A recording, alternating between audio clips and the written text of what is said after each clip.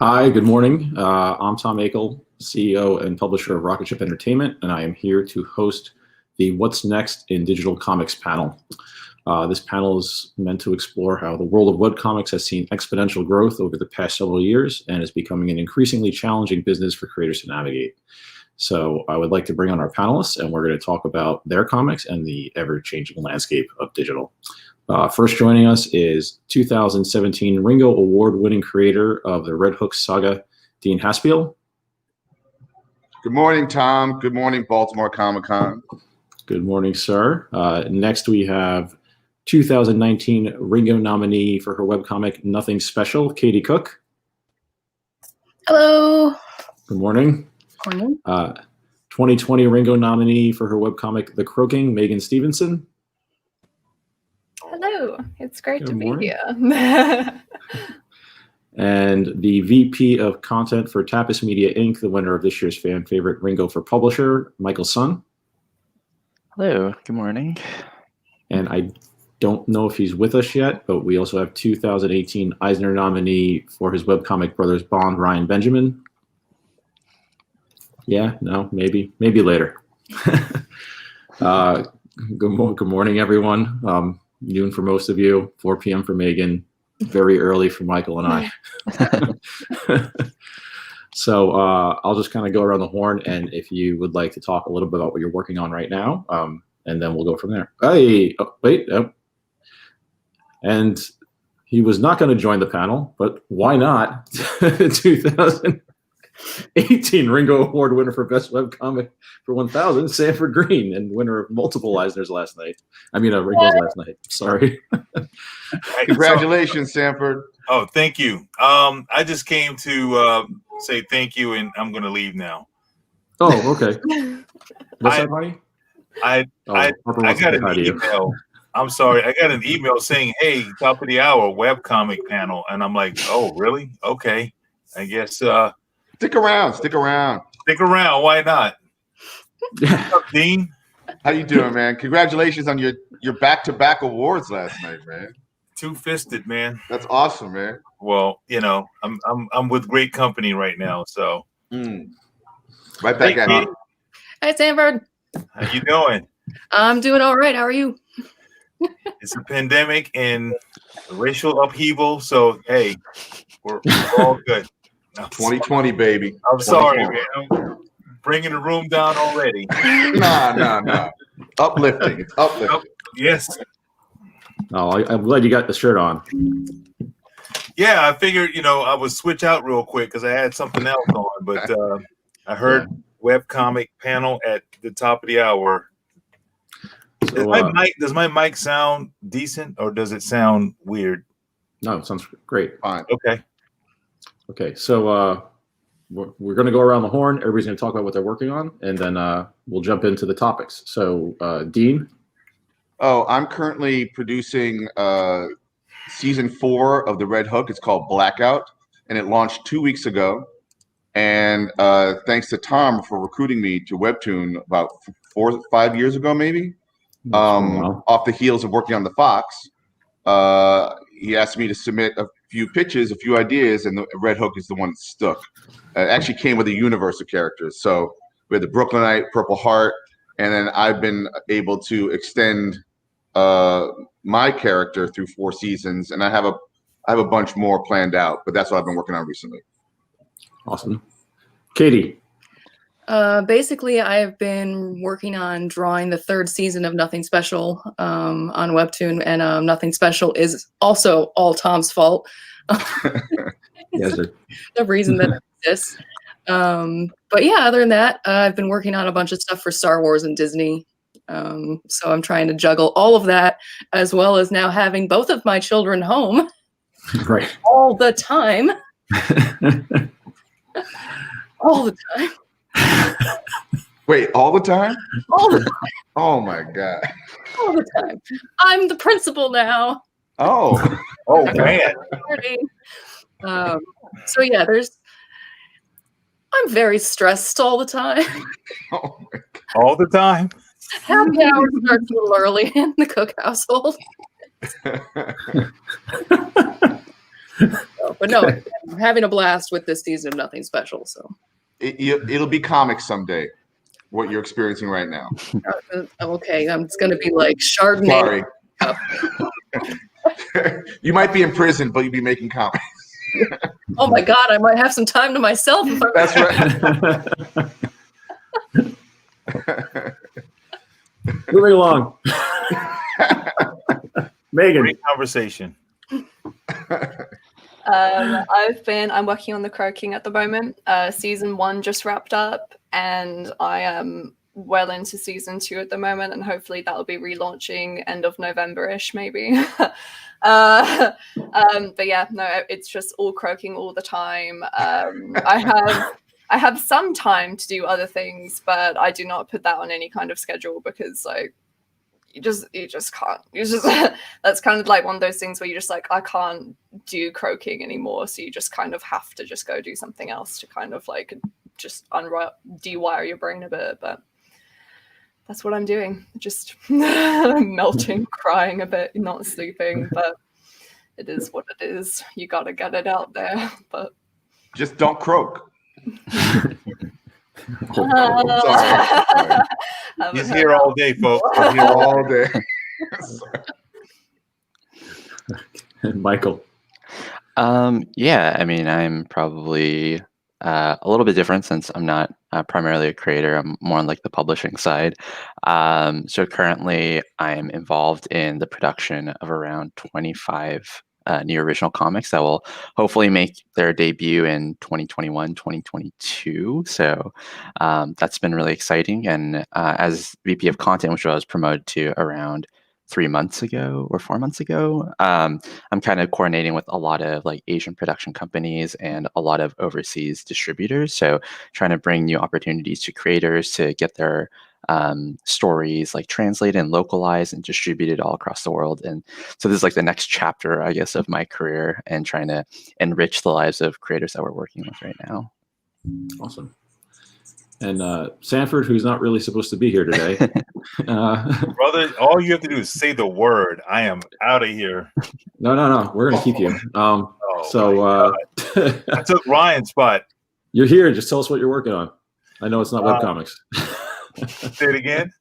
You're here, so tell us what you're working on. Yeah, I'm not working on webcomics, unfortunately. I was, thanks to Tom again. He had me over at Webtoons working on a project called 1000, and it was a fun but short-lived venture. Probably could have done a whole lot more, but I think it was in the tea leaves to move on and work on this this little indie comic we're doing called Bitter Root, which is, you know, something that we're trying to pull together right now, trying to figure out where it's going to go, that kind of stuff. So, you know, other than that, that's pretty much what I'm doing right now. I mean, you know, I'm doing some stuff for DC that's not announced yet, I don't think. But yeah, that's pretty much it right now.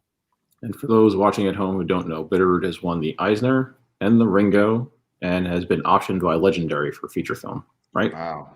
That's my PR guy right there. He's thanks. Yeah, you're right. Yeah, it's all the above. Yep. We're excited. We're definitely, you know, humbled and grateful for it. So yeah, if we can just get through this pandemic, we might see some things. Yeah. Well, that's the beauty of webcomics is you can just put it up, you know, as you make it, you know. So, right, Tom? That's why we're all here. That's why we're here. So the topics I wanted to jump into today is, you know, I kind of structured this panel to be a little bit more focused towards aspiring creators or even professional creators who are out there and kind of don't understand the ins and outs of webcomics, what makes them challenging, what makes them fun, frankly, how you make a living doing it or make money doing it versus print, because, you know, print is much more obvious. I know I've done many panels like this in the past, but it does keep changing. There's new models introduced all the time. Even since I've left Webtoon, that model's changed drastically. So for the creators here, really quickly, now that you've been doing it for quite some time, what's the first piece of advice you would give to either another professional or an aspiring creator who's trying to break in? And I always say break in, but maybe even just transition into web comics. Dean, you have your hand up. I mean, people who love to make comics are going to make comics, but I think staying on a schedule is so key to building an audience and maintaining an audience, because at the end of the day, you're competing with their time. And we have so many things flooding us, from this year alone, 2020, with the pandemic and election and this and that and uprisings and everything. Like, could you please read my 2-minute comic this week? Is almost impossible to get people to do that, unless you're like a rock star and popular and people are going to check it out anyway. But I do think that if you're going to have a weekly comic or a daily comic or twice a week or once a month, show up to your own party is what I say, like maintain that schedule, because you're asking the reader to invest in your comic with their time, so to me, that's very key. And I think a lot of people will start a comic series and maybe they don't get the numbers or the readers they thought they would get out the gate. It's a slow build sometimes, or maybe you get a lot of people looking at something and then they go away for a little while. Well, we also live in a binge reading culture, so maybe they'll read 10 of your chapters in a row once they're up or something. So it really depends, but I think it's important for the creator to stay on schedule, to create a schedule and stay on it. I'd agree Anybody with that.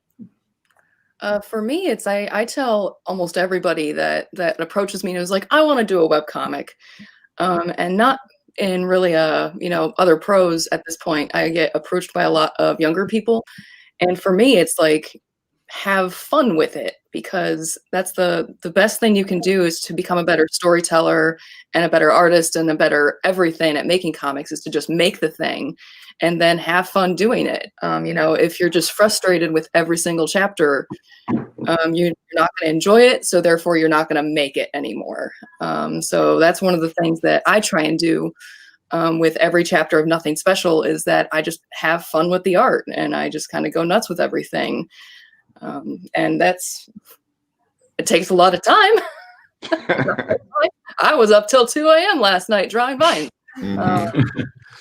But yeah, for me, it's comic books. They're funny books. Have fun making comic books. If you're not having fun making comic books, you're doing it wrong. If you're not interested in your own comic, how is someone else supposed to be interested? Exactly. So you got to keep it interesting. I like what you guys just shared about if you don't really believe in your your product, no one else will. And as creative people, you when there's that one page or scene or sequence that you create and it just hits you the right way, and you're like, okay, I need to stop working right now, because if I go past this and I get to something that sucks and I don't feel confident about, then you're like, oh no. But you want to be able to you want to be able to work on something that really truly resonates with you first, and if it does that, then you're going to find that audience every single time. It's pretty amazing how we try to reinvent the wheel when it comes to creating certain content. Like, we want to come up with something that's going to be well, I shouldn't say but I think let's just go there. The big two, they try to reinvent the wheel so many times, and it's like, all you need is just to get a unique story that a creator that resonates with a creator, and you're going to be fine. You don't have to come up with this crazy, crossover event, summer event, every single time. Maybe that's why web comics are doing so well right now, because people are kind of burnt out on those kind of stories.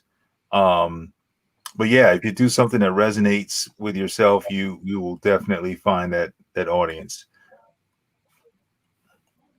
And on that note, I gotta leave. I'll let you leave. Yeah, let me exit out here. Great to see you, Sanford. Thank you.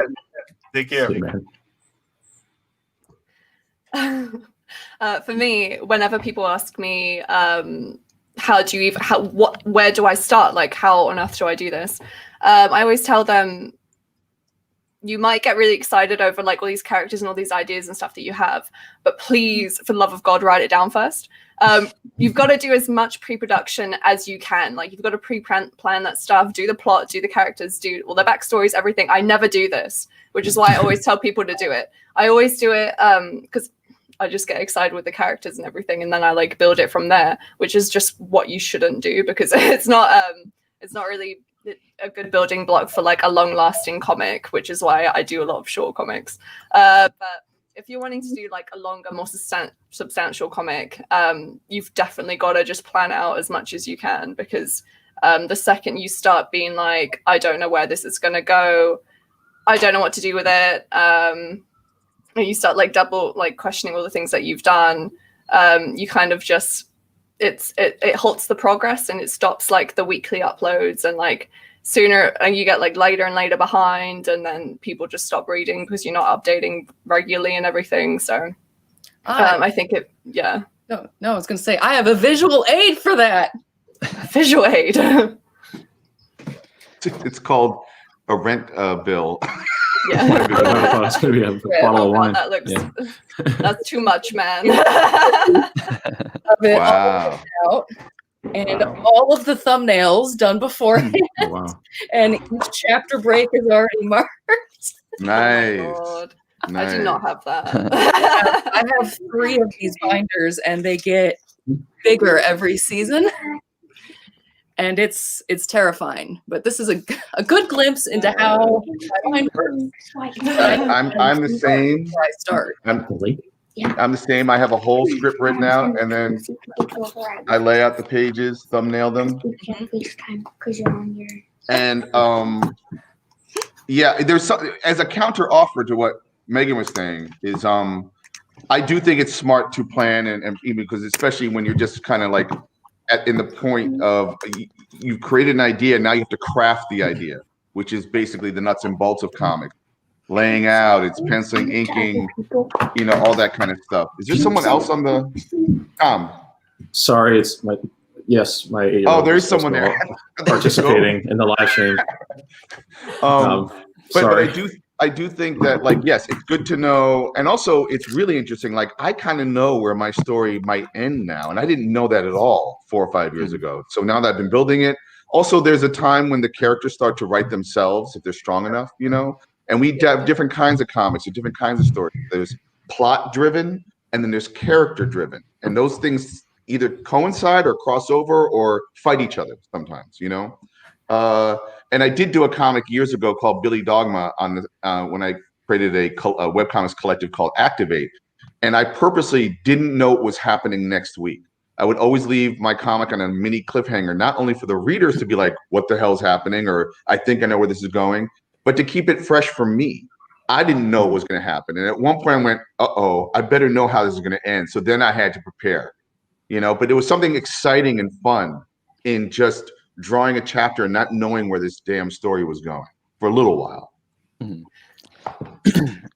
terms of advice for creators, I think if you take a look at any of the works that we have represented here, whether it's, the Red Hook, Nothing Special, the Croaking, or even, Ryan's not here, but like Brothers Bond, like all the art styles are drastically different. And I think like right now, especially with the emergence of platform players, there is a call to action to diversify what comics can be. And so my advice to creators is, even if you feel like your story or your art styles are kind of outside of the quote unquote mainstream, there is a place for it. Editors, like my editorial staff, is hungry for stuff that is unlike anything that's been out there. So yeah, I guess my biggest advice is to kind of dismiss what people expect of comics and to just like try to tell your own story. And also another piece of advice is to ask these publishers for resources or for help. My team and the Webtoons team, and even Tom, who's like assembled this group, we're all trying to figure out ways to take all of our resources that we've accrued over time and to try to give them out to as many creators as possible. But again, it's like a two-way street. We can't offer help unless help is asked, you know? So if you are an aspiring creator, do try to reach out to as many people as possible to figure out ways where, you know, they can share these resources. I think one of the things that's come out from comics in the last decade is the authenticity of the author, meaning you be you as best as possible. When I was a kid growing up and I bought comic books from the newsstand, this is before even comic shops, you know, I think a lot of us kids who aspired to do comics were supposed to draw it in a House Marvel style, or whoever the pop artists and writers were at DC, you know, the big two. You had to aspire to do it like that because that's what was selling.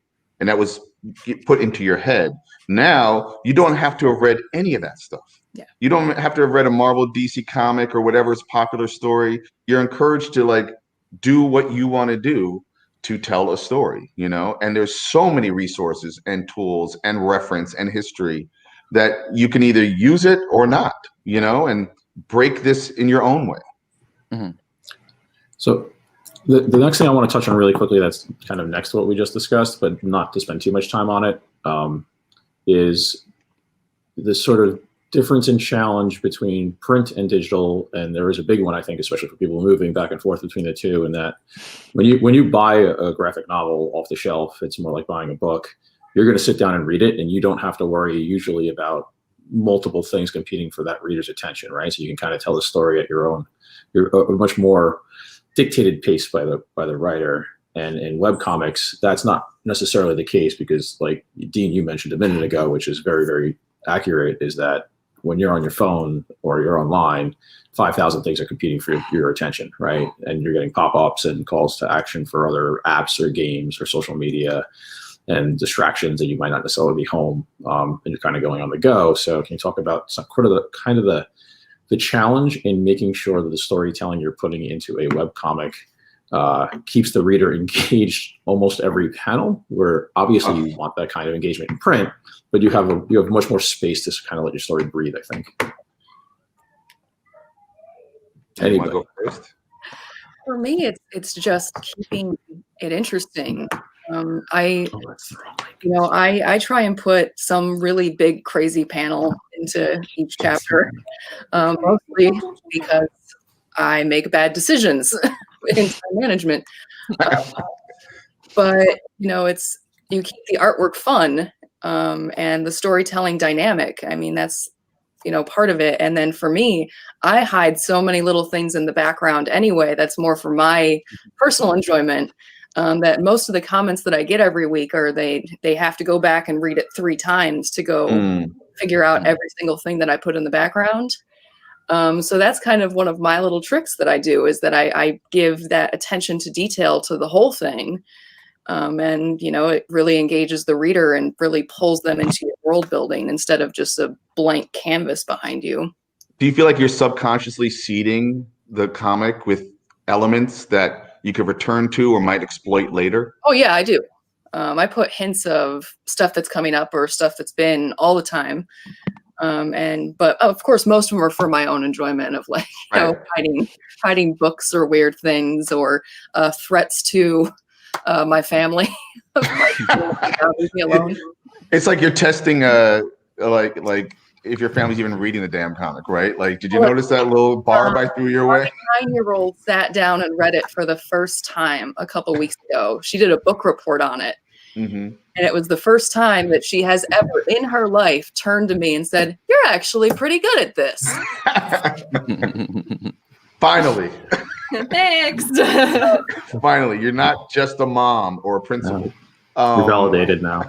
No, I can't help in my comics but to try to make it interesting. I mean, I get really hyperbolic in my work, and I also try to make something meaningful. But what I've come to really enjoy is earning that quiet moment, earning that pause that can happen in a comic.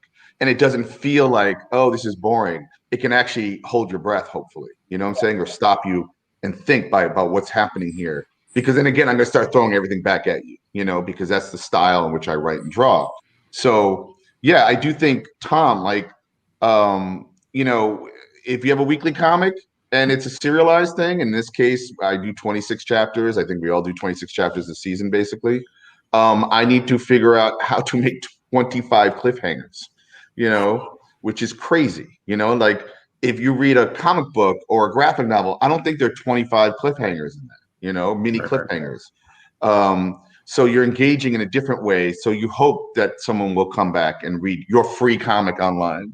Again, that's crazy, right? Like they don't even have to pay for it, So anyway. That's I think also the psychological difference though. Once you've dropped your money on something, you're going to see it through. That's right. If it's free, you kind of feel like, oh, I'm not as at least personally invested in this yet, so I'm just going to try it out. Right? Well, that's why I never understand when someone will, and I get this, I don't know why I get this. I mean, I get some positive feedback, but someone will read the first chapter of a comic and they'll be like, this is garbage. Like, I'm going away. And like, come on, give it a minute, man. Like, give it a few chapters first. First of all, it's free. I'm not like destroying your time, like with it. I'm apparently like I've won awards. I've worked for a lot of like just give it a second. That's all, But yeah, and then in terms of print publishing, Katie, you do that. Have you turned your web comics into print as well? No, all of my panels are 60 inches tall. I don't know how to do that. Oh boy! See, I plan it. I prepare. Going to what Megan was saying. For print. Yeah, I was definitely planning for print. Megan, are you planning for print? Oh yeah. Yeah. So I always wanted it to have, because I love having the actual novel in my hand. So I've always like planned it to be able to be formatted that way, even if it is still vertical scrolling, right. Just because like I really value having it. And I just like printing it because I like being able to go back to refer to it as well. When I forget things, I can just like flip instead of have to be like, what episode was that in? And then just like go back to it and try and find it. But right. That's cool. It as future Katie's problem. I mean, my problem. Yeah, we've tackled it in the same way at Tapas. Well, I remember when I was when I was first introduced on a panel, I think at New York Comic Con with Tom, to say that I was doing the Red Hook. There was another artist on the panel that described vertical comics perfectly as a big, long roll of toilet paper, right? And I keep thinking, why aren't they printing these vertical comics on toilet paper? And you probably can demark it like, here, you pull it and then, wait for next week, right? Or just like later on that day. Adds a new layer of critique to the comic that I really don't appreciate. That's true. There is a layer of critique. You're right. Thank you. I'd probably cry if they were formatted like that, honestly. I remember that. That was Michelle Phan, I think. She typically brought out the long scrolls of, she like thumbnailed it on giant long strips of paper. That's right. The entire book. Right. Yeah. Michael, what kind of advice do you, I'm actually curious, because I don't know. I know you've done some work with some more sort of traditional creators moving their way into Tapas, but have you had to work with creators who have a really steeped print background and coach them through the differences? Or is most of your talent coming kind of like homegrown through the Tapas platform? So we've tried to produce comics both in terms of like a vertical format and tried to adapt it to a print format, and then trying to adapt it to a vertical format. Both have its own like strengths and weaknesses, I would say. I think that once a story is collected into like an OGN format, I think Dean's The Red Hook is a good example. I bought the trade from Image. I think it reads well when collected. So I do think that formatting it for the mobile format or like the webcomic format and collecting it into OGN is probably the preferred method for me as a producer, because that alleviates some headache. But the reformatting aspect is always going to be challenging, and I think that's kind of why we're looking to companies like Rocket Ship to help us explore those endeavors. I think it was kind of short-sighted of me as kind of like editor-in-chief at the time to be like, let's just produce this in vertical format, and when print comes, we'll like figure it out then. And now we have over 75 projects where all the creators are like, and now what? And we're just like, okay, well, we have a team to reformat it, but this is going to be like the next chapter of Tapas, I think, in terms of our exploration. But I would say that first and foremost, focus on telling the story as true as possible and leave it up to the publishers and producers and Rocket Ship to figure out the rest. Yeah, Megan and I are going through this process together now. Deep joy. I have a question. Why? Who invented the vertical scroll in the first place? Scott Same. McCloud, Like, the internet. Because remember, it was sideways for a while, and now it's. I guess it's just because there were of the people thumb? doing it. Dom, there's a company called Dom Webtoon, which has a investment or partnership with Tapas. I'm pretty sure. They were the first Webtoon company that I'm aware of. And then following that, Naver and TappyToon and SpotToon and all these sort of other South Korean companies kind of popped up off of the Dom model. I honestly don't even know who the founder of Dom is, but I know that company kind of pre-exists the others. And Michael, one thing I've noticed, and there's an opportunity here in print, is if you read my comic on vertical scroll and then read it in print, they read differently. Like literally the pacing, what you were engaging with, as a backlit comic, up and down the comic versus turning a page left to right and having two pages sit next to each other where it's kind of giving you a sneak peek of what's happening ahead. That's what print comic books do. But as Tom has said to me in the past, like maybe you have an opportunity to add more panels or to edit or do a more updated version of it. So it's versatile in that way. Yeah. There's that exact thing is I wish Ryan was here because and I can't talk too much about the project, but Ryan and I are doing a comic together that'll come out next year. And as I'm scripting and he's drawing, we're literally inserting extra panels of content into the book that will be there when it launches in digital that will not be in the print version. And we're doing things too, like creating models, like a model sheet of main characters' reaction shots. Not to cheat, but to be able to like cut and paste them in, and then they might be colored because the scene is different. That allows us to do more talking heads than normally.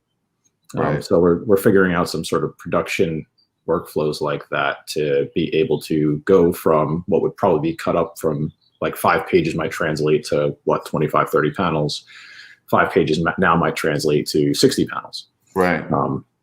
And make the comic much longer without losing any quality, and especially because the size of the speech bubbles are much larger on digital. What's interesting about older comics was that it was a real shorthand, meaning like you had to pick the best panel to then move to the next best panel, and then manga showed up and started to like elongate those scenes. Like what would be a 2-page scene in an old Marvel comic could be like 20 pages in a manga, where you like let it breathe. It gets very ambient, And I feel like webcomics can do whatever the hell it wants, right? But then you're saying, Tom, is the panels you're adding to the vertical scroll that you're going to take away for the print possibility. It's not hurting the narrative, though, right? It's just kind of like an additional. No. It would be there's kind of two places where we're doing this. And actually, Adam McGovern just asked too. Can anyone comment how writing for vertical changes your process? The format. I mean, this is part of that, and it's something. At least for me personally, that has evolved from when I wrote Back Channel, which was written very specifically for vertical. And you can tell, like, I don't know how I would translate some of the stuff that we did in that into print. And it's something I do need to figure out at some point. But to answer your question, Dean, it's, if we can have a room, if you can have a half page or a page wide establishing shot of a room with 3 or 4 people and you're kind of setting the scene, they can have 4 or 5 bubbles and get through a decent sized piece of conversation. That's not going to fit without cutting it up. So instead having all those different headshots, so we still have to do an established shot of, to place the reader, we can stagger, those talking heads and the balloons, so I can kind of scroll through and read it a little bit more at the right pace, without it also feeling like information overload on a single screen. So webcomics are very forgiving to a long conversation because you can have talking heads and you feel like you're kind of reading a book with pictures, obviously. Right. In a comic book, that's going to be more difficult to have all that conversation happening on several pages. So you might actually wind up editing in the print version, depending on what you're trying to convey, you know? Well, and by the way, we're I'm doing saying both good at the same morning. time. Yeah. What? We're doing both at the same time. You're doing, okay, right. So you are figuring it out at the same time. Got it. Yeah. Hi, Adam. Good morning. To let him know, like the question about, do you write differently for a vertical comic? And I want to hear, obviously, what Katie and Megan have to say. But what I arrived at was, and Adam will appreciate this, is when I realized it was basically 5 pages worth of print comics per chapter. I looked at Jack Kirby's return to Captain America in like the 70s when he left Marvel, went to DC, and then left DC and came back to Marvel and did Captain America. He did a really interesting thing where about every 5 pages was a chapter break in a comic. We didn't have that in comics ever. You know, there were 20-page comics. You didn't have chapter breaks. But about every 5 pages, he kind of did a sequence. And I kind of used that as a model for myself to figure out the pacing, which is a different pacing. What about y'all?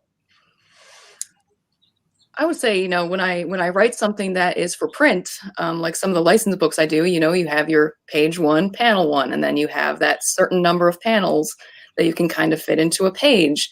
So when it comes to writing my webcomic, I don't list pages. It's just panel, here's the dialogue. Panel, here's the dialogue. Panel, here's the dialogue. And like I said, I write out the whole thing ahead of time. And I do some dialogue edits and stuff as I go, or add panels or take panels away as I thumbnail it. But for that, it's the fact that, you know, I'll decide my chapter breaks from the final script, but there is no like page numbering for me. It's just, here's the number of panels I need for this chapter, and that's it. So it's just panel, panel, panel, panel, panel. I also write both types. So when I'm doing just normal page, you are limited by the amount of panels, you are limited by the flow of the page and how you want it to look, and the amount of dialogue on it. Because if it's very dialogue heavy, then like you can't really go into you don't really want to go into too much detail on like the actual images and stuff, because it might take away from that and things like that. But with the scrolling format, it gives you like a lot of breathable room, a lot of like you're able to build up the mood of the scene. Like if it's like very suspenseful, you could have like a long scroll or whatever. And whenever I don't thumbnail, I kind of do. I mostly just like sketch roughly what's going to happen on the actual page before I do it. But I have like a Word document and I've like written all the dialogue and then like kind of like some notes if I want someone to do something specific in that scene. And then I'll leave every episode on a cliffhanger, or like as close as I can get to a cliffhanger or something that might allude to something like interesting happening in the next episode or whatever, just so people keep coming back to read, because I think that's like I'd say a powerful tool, but I definitely like exploiting it because it is like one of the better things that you can do to get people coming back. But it is very different. And then also like with Webtoon and stuff, you're able to include music even if you want to do that. So like that can help build the scene and everything as well.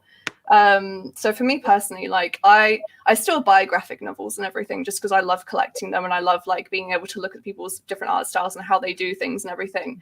But I haven't finished one in like years. I think I start them all the time. I'll get like halfway through because they're really quick to read. I will never finish it. And at least if I want to read a webtoon or something, I can literally just go onto it, scroll for like 2 minutes or however long it actually makes, like however long it takes that readers to read like 50 panels or something that you've put a whole week's worth into, you know, whatever, it's fine. And then you can just go on and do other things. And I'm usually on my phone more than I have to dedicate time aside to go pick up a book and read it. So for me, like that works better just because like I have like the mind of a pigeon. So I just like do things quickly, do this one thing and then go off to do other things. I can't like sit down, dedicate time to like doing something anymore. So like that to me, they just like build better ambiance and like you get more of like the emotion of the scene out of them, I think. And I prefer writing for that because you don't have to be as strict with it either. Like you can do that and then just like have like close-up headshots and like blah blah blah, and then it kind of just does it for you almost to an extent, just because it's just how it reads and it just reads better probably. Just my opinion. We have a question from Ed. Does vertical scrolling format change your approach to action flow? How do you want how you want the reader's eye to move. The quickest thing I'd say to that, and I want to hear from everybody too, and Michael, if you give advice to your creators, is that obviously it can continue, and everything that's happening in the action can be a reveal. You can have a long action sequence and have the same kind of characters appear multiple times within a single panel, as well as control changing depth perception because it's moving. And I'm speaking in vertical scroll more than I would. The approach in something like Comixology Submit, where you're working in a page format, is going to be the same as it is in print. So I think we're really talking about the vertical format here. But if you look at, for me, the two places where I tried to do that in back channel were at the very beginning of chapter 1, the very beginning of chapter 2. If you look at them where there's a real close up on a gun, and it's a reveal, and it's in the guy's mouth, and his brains get blown out, and it changes into a stream of digital glowy nonsense. And in the second one, where it was just sort of Andy Tong, I was kind of like, big prison fight scene, go. And and he just drew this thing that goes on forever, and at one point there's a severed head that's way close up in the shot as you pull in, and your body's down in the background, and you can really kind of, for that action flow piece, you can kind of play with, I think, just kind of like moving the reader's eye back and forth more than you can in print. I don't know if everybody else has the same sort of opinion. To speak to Tom, I keep, with the vertical scroll, I keep trying to work toward the bottom of the panel. The reveals are coming as you pull up, it's coming. So like, if you have a hand that's picking something up, like you might draw the arm and then reveal that it's bringing this up. Right, or you can play off the sides, right? So you have to have a character like ping-ponging off the corners of if you want it has this movement as you're pulling up. I don't really do that a lot. I do it sometimes. And what crushes me is what's considered a splash page in a print comic, this beautiful big thing where everything is literally a panel on your phone. It's like when I have a big reveal, it's just like, oh, hi, look. So anything that's a close-up of a headshot is so much more profound than like an action shot, where you're putting all this stuff. So you have to weirdly make it a long, tall panel where things are bouncing and revealing as you pull up at the bottom of the panel. Some people also turn them sideways as well. So if you have like a big revealing shot in print, you can always just turn it sideways and then kind of have it. And it kind of works, and it kind of, I've been playing with that as well. Yeah, I've seen Spaceboy do that a bunch of times. Yeah. See, I think it's so fun to play with that scrolling format as more of a narrative tool than just being like the way to think of reading it, because I love that aspect of, delaying the reaction, or it's like the big reveal. I'm doing a chapter right now with all of these characters crawling down vines in a well. So it's like the vines continue, and there's different ways that all that stuff gets broken up, and then you get to, take in that information a different way. And then, I get to hide words in all the vines that have to do with everything else. It's really fun to just kind of play around with that kind of visual storytelling, because I don't get to do that in a print book. And I also, again, don't know how I'm going to print it. The thing is 120 inches tall, but it's a blast to look at your script and look at what you're doing and say, what can I do to make this different and new, and still keep a really great pacing with everything. I never play with it enough because I always wanted to print my stuff. So like, I'm very conscious about being like, I don't know how this would actually go to print. So I'm just kind of not going to do it. So like to a degree, it is sad that like, I don't do it enough. I don't like take advantage of that. But then also like in the back of my brain, I'm always like, no, like it's going to be a hassle later on. Just don't do that to yourself. Like I love reading it, but like, God, if I had to like try and convert it later on, I don't want to do that. Right. You become more of a designer in this format, not just an artist. We only have 15 minutes, and I mean, I could very happily talk about format and storytelling all day, but I do want to jump a little bit into the business side of this. And we have a question about comments that if we don't get to right this second, I'm going to get back to it, because I want to make sure we get one chance to talk about the business side. And that, the one thing that does seem very, obviously we all kind of know this, especially Michael and I, but it does feel, I think, always black box, right? And every time I talk to a creator, they have no idea really, like, how do you make a living doing webcomics? How does it compare to print? There's page rates and royalties, and how does all that work? And what's the monetization look like?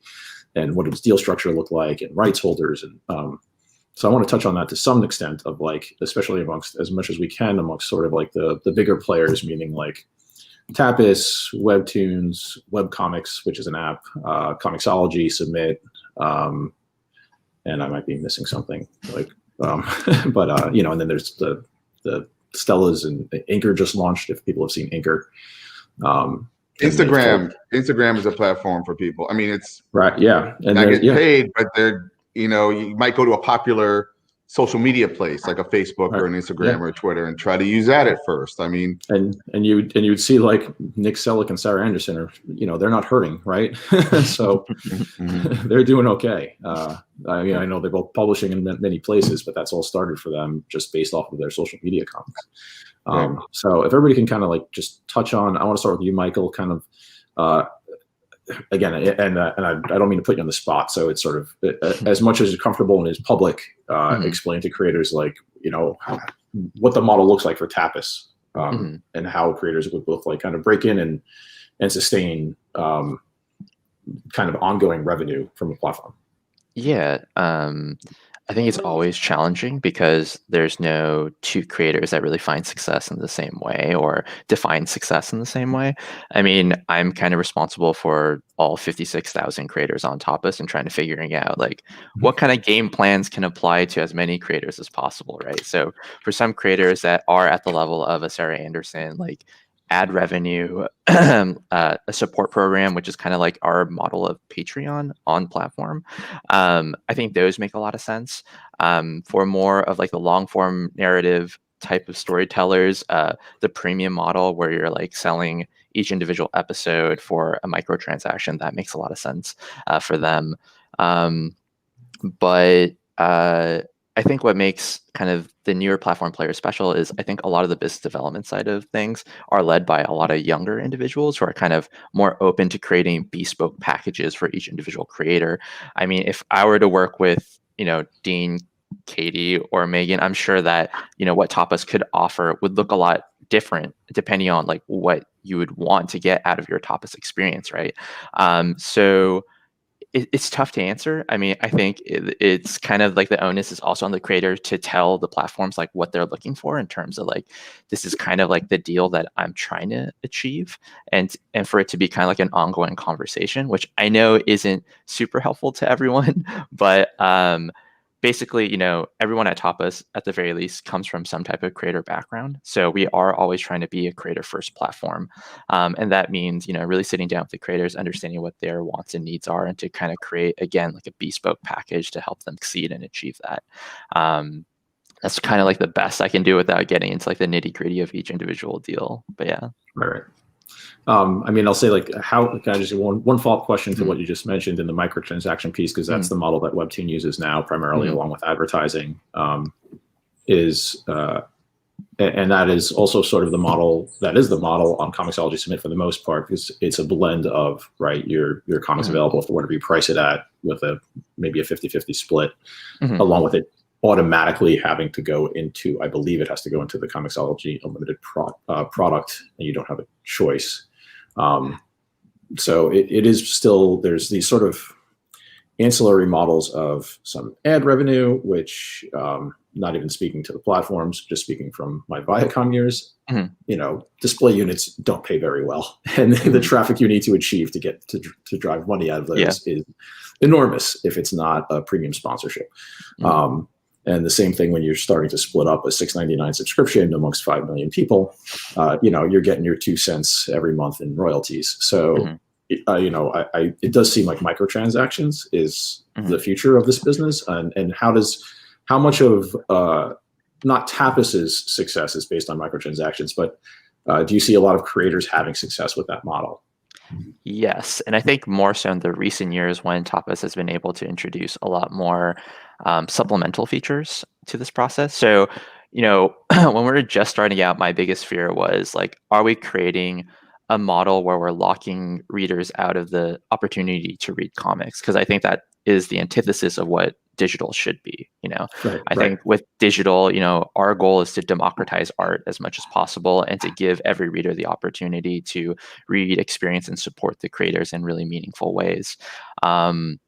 And And so with the microtransaction model, we were really diligent in terms of introducing supplemental features. So if you're on the Tapas app, you can install our partner apps. So these are like mobile games or I guess like e-commerce services. And if you download those apps, you also get like I think the equivalent of like either $5 to $10 of in-app currency, and that is kind of a way for us to help readers generate their own ink so that they can support creators without ever having to open up their wallet, because a large contingency of our readers are fairly young. And, when I was 16, I didn't have a credit card or disposable income. So I very much know like what it's like to sit in like a Borders or like a Barnes and Noble and to just read for hours on end for free. And we wanted to kind of, to some degree, replicate that model by allowing for readers to install partner apps or even to watch video ads or to answer surveys, so that every reader has the opportunity to generate their own ink to support the readers directly and to never be locked out of the reading experience.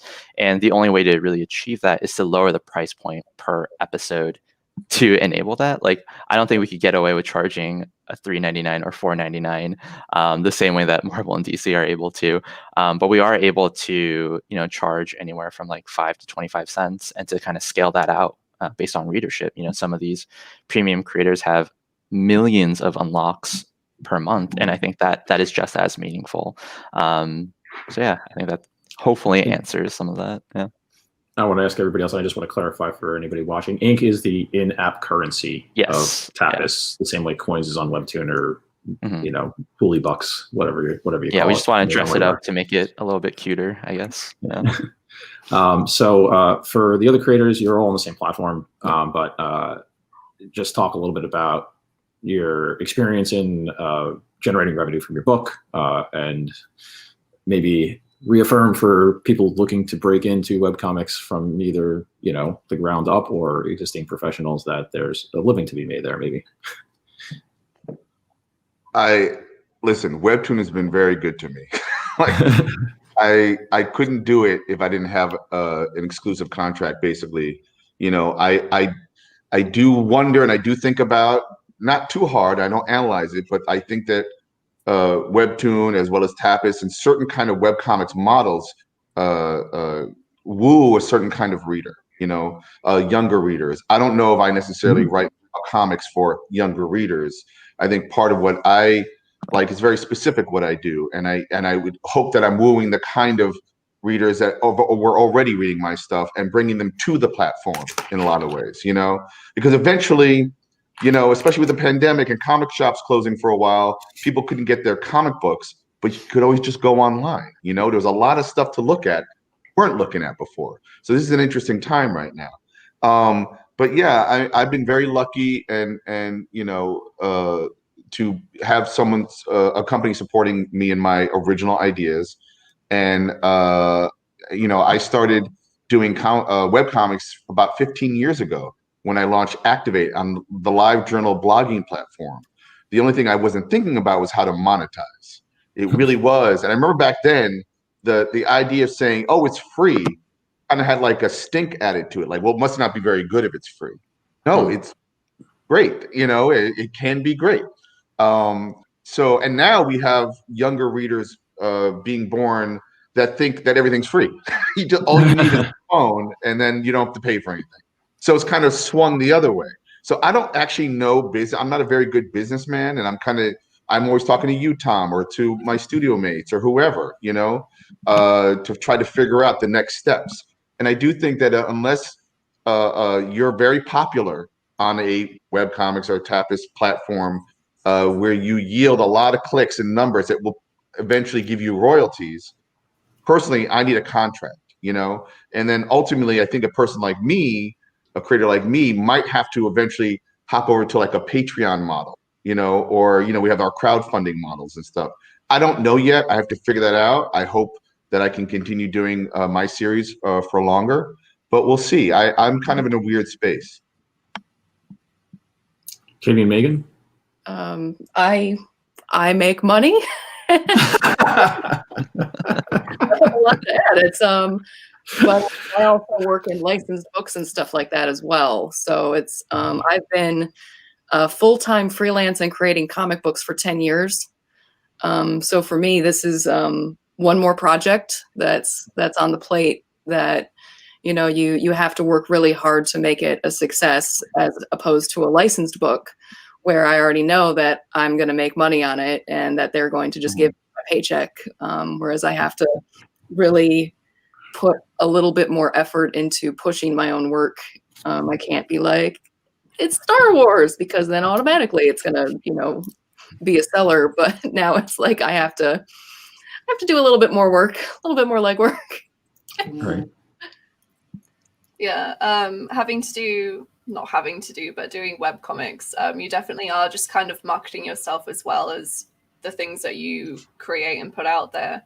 And you do like essentially, it's like, it sounds gross, but you do like eventually have to just kind of like have a brand kind of thing, like to where people like know that you're this kind of person and like expect certain things from you and stuff. So like to that degree, it's a lot more, it can be a lot more stressful. It can be like, just because you have to be kind of, you don't have to be obviously, but like you kind of want to be more accessible to the readers and everything, just because they like that. They like to be able to interact with the creators and everything. And of course you get like those horrendous comments by like those little like the entitled ones because like, as you said, they never had to pay for their content. They expect it all to be free and they want it now. So that can be like, it can grate on you to an extent. But yeah, no, I'm just thankful to be able to do this full time at this point. My first series, Shard, I started like, I think it was like 3 years ago now or something. And like, I was essentially like, I just moved back to this, I'm obviously in the UK now. I've just moved back here after living in like Texas for 10 years. I had like a job in hospitality. I was homeless living in a hostel. And I was posting this comic just because Webtoon was free. I also had it on Tapas as well. I was posting it everywhere just because I had fun doing it, and it like kept me sane to an extent. And I was lucky that Webtoon decided to pick it up for whatever reason. And then it's just kind of gone from there. And it has been able to be made into something that is livable, and I'm just very thankful for it. And I do have a Patreon as well, so like you kind of like have to have a lot of hands and a lot of different pies, I think, to kind of like get enough. I don't know how else to say that. But yeah, I definitely recommend Patreon to most creators. It never hurts, it only helps, right? exactly. Bye. Oh, did we just get cut off? I think we're getting cut off here. I think that's our time. I did want to. I wanted we have to one more throw, question. I wanted to throw to something. I got to get one squeeze in here. Right now, there's a webcomic from Webtoon called Urban Animal that we're running on Kickstarter right now for the print edition through Rocket Ship. Would like people to check that out if they can, by Justin Jordan and John Amore. It's a fantastic comic. And next year we will have The Croaking by Megan Stevenson up there as well. And then more things to announce with Michael in the coming months. Yep. Awesome. But, this was a great conversation. Come back at 3 p.m. Whitney Matheson is moderating a panel, autobiography and comics, that'll be on at 3 o'clock. So. Oh, she had a question here, Whitney. I just saw that about comments. Comments. It's a good and a bad thing. Yeah. Yep. It's a blessing and a curse. I mean, there's no way around it. Right. Well, thank you all for coming to the panel today. Like I said, this could probably be 5 hours long, and let's not run out of topics because it's such a deep field. But I look forward to speaking with you all again soon and reading your comics. Thanks, Tom. Thanks, everybody. Thank you. Thanks, Tom. Thanks, guys.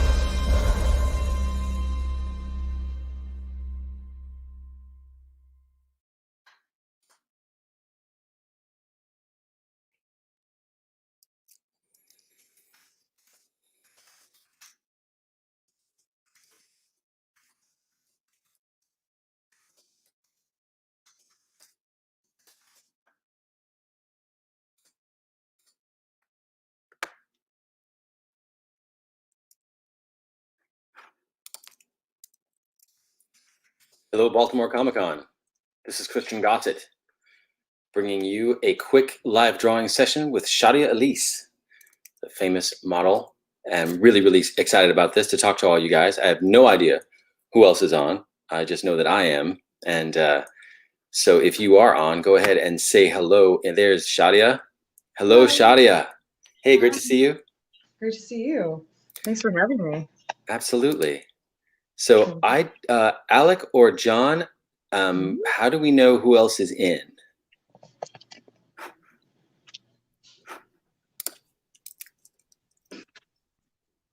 Because I'd like to start by asking a question of those who are here in attendance. No, it's just us. And Can I have but an opportunity to see if you like the lighting and the yeah, I would obviously, guys. We're gathering the group, so I would start with conversation amongst yourselves. Fantastic. Thanks, John. That's great. Yes, please, Shadia. Please show us the first pose you're thinking of doing. I like the lighting. It's great. Nice contrast. lighting's okay? Yeah. I'm not blown out anywhere. There's core shadow. There's coarse shadow. You're not blown out too much at all. It's great. Okay, awesome. And what did you want to start with as far as minutes, so I can kind of gauge the poses again? Something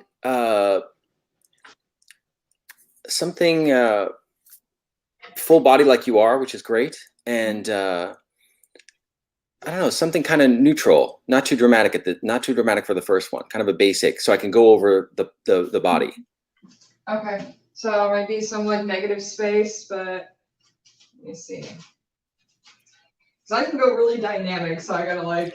Yeah, no. For now, something's nice. Or something more open, actually. That's closed with the leg. Yeah. Well, actually, if you want open, I got a good one. Great.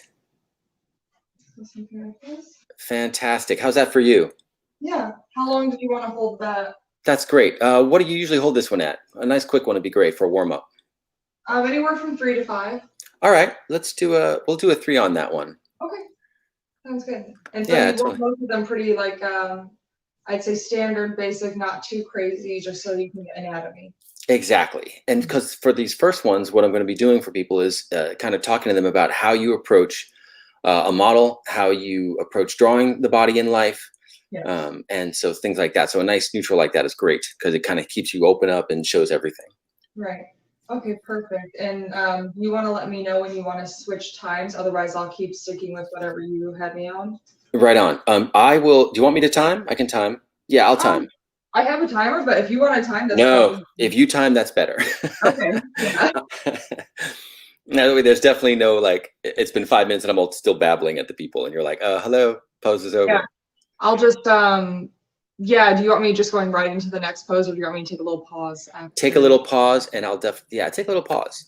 Yeah, and then you can be like next pose, and I'll stick to 3s unless you tell me let's do 5s now, let's do 10s. Yeah. Does that work? Yeah. Okay, perfect. Awesome. Cool. And that when you were just that distance from camera that you just were, I'd like to do one there too at some point. Yeah, so what I can do, let me see where I'm at now, is I can just scoot it. Right. Cool. Like that, and then you can get like, you know. Nice. Yeah, the obliques and all that nice stuff. Right. Bam. Exactly. Cool.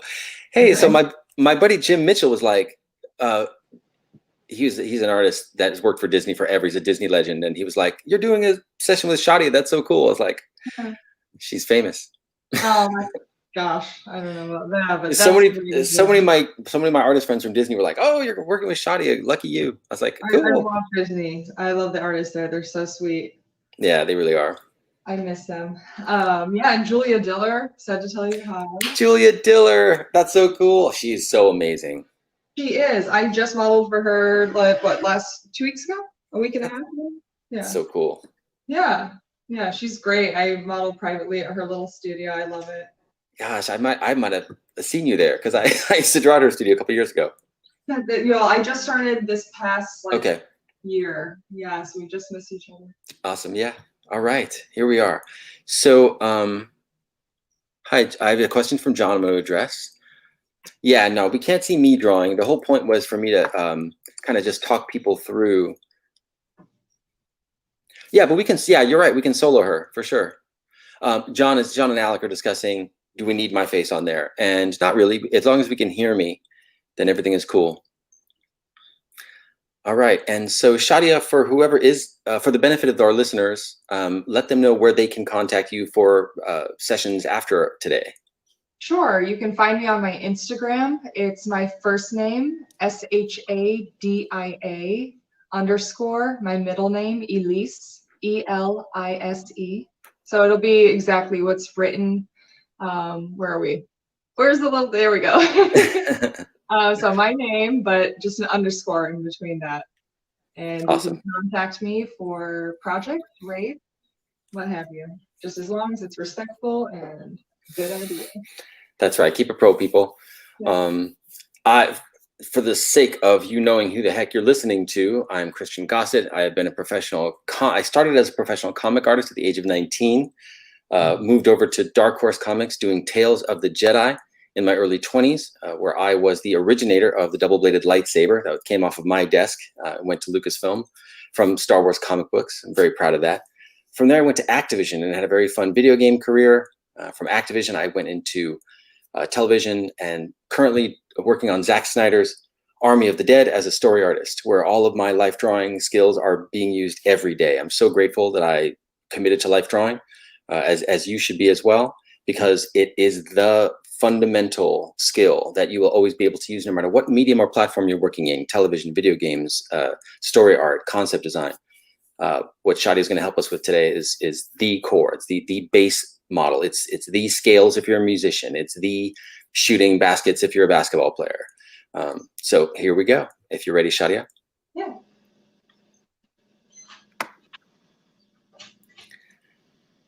All right, cool. So I'm going to go ahead and talk them through. This is what we call an open pose. And Shadia, please feel free also to throw in. I know you're a very experienced model, so if you hear some stuff that you think would be valuable for them to hear and know, please go ahead and shout it out. We'll make this a collab. Doesn't have to be all me talking. Cool. So as you guys can see, life drawing is...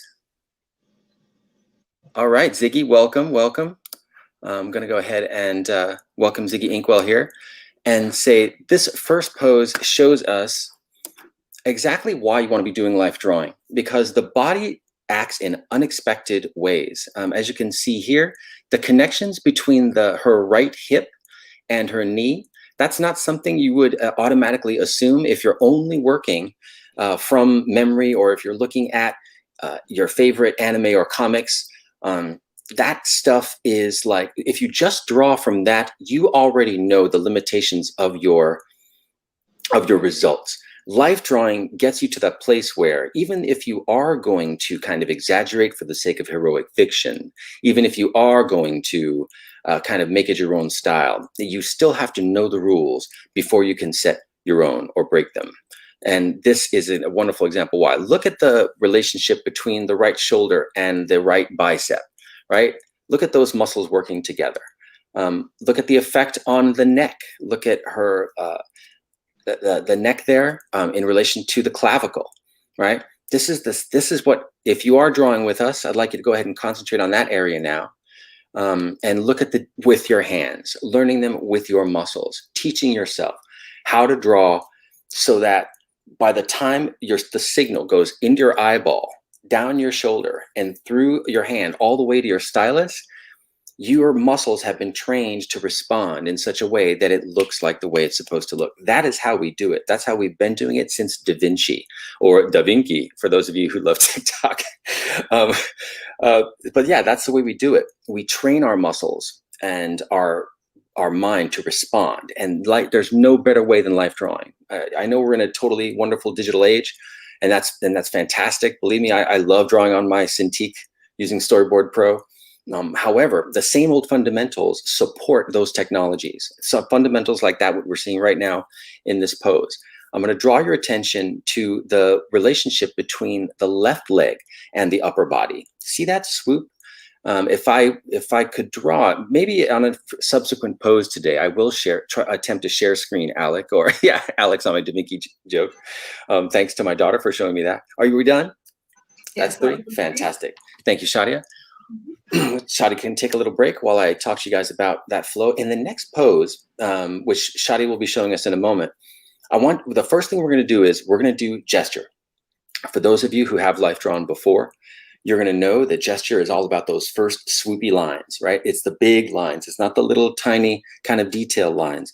It's the big lines. And that's what you want to be focusing on whenever you do start a life drawing, because that is the difference between something stiff, that stiff stuff that we all hate. We draw something, we see it in our minds so vividly, and then we draw it and it's stiff. Why is that? It's because we haven't warmed up with enough life drawing yet, and we haven't concentrated on gesture. So that is what we're about to do next. We're not going to rush into any pose here, but Shadi, I do would like to ask, what do you think the next pose? What do you think of for the next one?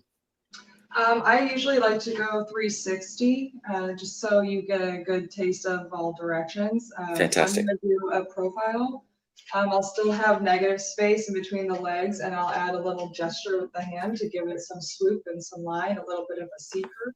Wonderful, wonderful. Thank you. Whenever you're ready.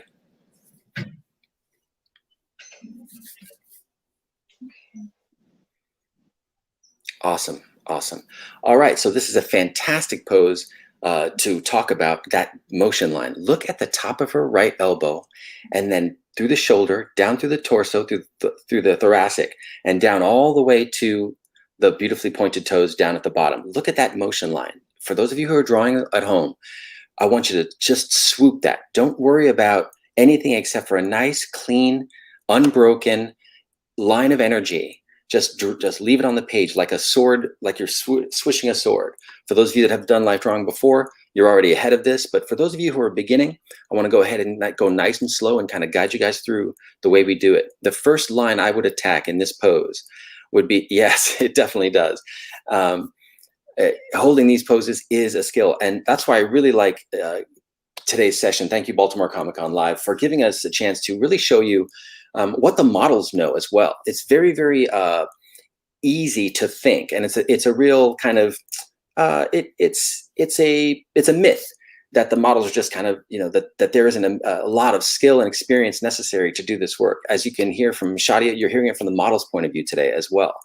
And if you are a young life artist and you are smart enough to save your money, get together with some artists and hire a model and bring them into a space where you can draw. It doesn't have to be a fancy studio. It does have to be professional and courteous, and it has to be clean is good. A nice space to work in. You guys know what I'm talking about. If you're smart enough to go ahead and do that for yourselves, and you haven't done it much, include the artist, okay? Include the artist that is the model, okay? So getting back to the pose, look at the rib cage now. We've gone from big, so the big swoop would be the elbow to the left leg, then the right leg. That's the next one I would attack. I would go from the pelvic region down to the knee with another kind of clean sword slash, and then from the knee down to the foot. And then I would capture that foot. And then I would also take a line from the right foot to the left foot to establish the relationship between them, because that helps perspective. We have this, Shadi has done us a favor today by posing in this corner, which gives you three angles of perspective. We have the left-right behind her. We have another clean perspective angle that is behind her left foot. And then we have, of course, the vertical. Use those. Please feel free to include those in your sketches, and then draw them also all the way up. That line on the floor, those diagonal lines on the floor, continue those up the drawing. Repeat them so that you have a kind of grid behind her. And using a grid is also an ancient, ancient technique. We use grids in life drawing because, thank you, Shadia. Awesome. That was a great pose. Oh, thank you. Yeah, sure. So much nice. That was very dynamic, actually. And it really gave me a lot of, I could have talked about that one for a long time. This is really fun so far. I hope everybody at home is having a blast, and please feel free to post comments in the chat and I will address them. I want to take a moment before the next pose, to introduce you guys to the Asaro head. For those of you who want to draw life, the Asaro head is invaluable It is a classic sculpture. I got lucky. I found mine. Someone had discarded theirs in an alley, and I found it, and I was like, this is destiny. So I was able to take this. Hey, buddy, what's up? Saved him from the dumpster, and because that's how we do this. So you can see the angles very cleanly here of the head. Head anatomy this is a male, of course, but there are women models as well. If you can find one of these, if you can get together with your artist friends and purchase one, invaluable. I also want to give a shout out to a good friend of mine, a great anatomy teacher, Steven Silver. For those of you who are, the internet these days, it's really hard to find which one's good, which one's bad, like which teacher should I follow.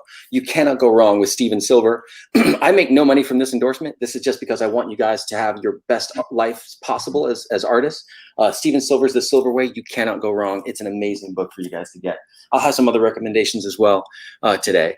But Shadia, let's go ahead and talk about the next pose. Okay, I'm just going to do a back pose. Great. Also really important. A little bit of contrapposto. Nice. And crossing of the legs, since I just did some with some negative spacing of the legs. Shadia, for the sake of our new life artists, please explain contrapposto for them. Yeah, it's where the weight is bearing on one side, so it will be an uneven shift. You can see a little bit of an S curve. So this is like straight on. A contrapposto is going to be something like this. Awesome. See even here. Fantastic. The pipeline that goes. Exactly. Awesome. Thank you. No, it's great. Thank you. It's so great. This terminology is important. Okay. And tell me if you can see everything. Yeah, great. The lighting is nice too. Again, in every pose, we start with the large forms and then we move in. So thank you, Michael Cooper. Yep. So here we are again. This time it's the left elbow. I would attack that left elbow. I would go ahead and do the right angle. I would do the small move first and probably follow the hand down over the head, and then swoop down from the left elbow all the way down to the foot. And even though I would be tempted to draw that foot right away, I would leave it alone. We're staying with the big forms. It's tempting because that's why we life draw, to see the fact that the human form is a fluid form. It is as much about ovoids and circular motions as it is about angles and bones. And so life drawing is the greatest way for us to see this. Look at that foot, you guys. Would you ever expect the foot to perform that way, right? And yet that's why we life draw, because it's unexpected. Then I would go to the contrapposto. I would go to the pelvic region and I would make a line. And the great thing about a bikini is it shows you that diagonal. Note that diagonal. That is exactly the line that you want to make with your stylus. Of whichever kind you're working, digital or traditional, that shows you the line there. Now notice the contrast between, this is where contrapposto comes on, we call it the twist. Note the contrast between that diagonal on the pelvis and the one all the way up at her shoulders, right? It's an opposite diagonal. The diagonal at the lower thoracic is lower on the left, and the diagonal up at the shoulder is higher on the left, right? Notice that you do give yourself your two diagonals, and then your spine can be drawn as a nice curve in between the two diagonals. And that is the scaffolding, the structure upon which you want to build the rest of your life drawing. You take that nice gesture down, the right leg, then we can take our right leg and then we go down for that complicated relationship, that complicated spatial relationship between the right knee and the floor. Look at the right knee, how much of it is coming out from behind the left leg. Where is it emerging from behind the left leg, right? Again, nothing better than life drawing to show you these relationships. So we look at that right knee, we go down, and again, look at the perspective look at the points. Think about drawing points on your page. So when I say points, what do I mean? What I mean is I would draw a point at the heel. I draw a little point at the heel, and then I would make a line dashing up to the toe to catch that diagonal, to catch that measurement. How far is the toe from the heel? What angle is it at in relation to the vertical of the leg? Now we're going to, all right, and that's that one. Really great pose. Thank you. Yeah, Shadia is a veteran. So again, Shadia, where can they reach you if they want to hire you for a session? So it's the name that you're seeing. I am really not the fantastic at pointing to where it is there. There you go. Where you see my first and my middle name. My Instagram is the easiest way to contact me. It's just my first name that you see _ Elise. That's my Instagram handle. Same for my email. It's shadia.elise@gmail. So, Hey, Shadia, would you like to change now? Is this a good changing time? I can. Yeah, let's do that. All right, Shadia is going to take a break, and I'm going to go ahead and leave it as a surprise as to what she's going to come back as, but it's going to be cool. That's all. That's what I'll say at first. And we've arranged this for you guys. I will give you a hint as to what it is. We talked about the bikini and how we use that piece of clothing as a measurement, as a kind of visual indicator as to what the body's doing at that place on the human form. And we use that to contrast, hey, if that diagonal is working that way, look at the twist in the shoulder. And these are the tricks of life drawing. This is what we're looking at. It's really easy to look at the form and then just freak out at all the things you don't know. But life drawing is how you learn it. Again, in Steven Silver's book, it's wonderfully shown. I'm going to go ahead and do a pitch for another great anatomy book. Again, these are not paid endorsements. I just love these guys, and I want to help you live your best artistic life. This is my buddy Joe Weatherly, and this is his guide to drawing animals. This is a fantastic book for those of you who are like, you know what, humans are fun, but I'm an animal person. I want to know how to draw those quadrupeds. There is no better, I've found, than the Weatherly Guide to Drawing Animals, of which this is one. There's many, many copies of this series, and it's fantastic. And you can see just on the cover the approach of just, you've seen this before, right? Loose to tighter, and all of a sudden it's magnificent. The same rules apply to animals. I bring it up not just because it's a great book and you should get it if you're interested. I bring it up because the rules are the same. The rules are the same. Organic forms are organic forms. And so learning how to draw them, learning how to draw human anatomy, you will see the relationship between our muscles and our bones and our tendons and the wonderful way that nature designed all of us living creatures here on this tiny, tiny little wonderful garden we happen to inhabit. I'm also going to I want to talk really quickly about the difference between an anatomy piece. I recommend these. You guys some of you may already have one of these. These are useful. I take a photograph of it and I then, pose it out, and it is useful. This is not, however, useful for, this is kind of it's great for posing. It's great for those of you that just want to get to that pose. But I'll tell you this is far more useful after you have studied your actual anatomy. All right. This is, of course, the famous human figure. There is a woman as well. I happen to have the dude. And this is detachable. I want to recommend this. Again, not a paid endorsement, but this is just some of the tools we use to remind you. It's not a replacement for life drawing, but it is a great reminder. So the ideal situation are young artists that want to break in. Start out with life drawing. Get together with your friends. Find a really clean, really cool place for a model to come to. Treat them with great respect. Get them to show you the forms. Draw those forms, and then learn that stuff. Men, women, models, clothed and nude, or approaching nude. If you're in if you're in a super professional place, that can take that in a way that is respectful for everyone and won't trigger anybody. And then work your way up to kind of having this stuff around, so that you can just constantly be kind of showing yourself, what does the head look like at that angle, right? Just, oh yeah, what does the head look like? Oh yeah, there you are. And then be looking like Hamlet. Oh, alas, poor Yorick. These are invaluable. They show you the muscles and how it all goes, right?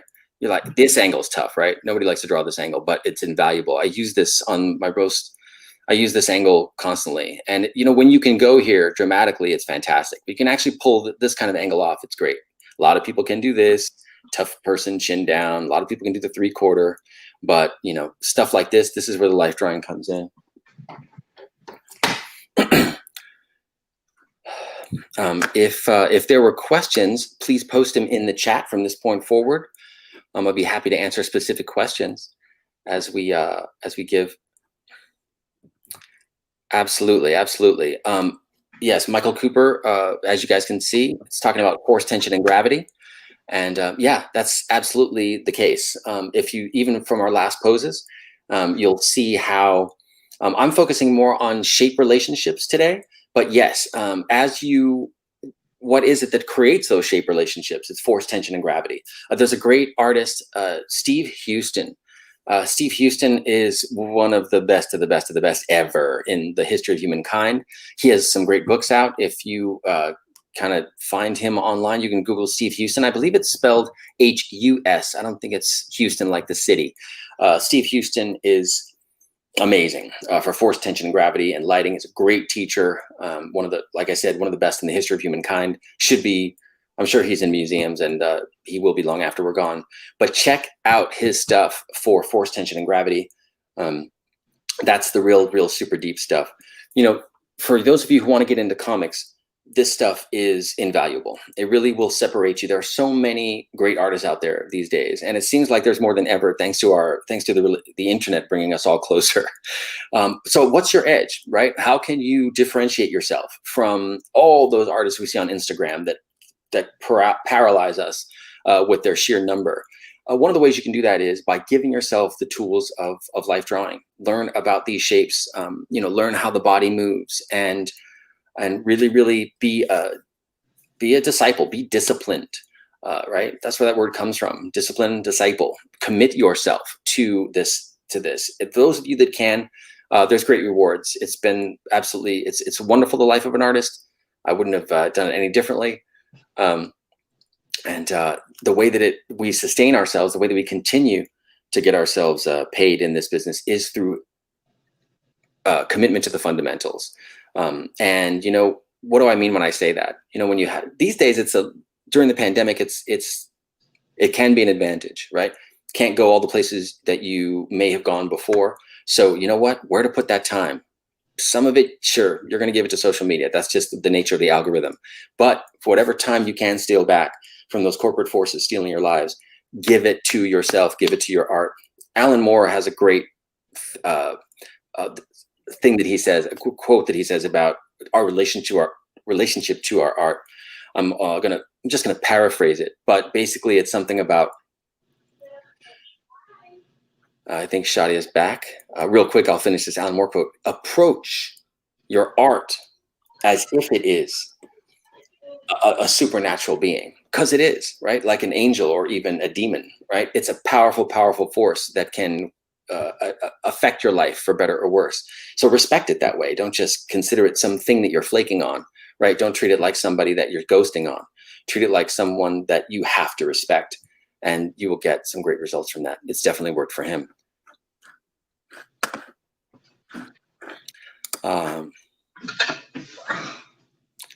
All right, I think we're almost back.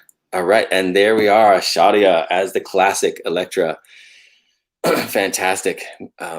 Wonderful. Awesome. Thank you. All right, so there were a few different costumes that we could have done. Shadia and I talked about which one to do, and I love this costume. Not only is it fantastic and has lots of cloth for you guys to check out, but check out, building on what we talked about in the last pose, look at the indicators that this costume gives you, okay? The indicators on the thighs. Look at all those wonderful circles going around her thighs, up her arms, at the knee, right? At the wrist, all those indicators. The reason why Frank Miller designed this costume the way he did was for efficiency and power. It's a wonderful costume. It's what we call a subtractive costume. It isn't about building up gun packs or shoulder blades or, shoulder plates or big old helmets. It's subtractive. It's down to the human form. It accentuates the anatomy, and it's a classic as a result. Shadia, what do you think? What do you think about the first pose in this costume? Well, I can change levels, but if you want me straight up and down, I can. Yeah, let's change levels. You want to do levels? Yeah, that'd be fun. So we're going to give Shadia a moment to change levels. And I'll probably go a little horizontal since we've been doing mostly vertical. Great.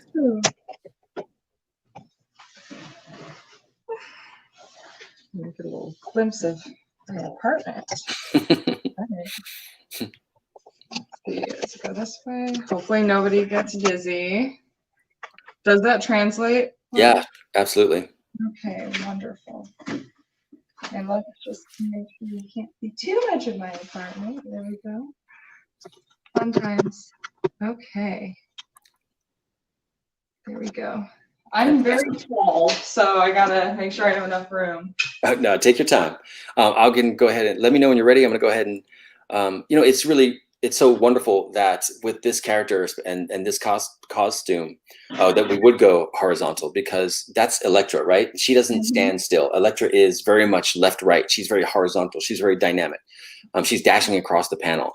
And so for those of you who are thinking about, dreaming about creating your own characters, think about that relationship. The great Steve On, the great story artist who is so responsible for the success of shows like Korra, Ben 10, and others, one of the great things he talks about is when you're composing your pieces is this a horizontal story, story moment, image, picture? Is this a horizontal? Is it vertical? Is it diagonal? Well, Elektra is rarely horizontal, right? She's usually vertical. I'm sorry, she's rarely vertical. She's usually horizontal or diagonal. That's just the nature of her. When she's vertical, just by the way that the wonderful storytelling that was done with her, especially in the early years, you know that when she's vertical, she's about to go horizontal or dynamic or diagonal. And so I think also when I did the starter poses, I did the vertical version of what I'm going to do now. So it's nice to like get that idea of how the anatomy starts and being able to manipulate that and see how it can translate into like vertical to horizontal. Awesome. Yeah, for sure. And also props and cushions for your model, like comforting food. That's right. Take note, everybody. Take note, everybody. That's right. Having props, cushions. Go ahead and think about what you can do for your model, not just what your model can do for you. Ding, ding, ding. And snacks, dang it. Ask them what they need to refresh themselves during the session. What do they like to drink? What do they like to snack on? Everyone's different, I'm sure. All right. Can you see all of my limbs? We sure can. Oh, all your limbs are in effect. So did you want freeze or do you want longer? You know, for this one, I think of 5 would be great. 5? Okay. You cool for a 5 on this? I sure am. Awesome. Yeah.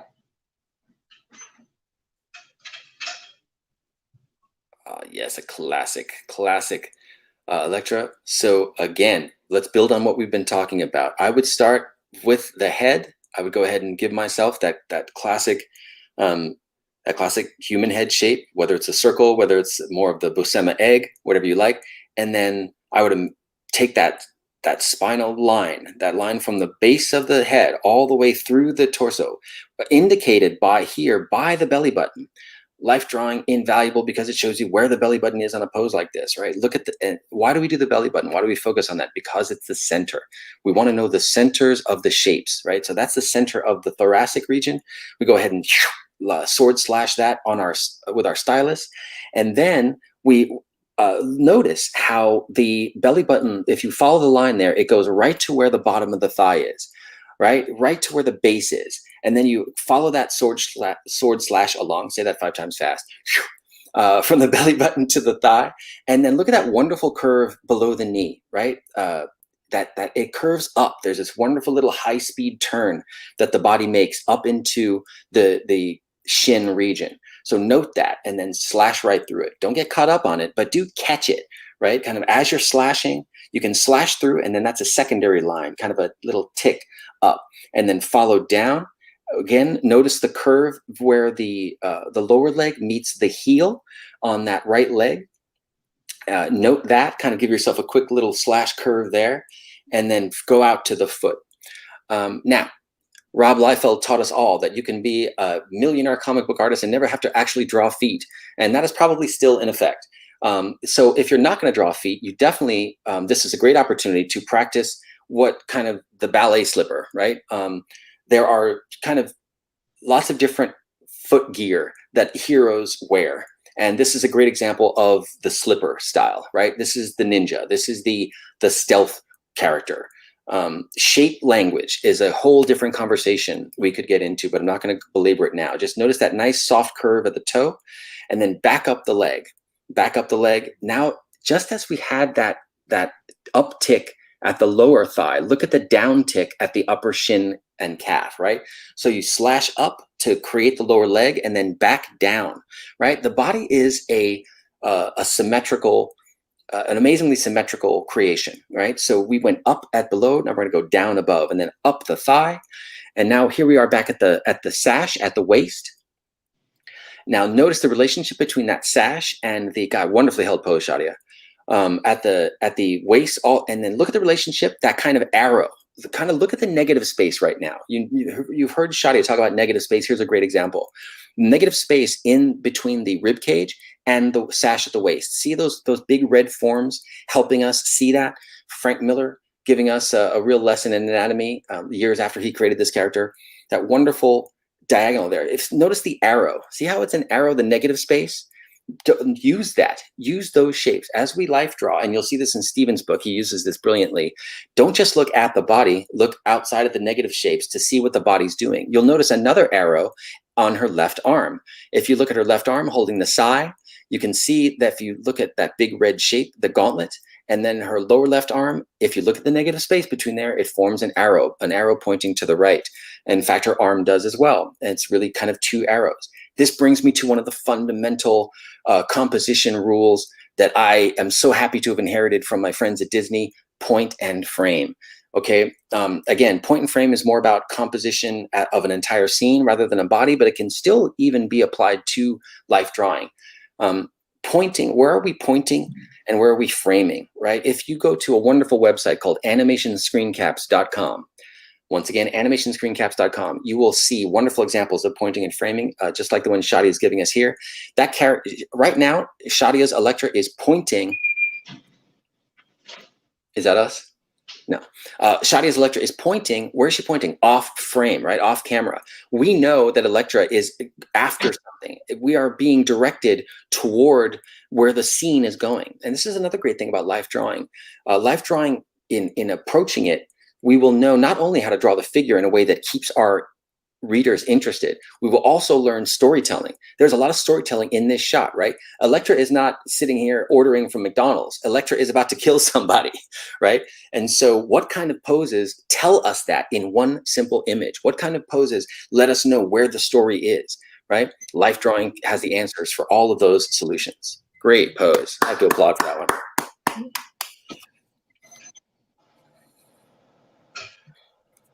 So as Shadia resets, I just want to remind you guys, animationscreencaps.com. There's one more book I want to show y'all. This is from one of my favorite people in the world and a great mentor. Many of you have heard of him. This is the great Ian McCaig. Ian McCaig, a grandmaster, a spectrum grandmaster. This is his classic shadow line. Hold it up, right? This is the classic shadow line. This is an amazing, amazing book. And let me just see if I can find some beautiful examples. Yeah, so, right, Ian McCaig, ladies and gentlemen. Ian McCaig, an amazing life artist. Ian, at this point, this is what happens when you commit. This is what happens. If you look at Ian's early work, his early Dungeons and Dragons books from the 70s, you'll see the development of a young artist who had committed to life all the way to the beautiful images you see before you. This is the result. This is waiting for you if you apply yourself to life drawing. This is the level of stuff you can do. So Ian McCaig's Shadow Line, that was just 2 images in what is a treasure trove. D&D players, this is a spell book. Okay, I guarantee you there are spells in here that you want to know. I'm gonna get, you know what, Shadia's giving me a great idea. I'm gonna go get a quick drink of water and I'll be right back.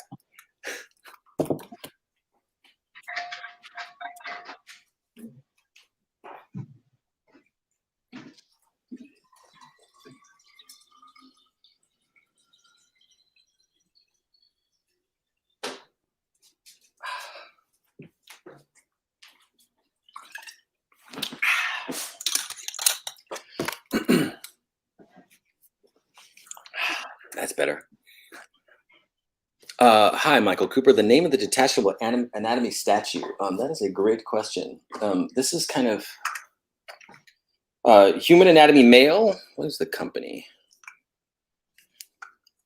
Here we go. Andrew Kars. This is the Kars Human. You can find it at www.freedomofteach.com. Freedomofteach.com. If you let me spell Kars for you because it's a unique spelling. CAWRSE. CAWRSE. Andrew Kars. That's a fantastic piece. It's copyright Andrew Kars. And so go ahead and freedomofteach.com. There are dashes in between the Freedom of Teach. If you Google Andrew Kars for Freedom of Teach, I'm sure they will bring you to this fine fellow named Bob in my studio. Hi, Bob. What's happening, baby? Just teaching.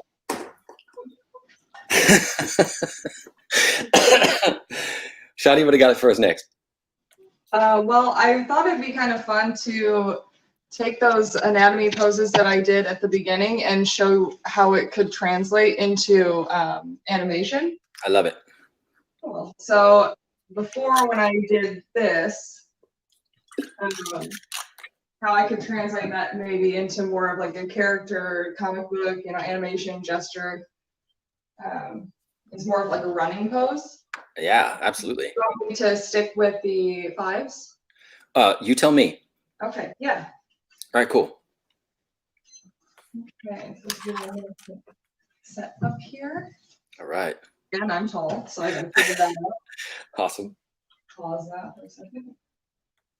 Cha. For those of you who may not have drawn yet, I want you to go ahead and rethink that. Go ahead and grab some stuff and drawing. For those of you who are drawing, good for you, but you don't want to miss this one. All right, here we are. Nice and open. Now, look at the relationship between that right elbow and that left knee, right? That's our first action line. And when we're drawing life, we're looking for the big forms. We go from large to small. Painters, you know this rule. You go from back to front.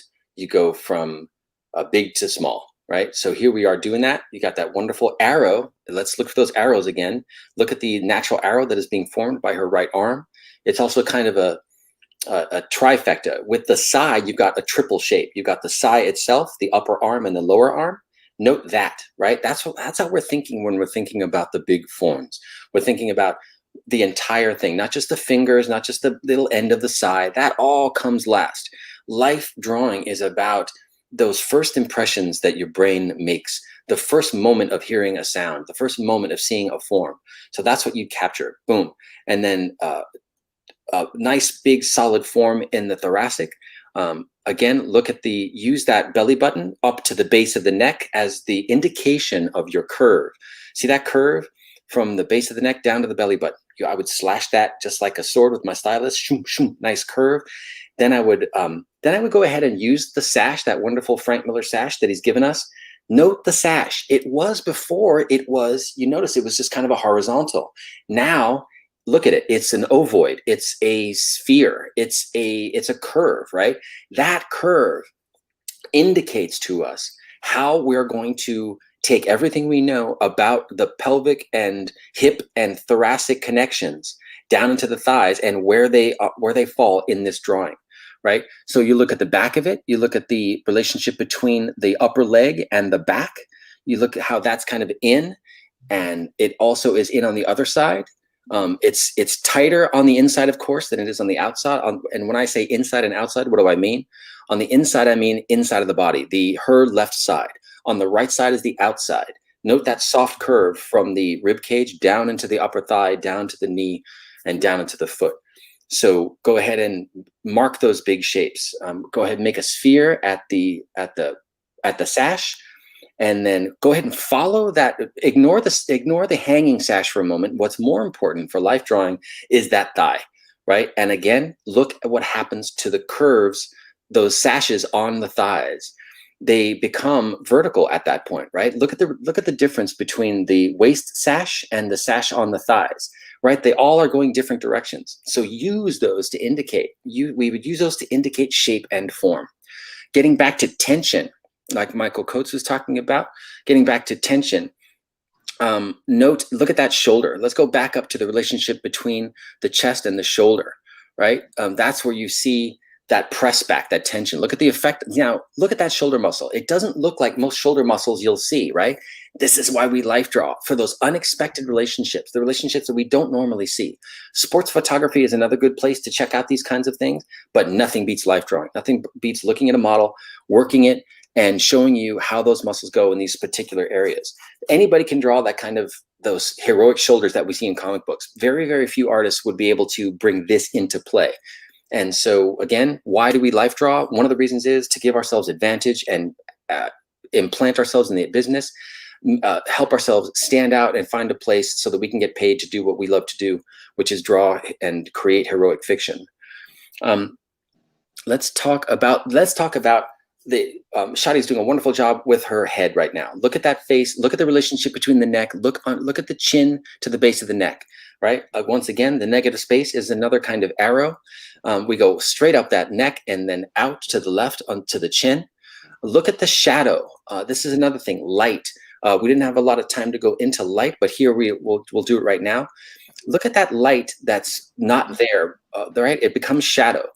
And look at the relationship between under the jaw and the neck, down the neck, how that becomes a nice soft shadow and then trickles down like a river all the way down to the clavicle. And then look at that light shadow between the clavicle. We would indicate all these things just with the tap of your stylus, just a little bit of shade, right? Once again, now since we're up there, look at the clavicle to the left shoulder and then look at that diagonal. Great. Wow, that was a great one. Thank you, Shadia. Great pose. Great. Hey, Shadia, I'd like to take a moment to, I'd really love to educate our artists about, again, what are kind of best practices when you're working with a model, what's not to be done when working with a model. I'd love for you to explain that for them a little bit.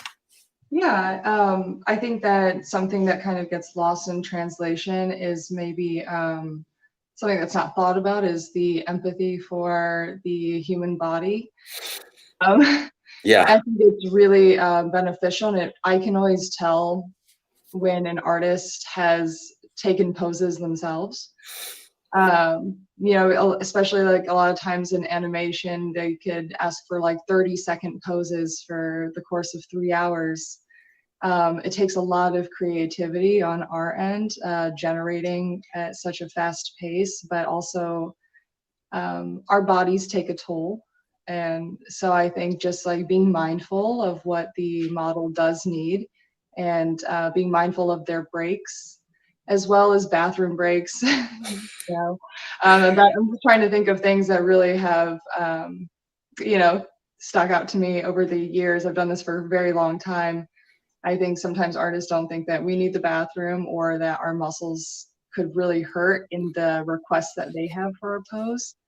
And also, if you are taking a photo for photo reference, which a lot of artists do, and it's wonderful, be mindful to ask the model their rates and their consent prior to taking the photo. I haven't met a model that doesn't charge for the photo reference, but sometimes you know, we catch artists taking our picture without asking or paying. So those are things that off the top of my head. fantastic. Thank you. Thank you so much. And you guys, so how do we show that empathy, right? Well, if you'll notice, that was a very athletic pose that Shadi just gave us. So I took that time. I was like, you know what, I'm not going to go right into the next pose. I'm going to ask her to talk to us about best practices instead of just saying, hey, okay, next pose, right? You approach your model as a human being with needs, and that was a very athletic pose that we just saw. So that's a great time to ask, hey, how are you doing biologically? You know, do you need the bathroom? Do you need some liquid? Do you need some snack? Right? That's how we do it, guys. That's how we just be cool. Yeah. What do you got for the next one, Shadia? Which is going to be our last one, you guys. So let's make it we'll make it a nice short one. If there's any last remarks you want to make, let's go ahead and make them now. We'll probably finish out on the pose. Okay, well, I was gonna either do that back pose, or I can do something that's a little bit of a different angle, a classic Electra illustration. Which one are you feeling? Kind of feeling the funky little angle. I just Okay, cool. a bit of a bird's eye view. Nice. Let's do Bird's it. eye view, for those that maybe aren't familiar, are pretend you're a bird and you're looking down at something, and what would that view be? So it's from a little bit above. Awesome. Great. This is great. For those of you that don't have How to Draw Comics the Marvel Way, that was the first place that taught me. That was the first place that taught me Bird's Eye View. It's still a great book. It's still absolutely useful. I'm using it to teach my cousin in Tucson how to draw on weekends. And so thank you for mentioning Bird's Eye View. And you guys, that's another great book to recommend. Not a paid endorsement. Just want to help you guys out. Let's see if this works here. Show that to you guys.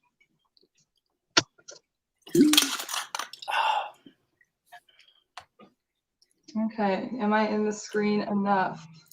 Yes. I'm really trying to. Yeah.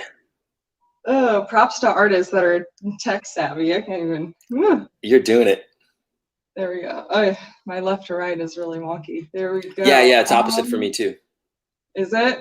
Yeah. No, it's good though. You're good. I was talking about. All right, nice. Okay, so that's the one. Mm-hmm. Cool. This is great. Yeah, a little bit of an expression too, because expressions are really important in, telling the story of a character. Yeah, that's right. And since we do have, since your face is featured in this pose, let's go ahead and use that. Whoa! Wait a minute. Technical difficulties. All right, fantastic. Thank you, Shadi. All right, everybody. I just want to draw everyone's attention to the hands on this one. All right, look at this wonderful opportunity to take a look at the muscle structure and bone structure of the hands. Okay, those size. Again, look at the knuckles into the fingers. The first thing you draw as a life artist is you go ahead and you capture the overall shape from the bottom of the wrist, that nice kind of U shape, that wide U shape, and kind of carry that up into the knuckles, right? It's kind of a big, overall, it's, you'd call it a rectangle. The rectangle, though, is wider at the top than it is at the bottom. That's how we would break that down. Always break it down into its simplest shapes. From this nice, soft rectangle that you've drawn, narrower at the bottom, wider at the top, then you start applying, you go ahead and make a line across for the knuckle line. Note the relationship. It's not just a straight line, but we would start with a kind of curved line. Look at the pinky knuckle. I'm talking about her left hand now, the one on the right of your screen. Look at that left pinky knuckle. I'm sorry, the right her left pinky knuckle, and then the relationship between the index finger and the thumb. Right? There's several different ways we could approach that. It's kind of a tilde for my Spanish speakers. It's kind of a tilde if you look instead of a straight line. Now let's look at the other hand. Okay, kind of an under line. It's kind of a straight line. You could use a straight line. I'd always recommend a curve. Look at the relationship between that middle finger knuckle, the knuckle to the first digit. Look at that relationship, right? Look at the way that those bones go down toward the wrist. Great opportunity there. Now let's go ahead and talk about the head shape and face, the expression. This is a great opportunity for you to check out the relationship between, let's talk about facial measurements, okay? Note that look at the inside of each eye, that space where the nose is. As life artists, we're always thinking about our measurements. Different faces are different measurements. And so, but we do know that there is basically another eye in between those two eyes, measurement-wise. Especially, it's a little bit different now because there's a bit of an angle, and that's great because it shows you how subtle and fragile these measurements are. And that's why we draw life, so we can constantly kind of train ourselves to be able to capture in a way that beguiles the mind and eye of the viewer into what we want them to be thinking, right? This is an emotional expression. So, what is electrothinking? How can we put soul into the drawing, right? How do we put life in the drawing? It's not just about forms and shapes. Ultimately, you want to know this because this is the best chance you have at creating an emotional response in the viewer. Okay, and that's our game. That is what we do. We've all been suffering through this pandemic, right? Where do we go a lot of the time to be comforted? Fiction. Some of us here at Baltimore Comic-Con, we're all about heroic fiction, right? We want the the heroes to strive past their own limitations and the obstacles put in front of them by all the scumbags out there in the world and bastards, and we want them to overcome, right? So if we, in order to engage your reader, in order to get that job on that book that you want to draw or on that show that you want to be on, your art has to create an emotional response. So look at the emotions in that face and realize how life drawing, it takes it from just drawing shapes all the way into capturing emotion. And that is it. I think that's how are we doing on time, Alec? 1 minute left. 1 minute left. Okay, great.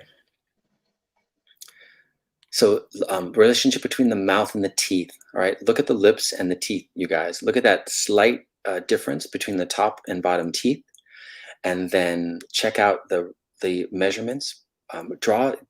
When you're drawing lips in life drawing, you can go for it once, but on a pose like this, it's kind of great to go for it a few times. This is another technique we use. Instead of trying to go for it once, and kind of belaboring over that one attempt, to make several attempts on the same piece of paper or same file. Just kind of draw it and then scoot the file over to the left if you're drawing digitally, and then try it again. Look at the way those lips wrap underneath, how they tuck in. Look at the relationship, the differences between the top lip and the bottom lip. Look where the teeth come. How much teeth you show in a pose is going to be that difference, whether it's snarling or sneering or smiling. Thank you, Shadia, for a great session. Thank you. That was fantastic. Thanks so much. It was great to work with you. Yes, likewise. Thank you. Thank you, everybody. So that is an introduction to life drawing. For those of you who are veterans who may have been here kind of lurking, I hope you had a great time working with the great Shadia Elise. And I hope that I was able to bring some clarity for those of you. And I hope I was able to inspire some of you to go for it. Shadia, one more time, where can they find you? You can see my name right in my screen, Shadia Elise. My Instagram is the best way to get a hold of me. It's just my first and middle name that you're seeing with an underscore in between. So Shadia_Elise. Gmail is also perfectly fine with me. And that's my first name dot my middle name, Elise, at Gmail. Awesome. Thank you again. Take care. And everybody, have a great time at Baltimore Comic-Con Live. I'm out. Bye.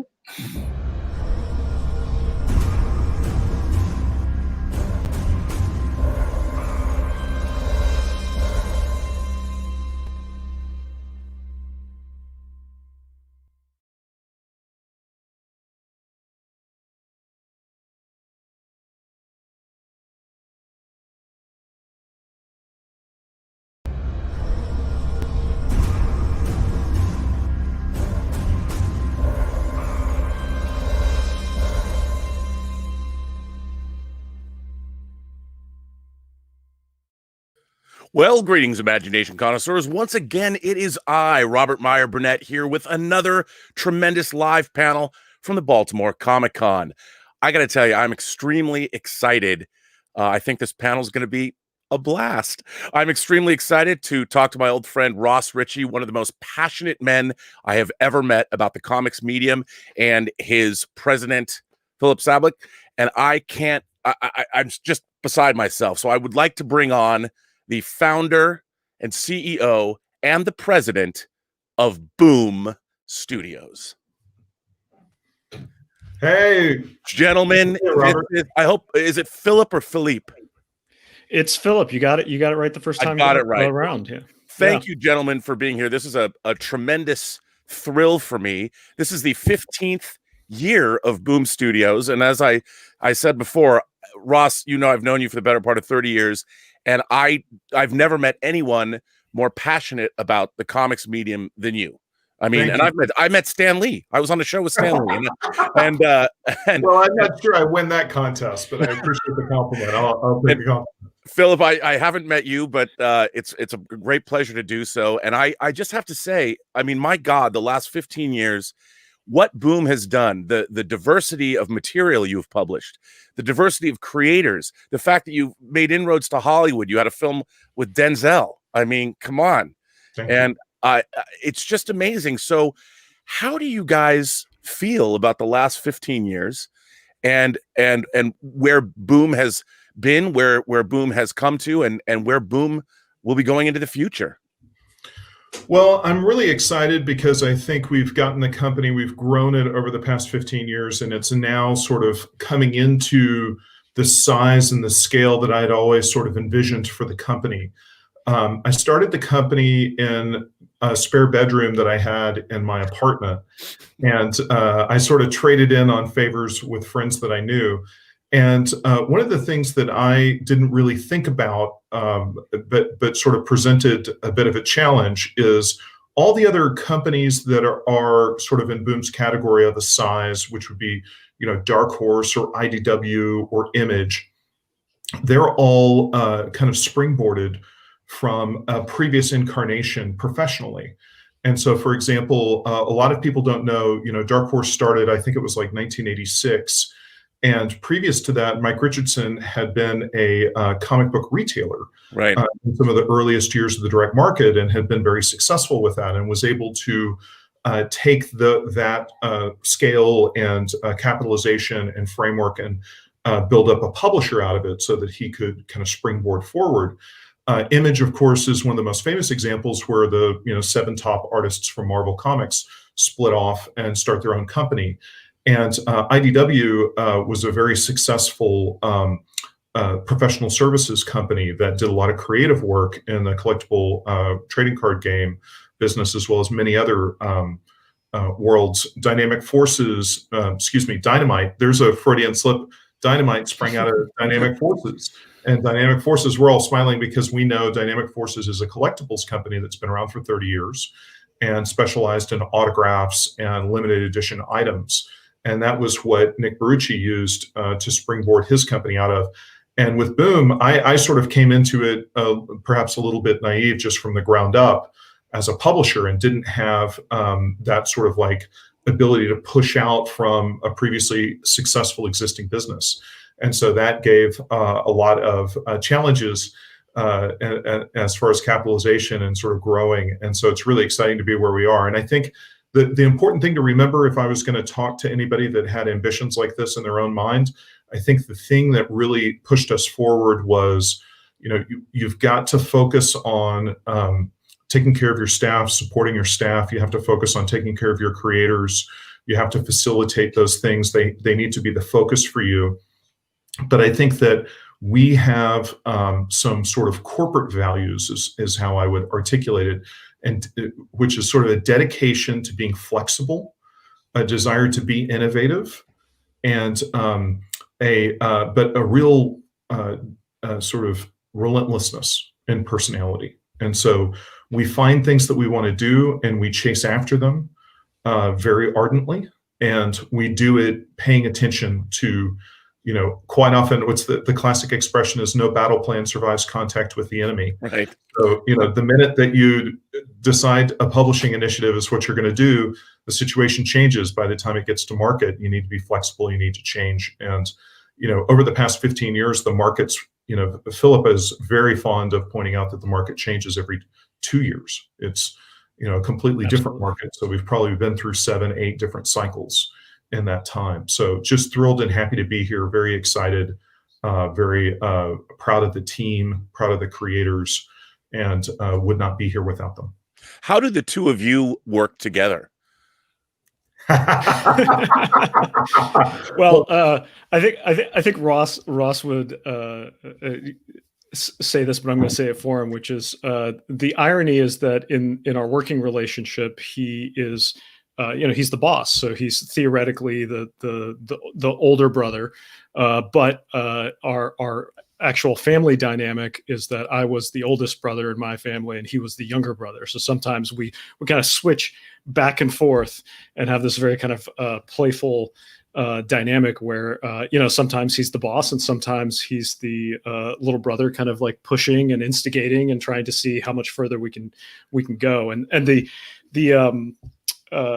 fun thing about our history and our relationship was that I was actually working at Diamond Comic Distributors when Boom started in 2005, and I was the brand manager in the publishing department, in the purchasing department, that picked up the phone when Ross called to set up his Diamond account. So I don't know that I've known Ross since the inception of Boom, but pretty close afterwards, I feel like. Yeah, certainly the first external person that I talked to beyond my own family and my best friends about Boom. Now, when you started the company, Ross, I mean, obviously, we all lived through the great innovation of the '80s. I like to call it, with the diversification of all kinds of comics materials. I mean, it was incredible what independent publishers like First were doing. I mean, they had people like Mike Grell and Howard Chaykin, but then they did crazy stuff like Mars, and things like that. And then we saw the advent of all of these different publishers. Did you have, I guess, a certain kind of material that you wanted to publish? Was there a certain, whether it was superhero material or mystery comics, pirate comics like Tales of the Black Freighter from Watchmen, did you have something in mind, or was it completely open? Because Boom has published so many interesting comic books, and the subject matter you've covered is so wide. Well, I was really greatly impacted by companies like First. I was, Pacific was a huge influence on me. Eclipse was a huge influence, and those sort of, there are some other publishers in there that I don't want to skip, but that kind of first generation direct market publisher was wildly influential. And I was always interested in what can comics do. When you have those 80s publishers, late 70s, 80s publishers, and then you have Mouse come out in the later 80s, and it changes what people's perception is of the medium. And I always saw tremendous artistic merit in the medium. And I saw, what I always like to say is, can you imagine if you had a friend who'd never seen a movie before? And how exciting would it be if you could take, somebody who was 30 who had never seen a movie before and take them to the movies and have them experience the cinematic art form. And we have that opportunity every day in comics. And so to me, it's like, I look at it as, you don't see the novel restricted by genre. The novel can tell any kind of story. And it was a very exciting time in 2005 when I started the company, because you started to see a proliferation in the book market. And there was a real sense from the injection of manga in the early aughts that there was a new generation coming in. And of course, manga had a more diverse sense of genre to it. So, there was real opportunities. And I really believed that the market was going to diversify. And it was exciting to me. I had always been interested in female readers. I was always interested in female content. That was something that, as a reader myself, I would pick up and read and appreciate and liked. And so being able to facilitate all those things and doing the publishing with kids and stuff like that, that was always, very natural to me. I was just an area of interest. Now, one of the things I've really enjoyed that you've been doing lately is you've sort of been giving these on social media, these primers about how to break into the business and how to approach a publisher such as yourself, and what are some of the things that professionals do as opposed to the mistakes amateurs make. But when you were starting Boom, how did you go about finding creators? Like, did you open up Boom did you say, if you want to send something in, or did you actively pursue creators that you were interested in working with? Well, I was very lucky because I had worked at Malibu Comics from 1993 to, I can't remember if it was 95 or 96. I'd had like 3 years of being a professional underneath my belt. And so I had relationships with professionals, writers and artists. And so the first Zombie Tales is literally me calling in all of my favors. And so, poor Dave Johnson is a Eisner award-winning cover artist, did the covers for 100 Bullets, but he's drawn everything. And staggering talent. And Dave is a guy I would drink beer and play video games with. And so I was like, hey Dave, you're doing the cover for the first issue, and what is your absolute lowest cover rate? Like, whatever it is that you think is an insulting number, cut it in half, because I have no money. And I'm going to ask for one cover, and then after that you can blow me off, but you have to do one cover. And poor Mark Waid in the first issue complained about getting 6 pages. And I explained to him the reason he had 6 pages and everybody else had 8 is that I could only afford 6 pages from him. So I just really bootstrapped it. And then, you just go with recommendations. Dan Panosian, who we're working with today, and we did our series Unkindness of Ravens with, he was the guy that Dave Johnson suggested when Dave was tired of me. He said, call Dan. Dan wants to do some covers, and Dan will put up with your rates. And go work with Dan, and Dan started to do cover rates. So it's just you just build your relationships, and I was always honest with the talent that we were starting, and we didn't have the best capitalization, and the company grew. Philip, I was going to ask you. The company you're putting out licensed material. For instance, I think this week you have a Dune adaptation coming out. And I've always been interested in adaptations, or whether they're books or movies. I mean, Bill Sienkiewicz drew the adaptation of Dune back in '84 for Marvel, and it's pretty exciting. And obviously, because of the situation of we find ourselves in, the movie has actually been postponed. But still, I think anybody's always interested in Dune. How do you guys go about securing relationships for previously or licensed product, and how do you go about getting the things? You've done some really innovative stuff over the last couple of years with IP that wasn't generated by you, and there's been some you've done work for kids books and adult stuff. And how does that work? How do you go about? Do you seek those IPs out, or do they find you? At this point, it's kind of a combination. I would say in the early days, we sought them out because the company was still growing, and we were still establishing the brand. And I started in 2012, so it's about, I guess at this point, about halfway through the company's journey. And one of the things that, to kind of go back to something Ross touched on, that really drives it, is that at the heart of the company is this idea of wanting to create new comic book readers, create new comic book fans, expose new people to the medium and to the power of the medium. And licenses can be an amazing way to do that. And I remember when I first started the company, I came from, like I said, from Diamond, and then before that, Top Cow. Top Cow didn't do any licenses. And I remember having this conversation with Ross early on, that like my perspective on licenses was always like, so the potential of a licensed comic was that it could expose somebody to the comic book medium for the very first time. And that could be this amazing opportunity to show them this whole new world. Like Ross said, it's like showing somebody a movie for the first time. Right. The problem was that I think for most of the history of comic book publishing, licensed comics were not something that got a ton of TLC, a ton of passion and attention, and they were really kind of seen as ways to make a quick buck. And so very early on, I saw from what Boom was doing that they only picked licenses that they were passionate about. And I think as the company has grown, we've kind of further refined that to say, well, does this license have the potential to bring in new fans? Does it have the potential to connect with new readers? And usually what we're looking for is a brand that has a really dedicated audience that's incredibly passionate about it, that has some sort of crossover potential with comic book readers. You're looking for, you use Dune as an example, which is a great example. There's a property that has probably one of the most passionate fan bases on the planet. I know Ross is like part of the charter fan club over here. Me too. And there's just not a lot of licensed material out there. So how do you do that in a way that is authentic and speaks to the fan base? And you can't get more authentic than working with Brian Herbert, and Kevin J. Anderson, the two guys that have essentially continued to be stewards for this franchise that Frank Herbert created.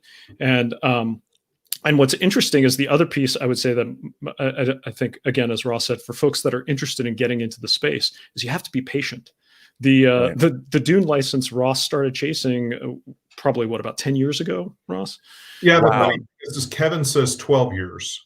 And so I would take his word for it, because after all, he's the guy that wrote the books that I was chasing. But my memory says 10. But yeah, it's that goes back to the relentless quality that we talked about. That's sort of a value that we hold dear.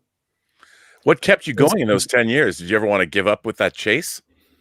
It proved to be frustrating in some places, and that's a part of publishing. I think executing at a high level in any discipline, you've got to figure out how to get out of the way of your ego. And so when you're frustrated, frustration can be very counterproductive. You've got to listen to the frustration and understand the things that you can change and the things that you can't. And at the end of the day, I'd much rather publish Dune than be frustrated. Well, we're better off for it. Thank you. As fans and readers. Now, obviously, with Dune, it was a great time to release Dune because you would have been building up some interest and using the movie itself to piggyback off of. And now, of course, the whole world has been changed by COVID. And I think that one of the hardest, at least for me, one of the things that has been hit hardest is the comic book industry and the idea of comic book stores and the direct sale market. And it's something that I grew up, one of the most joyous experiences in life to this day is walking into a comic store, and looking at the racks of new books and seeing the 4-color fantasies, spread out on those, whether it's a spindle rack or now they don't have those much anymore, but a big wall of racks of comics. How has that affected Boom, and has it caused you to kind of pivot or change your structure? Are you going to publish more books? Are individual weekly comics going to one day be a thing of the past? How is all of this going to work moving forward? Well, when something like COVID hits, you really have only 2 choices. And so the first choice is, are you going to find shelter? Are you going to go into the cave and wait for the storm to pass? Or are you going to barrel forward? And are you going to be dedicated to your mission? And, I have a joke internal with the company. It's maybe not really a joke. And the joke is the name of the company isn't Whimper. Right. It's a good joke. Yeah. Well, it's my personality. And so, for us, it was a opportunity. I thought about the staff. And one of the things that I'm the most proud of with us is that we did not lay anybody off or furlough anyone. We kept the staff whole through the process. And I thought about our freelancers. And I thought, if I'm a freelancer and I'm working on a series like, We Only Find Them When They're Dead, or Something Is Killing the Children, this is a moment of panic for me. And how am I going to pay my bills? And so we really focused on supporting our creators and having them continue to move forward with their projects.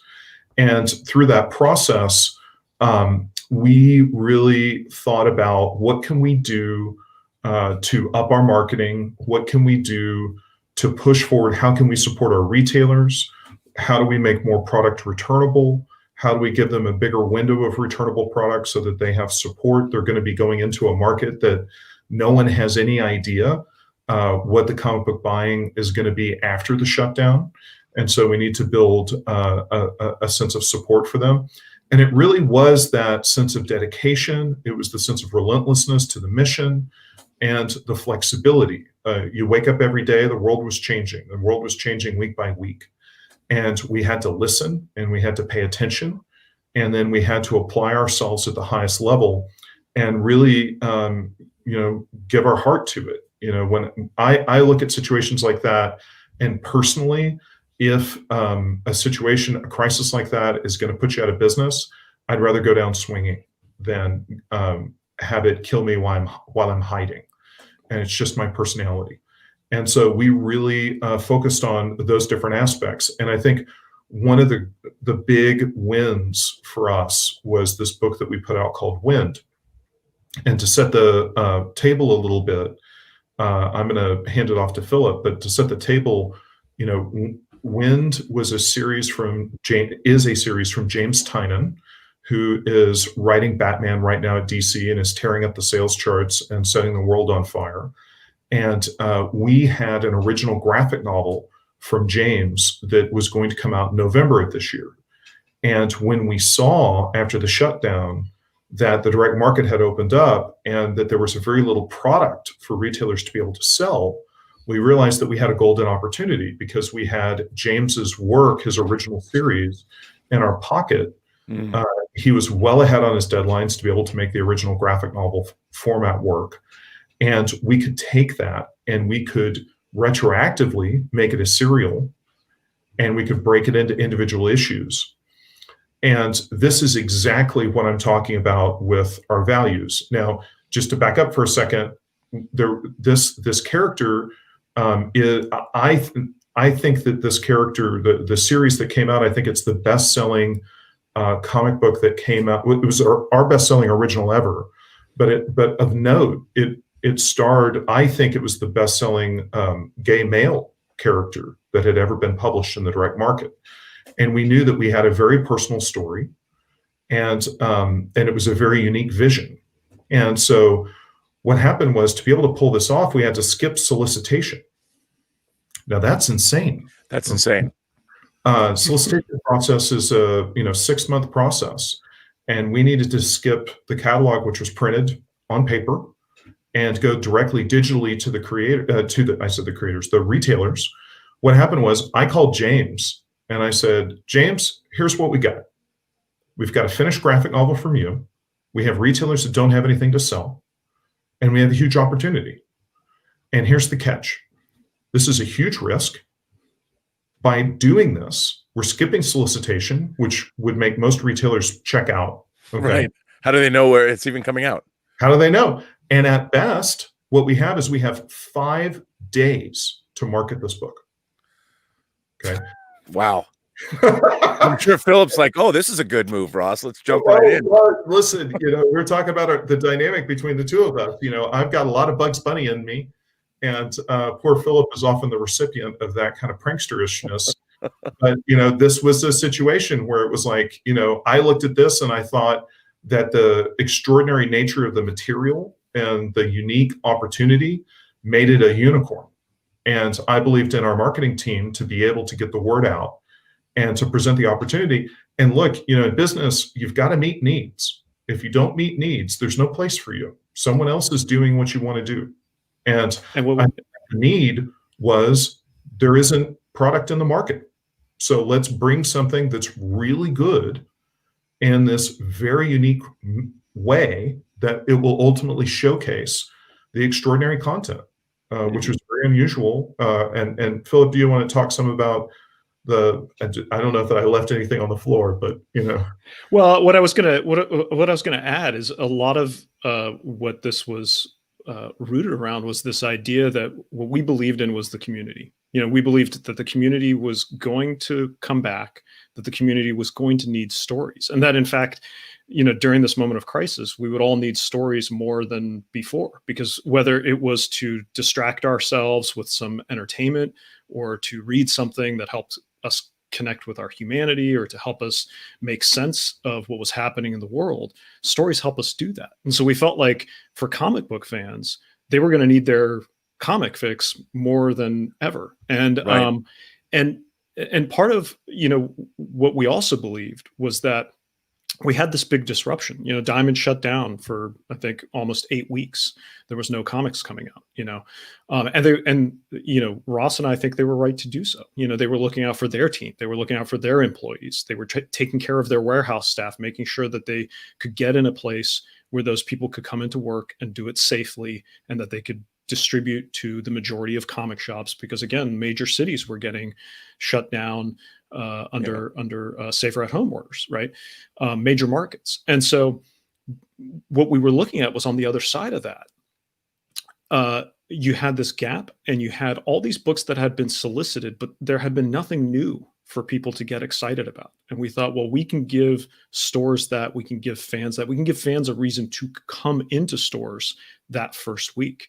And we really kind of focused our messaging. Our marketing team did an exceptional job focusing their messaging around this idea of a day one, right? Every store was going to have a day one. And that was this great opportunity to present themselves fresh to their customers for the first time. They could take those weeks that we didn't have new comics and, think about how they wanted to run their business going forward, how they wanted to engage with their community.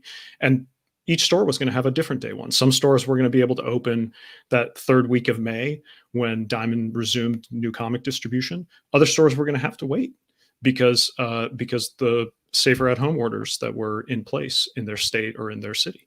So that's the lens that we viewed Wind through. And ultimately, I think the other thing that made Wind the right book and the right project for this is it's very, at the end of the day, it's a very optimistic, it's a very hopeful story, and I think that's part of why it resonated. Well, it's also a story about the characters in it. They have magic within them, and they are discovering that they're weird blooded, and that notion, Robert, I see your smile because I think everybody that loves comics is weird blooded, right? But I also think on another level, the story is a coming out story about being who you are. And I also think the weird blood is an expression of your inner potential. And I think we all have a rich inner potential. And so through that process, the character becomes who they were always meant to be and becomes a hero through the process. And so that optimistic, hopeful message, was very powerful. And I think people reacted well to it. And after Wind, one of the other things that we did was we had 2 tent poles this year that we knew were going to be giant series. And those 2 were 7 Secrets from Tom Taylor and Daniele Di Nicuolo. I hope I got that. Good job, Ross. Good job, Ross. Yeah. All right. And and then there was also We Only Find Them When They're Dead, which is from Al Ewing and Simone DeMeo. And these 2 series we knew were going to be huge, but we didn't push them back. We kept them in the schedule where they were, and sort of past the chasm of the shutdown, rolling the dice and taking a chance. And what happened was Wind launched at the highest and original from Boom had ever launched at. Then 7 Secrets after it launched at the highest level. It sold even better than Wind. And then after that, We Only Find Them When They're Dead launched even bigger. And We Only Find Them is on its way past 90,000 copies towards 100,000 copies through multiple printings. And so we saw that fans were engaged and excited. And, on the other side of those 2 series, we relaunched the Power Rangers franchise, which again was always baked into this year. And that has come forward roaring. The combined sales on that book, between the 2 series that we're doing, are over 130,000 copies. And these are monster numbers that are big numbers that for any publisher in the direct market, they could have been, an accomplishment for Marvel or DC. And so it was very exciting to be able to sort of chase the mission, be dedicated, engage. The retailers really supported us. The fans really supported us. I think one of the things we have to talk about here is that comic book fans are special. Fandom, you talk, when you wax rhapsodic about going into a comic shop, that's how we all feel, they are cultural gathering points. My wife, she's a writer and she's written genre fiction, and she's done genre fiction. She's been a comic book writer. She's a screenwriter. And she's unafraid of writing a zombie story. She's way in as a nerd. But you know what she didn't want to talk to me about? She didn't want to talk to me about Ken's Superman versus the Hulk, right? There's one place you can go. Now, most people, they're working a job and nobody at the job wants to talk about Superman versus the Hulk, okay? Why not? Or how what job is that? How excited they are about the next issue of We Only Find Them When They're Dead. But there is a place that you can have those conversations. I've been standing in a comic book shop when somebody came over with their argument about Superman versus the Hulk and said, well, we got a publisher here. Maybe he can break the tie, right? And that's why we love comics, is that this is a community. And what happened was comic book fans, they showed up and they went to bat for the retailers and they bought product. And look, I believe in stories. We all do. All 3 of us here that are in this conversation believe in stories. And it touches on what Philip spoke about earlier, is we believe that these stories would be needed. And that's one of the ways that we get through culturally, is through storytelling. And certainly this time period has required in all of our personal lives an application of heroism, an application of belief that we can conquer obstacles and that we can rise to meet challenges. And that we have to do these things to be able to move forward, both individually and as a society. And so in that dynamic, we saw fandom really stepped up. Now, through that process this year, we also, the direct market is a huge part of our business, but we have a Simon & Schuster book distribution deal. And so the book market is a really big venue for us. And we had a number of really important releases. Now, Philip, I've been talking too long, so why don't you grab the mic and take over for me? Well, I was just going to say that, as much as the direct market and comic shops have had their challenges, the book market has had their challenges as well. In particular, mass market retail with chains like Barnes & Noble and Books A Million, Indigo up in Canada, they've been facing some really, really tough challenges trying to rethink their business model and how they were going to engage with fans. For us, libraries have always been a really strong sector of the market. Librarians have been incredibly supportive of the work that we've done, particularly in Boombox and Kaboom and Archaea over the years. And libraries were shut down. Yeah. So when we looked at that, we kind of were faced with a lot of the same challenges. And what we saw a lot of traditional publishers reconfiguring their releases and pushing them back to the fall or pushing them back to the spring.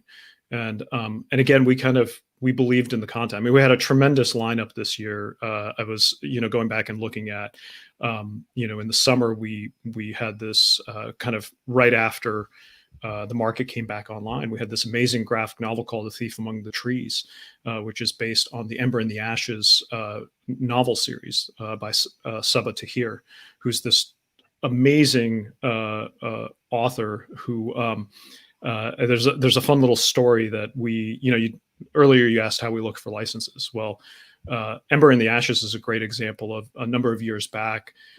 We worked with Fox to put out a Maze Runner graphic novel, and that Maze Runner graphic novel was really successful, and it really connected us with a different kind of audience. And we thought, okay, well, let's look at these young adult fantasy novels and see what other opportunities there are for adaptation. And so there were a handful that we looked at and reached out to different agents and things like that. And Sabaa's agent was one of those folks, because we were really excited about this series that she had launched. She was a first-time novelist back in 2015 and launched on the New York Times bestseller list with her first novel. And so we kind of went back and forth, and we didn't hear a bit, but we were in San Diego Comic-Con that particular year, and a woman walked up and started talking to one of our assistant editors and started asking about the company and started asking about what we published. And this editor, Cameron Chittock, who's actually now moved on from editing and is writing his own series of graphic novels, he just chatted with her because he thought she was a fan. And then afterwards we found out it was Sabaa. And she was there promoting one of her novels, and she's an OG comic book fan and wanted to know what we were about and whether she could trust us with her creative child. And then we got the call afterwards, and she was like, "Yeah, you guys are the right company I want to do this project with." So she actually agreed to outline this series of new graphic novels and work with Nicole Andelfinger, who's the comic book writer that we brought in to work with Sabaa, and Sonia Lau. And she, the three of them have put together this really great prequel that launched in July, and it's been incredibly well received by the fans, which is, again, what we were trying to do. We were trying to connect with these book readers and show them the power and the excitement that they could find in graphic novels. And then the following month, we had this graphic novel called Happiness Will Follow. I'm going to break in on this one. Oh, yeah. Please. Robert, this book will own you. So Mike Hawthorne is known for drawing Deadpool, and he created a graphic novel memoir which was about growing up, Puerto Rican American kid, the son of a single mother, and a single mother who abused him. Wow! And it is powerful. It absolutely. I'm just thinking about it and starting to tear up.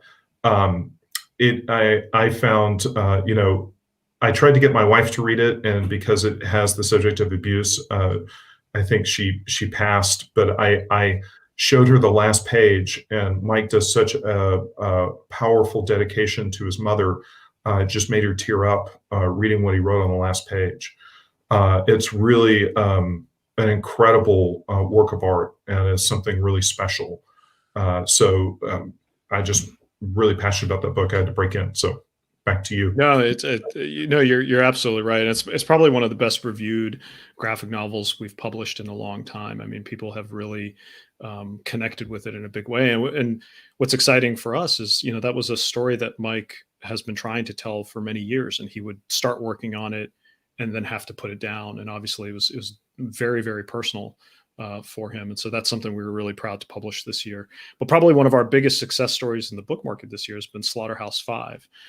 We did an adaptation of the seminal Kurt Vonnegut novel, and that it's the first authorized graphic novel adaptation of any of Vonnegut's work. We brought in Ryan North and Albert Montes to adapt it, and we really saw this huge opportunity with this book to connect with, not only new readers who might be fans of Vonnegut's work, but an opportunity to expose high school students and college students to the power of the graphic novel storytelling medium. It's blown us away. I mean, we had big expectations for it, but it sold out as it released. We're having to rush back to a second printing right now. It got starred reviews, which are really difficult to come by from all three of the major book trade publications, Publishers Weekly, Library Journal, and Book List. And then I think just last week or maybe a week and a half ago, Neil Gaiman tweeted about it and said it was one of the few books that showed him the potential of adaptation with graphic novels of classic literature. So it's doesn't really get that much bigger than Neil himself coming in and blessing the project you've put out. So that's really exciting. And so it's just like the direct market, we've continued to build. And actually, this week we're releasing another one of our biggest releases for the year, which is called Sacrifice of Darkness, and that's by Roxane Gay, who's a New York Times bestselling author. She's co-writing it with a friend of hers, or co-writing the adaptation with Tracy Lynn Oliver and Rebecca Kirby, who's the artist, and it's based on this New York Times bestselling short story that she wrote. It's a really, powerful allegorical story about the Black experience in America through Roxane's eyes, and in this kind of magical realism, kind of science fiction-y story. It's very difficult to categorize, but like all of Roxane's work, it's incredibly powerful and moving, and really makes you think. And so, I really can't think of a better time to release it than now, in terms of getting that story out into the world. And so we're really excited. It's the pre-order buzz on it has been fantastic. I think we're probably going to be sold out if we're not already. And it's been really gratifying, I think, to see that we, like Ross said, we knew that comic book fans are special. We knew that they would show up, that the comic shops were part of their home. But when we're reaching out to the book market, it's a much more casual audience, or an audience that we're having to connect with for the first time. And so the question of, are you going to be able to connect with folks in a year like this is a big question, but I think we've done that. One of the things I think is important, obviously we've seen a lot of social upheaval in the country as of late, and the ideas of diversity and inclusion. And I've always thought that one of the most important things about that is diversity. It's really about hearing people's voices, hearing about people's experiences, so we can understand, all of us can understand where different sorts of people and different groups are coming from. It's not just about the visual aspects of it. It's about really understanding. And Boom has an incredibly diverse, from a storytelling standpoint, from a creator standpoint. It seems like you guys are doing just some not what you'd think a comic book company would be doing. You're really publishing all kinds of different things. And how important then is that for you as a company to be working with different kinds of creators, really exploring, like you've been just describing, all kinds of different stories that you don't normally associate with typical comic book fare? Is that something that you're looking for or you're pushing for it? And how does that work? I'll tell you, this I'm going to give an answer that's going to be unsatisfying, because I'm interested in excellence, and I'm interested in greatness, and I'm interested in powerful storytelling. And when I started Boom, I thought, the best-selling direct market comic book of all time. This is before Raina happened. But it's just as applicable to her. Actually, now I think about it, but the best-selling comic book to that point was Watchmen. And Alan Moore is the greatest comic book writer, generally considered to be our Stephen King. And Dave Gibbons is an incredible storyteller. Like hands down, you show him to anybody, that the greatest of the great. Show him to Jim Lee, show him to Alex Ross, and they will all sing his praises of how spectacular he is. But what happened was they told a great story. And so I think what we are is we don't see that you shouldn't do that. We don't look at it like that. We look at Mike Hawthorne has a powerful and a compelling story to tell in memoir form. Now, Boom's not known for memoirs, which is not to say we'd never done it before. But we didn't care. We cared about telling a great story. And I'm very proud of the product. And, with Roxane Gay, here's a huge New York Times, best-selling. The book that she's well known for is Bad Feminist, and that's nonfiction, right? But we went and got her fiction story, which is another thing that you shouldn't do, right? You should go publish nonfiction with a nonfiction person, right? And we don't care. What we want is we want great stuff, and through that process, people go back and they look at what we do, and they say, oh, well, you have this philosophy and this approach. And, I always feel like it's more like being a musician. It's like, what the hell's that song mean? People ask you retroactively, and you go, I don't know. I just felt it, and we just went and did it, and it opened up something great. And so I think that's the key. If you are chasing anything other than telling great stories, you are doing a disservice to the medium. Get off the stage. There's a lot of bandwidth that's taken up with publishing, and it sucks up a lot of dollars, and it sucks up a lot of attention. And what we need great stories. I don't care where the great stories come from. I hope they come from everyone. I want them to come from every creator, and I want them to come from every company. And I would love to be in a situation where I could walk into any retail outlet and say, oh my God, there's so many great stories. I'm overwhelmed. That would be the greatest thing. That's what we need. Well, speaking of interesting stories, you guys have a movie out this weekend that's based on a Boom title. It was actually directed, and I have to say, for me personally, David Pryor, who directed Empty Man, based on your comic, was a former DVD content producer, which is something that I've been doing for the last 20 years myself. So this is his first feature film. And what's really interesting, I read a review of the movie in Room on Rue Morgue, I think it was, the horror site Rue Morgue, and they were like, this is pretty good. They were like, it was unexpected because of what they thought it was to what it actually is, and it's been getting some good notices. And I like to see that Dave Pryor, as directorial debut, is causing some ripples in the horror community where people are saying this is great. Boom. Also, this is, I believe, it's your second film. You had Two Guns come out previously, and I have to say those were successes. But you also, for me personally, one of the great tragedies is not seeing a Mouse Guard movie. And so you have had both ups and downs. You've had deals with all people have optioned all kinds of projects. What has it been like? I mean, you haven't just had a comic book company that's been around for 15 years. You've become power players in Hollywood. So how has that worked? What's that like for you? And could you talk a little bit about, your involvement with Tinseltown? Sure. Well, I worked for Malibu Comics in the early 90s. And then when Marvel bought the company, I transitioned into what I had come to Los Angeles to do, which was work in the movie business. And so I had acquired some experience in that world working with translating comics into movies. And so when I started Boom, and I sort of had gone into publishing because Hollywood had been really, really overwhelming, and it was time to have something that was a bit more consistent.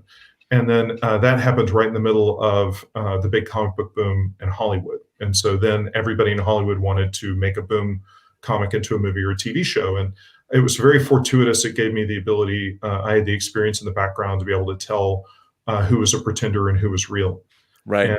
And that really served us. And so we were 2 weeks away from shooting a Mouse Guard movie at $150 million under Fox. Disney bought Fox and shut the Mouse Guard movie down. And, that's similar to this COVID experience that we had, which is, you can make a decision, which is that you're not going to get out of bed in the morning and you're going to cry yourself to sleep, or you can get out of bed and move on with your life. And so I'm particularly proud of Stephen Christie, who was instrumental in pushing the company forward. We went and got a Netflix deal, which we have for television. And we're working on a lot of really exciting things. We announced the Netflix deal during COVID, and we have been very, very active with it and feeding it. And I think we have a bunch of really exciting announcements coming. One of the most exciting that we were able to cue people in on, and I'll drop this breadcrumb here for prying ears, we have projects in development at every single streamer, which is a tremendous accomplishment and is very hard to pull off. And beyond that, we did announce that HBO Max got Lumberjanes in a bidding war. And so we're going to be doing an animated show. Noelle Stevenson, who's extremely popular, she started off as a web cartoonist, then she co-created Lumberjanes, and then she ran She-Ra as a showrunner. And she's show running and she's adapting Lumberjanes as a co-creator as well as a showrunner. So she's really going to do the property right because she was instrumental in creating it. Well, so when you have something like a setback, like a Mouse Guard, like you say, you just got to push forward. It's Hollywood, it's Chinatown, Jake. You just got to keep going. Yep. Now that you have all of these things being developed all over town, does that at all make you want to sort of move away from comics, or do you see comics as the great incubator where both are just as vital to you? And I would think that you've proven that having these kind of creators now you can't just work in one thing or another. Comic book writers find themselves, like I remember seeing Brian Vaughn's name show up on like an episode of Lost.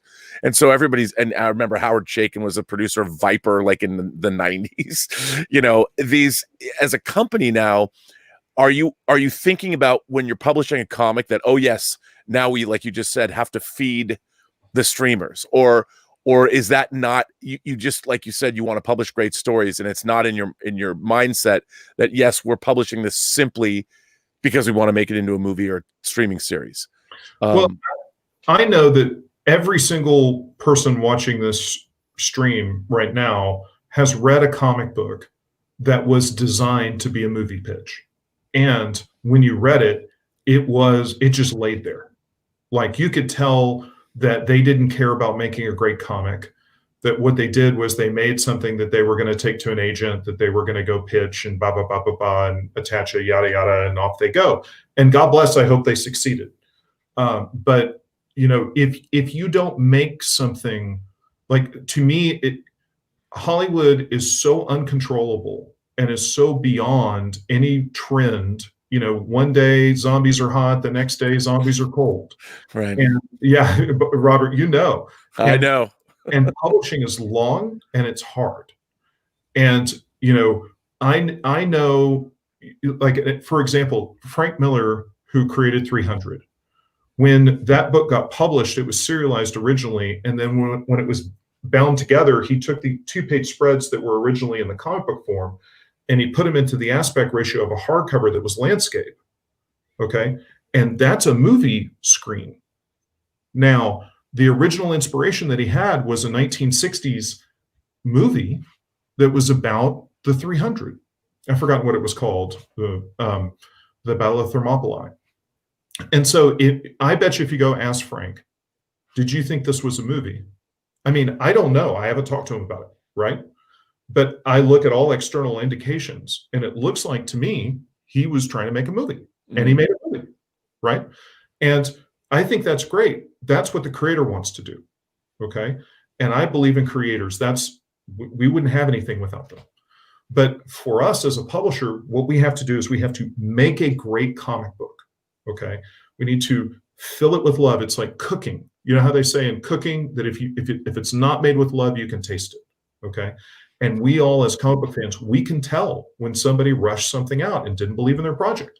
So we have to care about every single one of these things.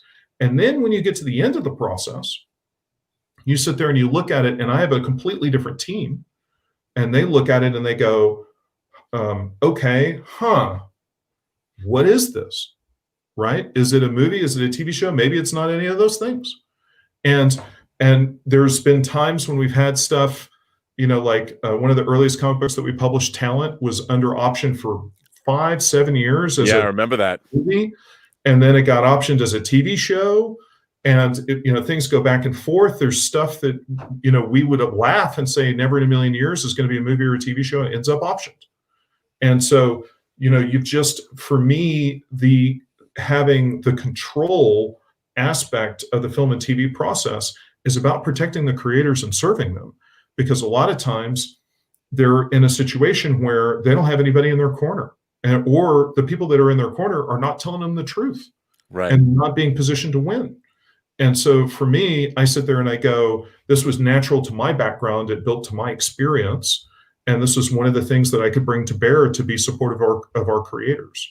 And so it felt like a natural transition. Do you guys see yourself in the future as also being a film production company where you'd go out and get your own financing and produce your own movies, and then maybe have a first look deal, an output deal with someone else, so you're in control of the entire production? Well, I think that's a possibility. You know, one of the things that I want to point out about Empty Man is we produced that movie alone. There are 2 producer credits on it. It's me and Stephen Christie. Wow, okay. We made that movie, right? It's a $17 million horror film. And when you go in the dark and you sit down, which I did last night, drove out to Thousand Oaks, bought a ticket, sat down in the dark, and the 20th century, and Robert, you'll love this, they didn't change the fanfare. I know. 20th Century Fox. Okay. Now, I don't know this, but I'm going to bet you that is the very last Fox movie, 20th Century Fox movie, that is ever coming out. We're the caboose. Okay. Yeah. The station. Now, but you see the fanfare. Okay. And then the Boom animated logo comes up. And I will tell you, there are 2 companies that publish comic books that have ever had an animated logo at the beginning of a film. It's Marvel and it's DC Comics. Now, is that the new logo that you shared with me? Yes. That logo is incredible. Thank you. Now, how you know, I looked at that logo and I thought, my God, how long did it take to put all those covers into the logo? And you know, I mean, that was a beautiful piece of work that somebody did. Thank you. If I can ask, how did you collaborate, or who did you collaborate with to come up with that logo? Because I was like, that is one cool logo. Thank you. Well, the thing, you know, Blur is the studio that did it, and they're incredible. This is Tim Miller's company. I was going to say that's Tim Miller's company. Yeah, directed Deadpool, the first one, and the last Terminator movie. Tim's brilliant. And the thing about that logo is, when you sit there and you think about how do you encompass visually what Boom is, and we've been talking about the diversity of what we publish, you know, the focus for me, I kept going to the designers saying, you know, like, we need to show the library. We need to show the diversity. We need to show that we're very prolific. You know, we put out over 500 pages of original content a month. You know, it is a deluge. It's a torrent of material.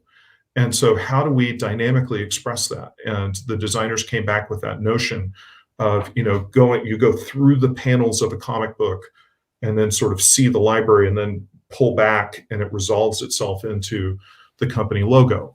And I thought that they did a brilliant job, you know, creating a solution to the problem that I kind of put in front of them. And my dream has always been to make something that had the 20th Century Fox logo in front of it.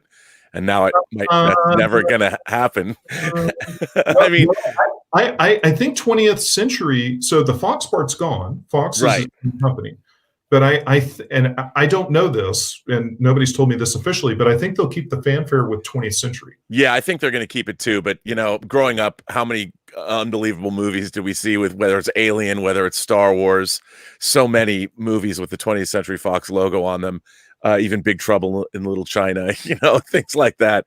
But that had to be a thrill when you sat. Now, like you said, you produced it yourself, and you had to deal with the fact that, oh my God, the studio that we're making this with or whatever has now been sold. And a lot of those movies, talk about Hollywood not catching a break, you know. So they could have mouse guard, it went away. You never knew it was going to happen. So you're constantly weathering this storm. Well, I have to say, we've got just a little bit of time left. I have to say, like, where do you see Boom 15 years from now for your 30th anniversary? Where would you like to be?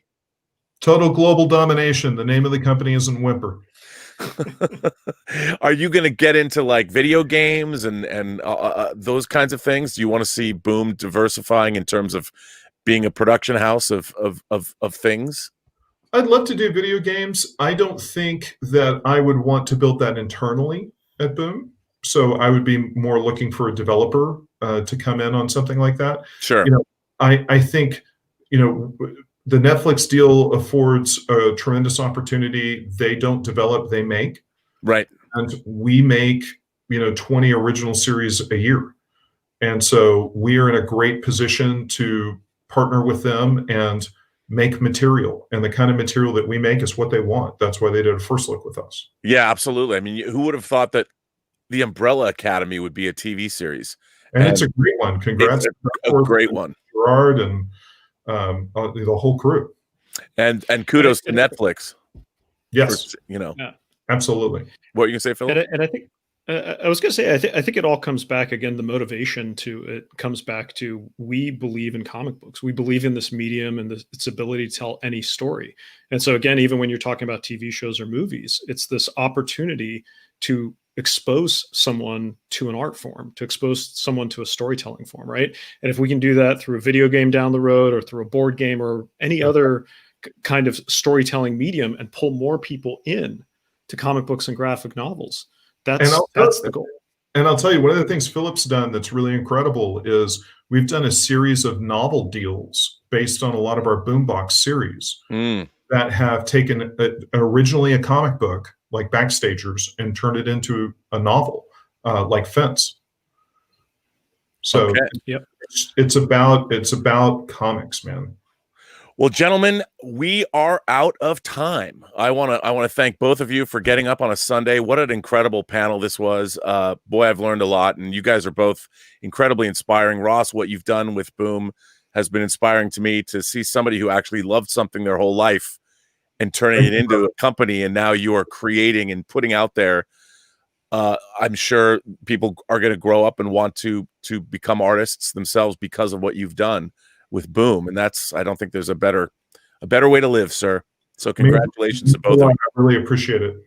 Yeah, this has been great. And thanks to the Baltimore Comic-Con, these live panels. This is the 4th time I've teamed up with some of the people that have done this, and what a great event they're putting on. Fantastic. We love Baltimore, man. We love Baltimore. It's really great. So thank you both. And thanks for bringing the Boom to a Sunday morning Comic-Con panel, because wow, how cool is that? Whimper. Thank you, Robert. Thanks a lot. So I guess we'll just stay here till they take us off. You know that.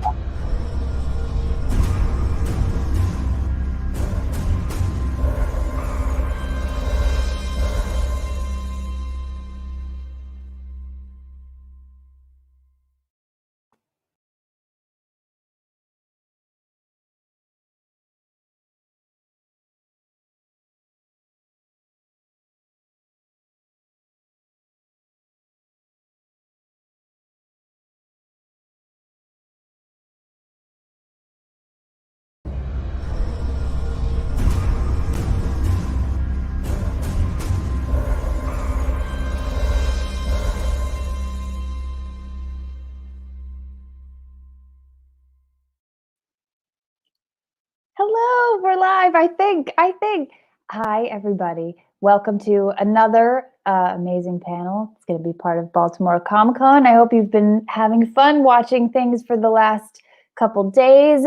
I've had fun, and this is going to be fantastic. My name is Whitney Matheson. I am a journalist and a writer and a comics enthusiast, and I'm so psyched to be hosting this panel, which is all about autobiography in comics, specifically genre as autobio. All of these panelists write amazing works of fiction that incorporate their personal experiences. So if we can have them kind of come in, and we'll introduce everybody who's here. Oh, hello. Oh my golly. Oh, this is so exciting. Okay, well, you know, nobody here needs an introduction because you're all so amazing. But that said, I'm gonna force you to introduce yourselves. So I think maybe let's start with Stan, just because Stan, I want to congratulate you. You had a big night last night with your Ringo Award wins, including Best Cartoonist. So I guess everybody just introduce yourselves a little bit and maybe specifically mention the work that kind of fits the theme we're talking about today. Well, I'm Stan Sakai, and I work, well, I'm most noted for Usagi Yojimbo. I've been doing this for more than 35 years now, but I have done autobiographical comics, just little short stories about adventures or trips that I've taken or things that I've done. And of course, what I have done before, what I've studied before, always reflects upon my work. So I'm on this panel. Good, thanks. And who's next? I'm going to say, Alex, I haven't seen you in so long, but it's great to see you this way. Yeah, it's good to see you. I'm Alex Segura. I'm by day, I'm co-president of Archie Comics. I'm also the writer of The Black Ghost, which is a noir superhero series that Comixology Originals publishes. And it's about a Miami-based reporter that moves to a new city and has to deal with her own addictions and following this other vigilante that she's become obsessed with. So that's probably the one I'm most connected to personally. I also write a PI series about a detective set in Miami, which is where I'm from. So. Great. And Erica, we haven't met, but I'm very excited to be talking to you. So hello. Hello. I'm Erica Schultz. Like Alex, by day, I'm an instructor at the Kubert School. I'm the writing instructor at the Kubert School. By night, I am a comics writer and editor with Mad Cave Studios. Again, like Alex, I have a series with Comixology Originals called Forgotten Home. It's an urban fantasy series. And I also have some horror books out with Action Lab called 12 Devils Dancing. And this coming week, Legacy of Mandrake, which is a new series from Red 5 and King Features, is coming out. Oh, and Dave, hello, distantly. Whitney, first of all, thanks for jumping in and taking care of things today. Oh, yes, of course. I was happy that you asked. Thanks. Yeah, right on. I'm Dave Kelly. I'm co-publisher of So What Press. I also am the editor of the Cotton series for First Second. I think primarily we'll be talking about Tales of the Night Watchman, which is my series about baristas who fight monsters. One of the stories was nominated for a Ringo. And I also work part-time at a comic shop now due to the pandemic, Comics Revolution in Evanston, Illinois. Oh, I used to live near Evanston. Also, oh, really? Yes, I did. Talk about that later. And Dean, hi. Who are you? Hi, Whitney. Hi, everybody. Hi. I'm Dean Haspiel, and I sit next to Whitney Matheson about 7 days a week. Our shared Gowanus Comics arts studio. And I'm on this panel to talk about, genre as autobio, and I've done that throughout my career. I've actually dabbled a lot in actual autobio, working, drawing other people's lives, like Jonathan Ames, Harvey Picar, and Werner Lachpez. I've also written and drawn some of my own autobio stories. But the characters that I love, my avatars, as it were, are Billy Dogma and the Red Hook. And for the last 4 or 5 years, I've been producing the Red Hook for Webtoon. Well, thank you, everybody. And actually, Dean, what you were saying kind of leads into my first question, which is pretty broad, which is just, I'm curious, why do you like telling such personal stories through the genres you each work in, through fiction? What is that, especially versus, I mean, Dean, like someone you have done autobiocomic, like straight memoir comics. So what is it about telling personal stories through fiction that you kind of love versus the other? Well, I'll answer first.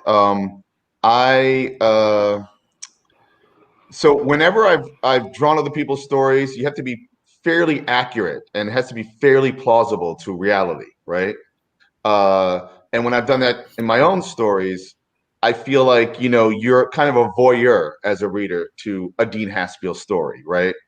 But when I get to expand, I guess when you get old enough and you start to understand your trends and who you are and what your sensibilities are, I feel like you can create characters that are kind of like a version of you that can then rocket out into outer space or play with a 25th century dolphin, or do crazy stuff. Or in the case of the Red Hook, I've made Brooklyn sentient, and she has physically and literally seceded from New York, ergo America, to start her own republic, right? Where art can be traded for food and services, and it still feels very personal and autobio to me, because even though that hasn't actually happened, right? But I feel like that's the great power of comics and fiction, is that in some ways you can even be, you can kind of tease reality and then create the dreams of what you want to happen through the fiction. Something that I learned from reading so many Jack Kirby comics that were ultimately so prescient. Or, you think about original Star Trek, we're all on those communicator phones now, and so things like that, I guess there's a lot of like science fiction and fantasy in, and what's great about superheroes is that superheroes encompasses it all. Crime, science fiction, everything is in a superhero comic, which is why it's one of my beloved genres. And anybody else, what do you love about the genres that you work at? Because we kind of there are so many between you, so many genres that are covered. I would say just in general, it's cathartic, to sort of, a lot of times people are very, very open and very honest and like to the point of like really raw. And, if that's your personality, great. I'm not that open. But to be able to express your feelings, whether it's, I write a lot about family, found family, by blood or by bond kind of thing. And to me, that's something extremely important. Finding a group of friends that are your family versus, your siblings or your parents or whatever. So I sort of, I guess, work through, it's a therapy kind of thing. You want to see, like Dean said, you want your characters to do the things that you wish you could do in real life. So, that is sort of a cathartic way of achieving that. Obviously not literally, like, we're not literally shooting purple magic out of our hands, or Red Hook isn't getting up and becoming its own, sentient, Krakoa kind of thing.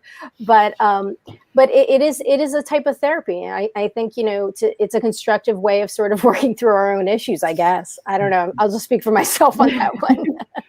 No, that's true. I think also when you have a certain track record, you can kind of look back at your work and see what the themes are. Like it isn't an intentional thing. Like when I look back and I see I've written 5 novels about this recovering alcoholic detective, like overcoming his problems to achieve a goal. Or with The Black Ghost, like Laura is a reporter that's obsessed with this superhero, and she's also got to kind of channel that obsession to overcome her own addiction issues. Like that's when you start to realize these are the things that I come back to for a reason. You want to demystify these problems and you want to showcase them, but you don't want to do it in the raw way of just like telling your own story. You want to kind of use the filter of fiction and superheroes and crime noir for me to kind of tell stories that you feel need more space in the world.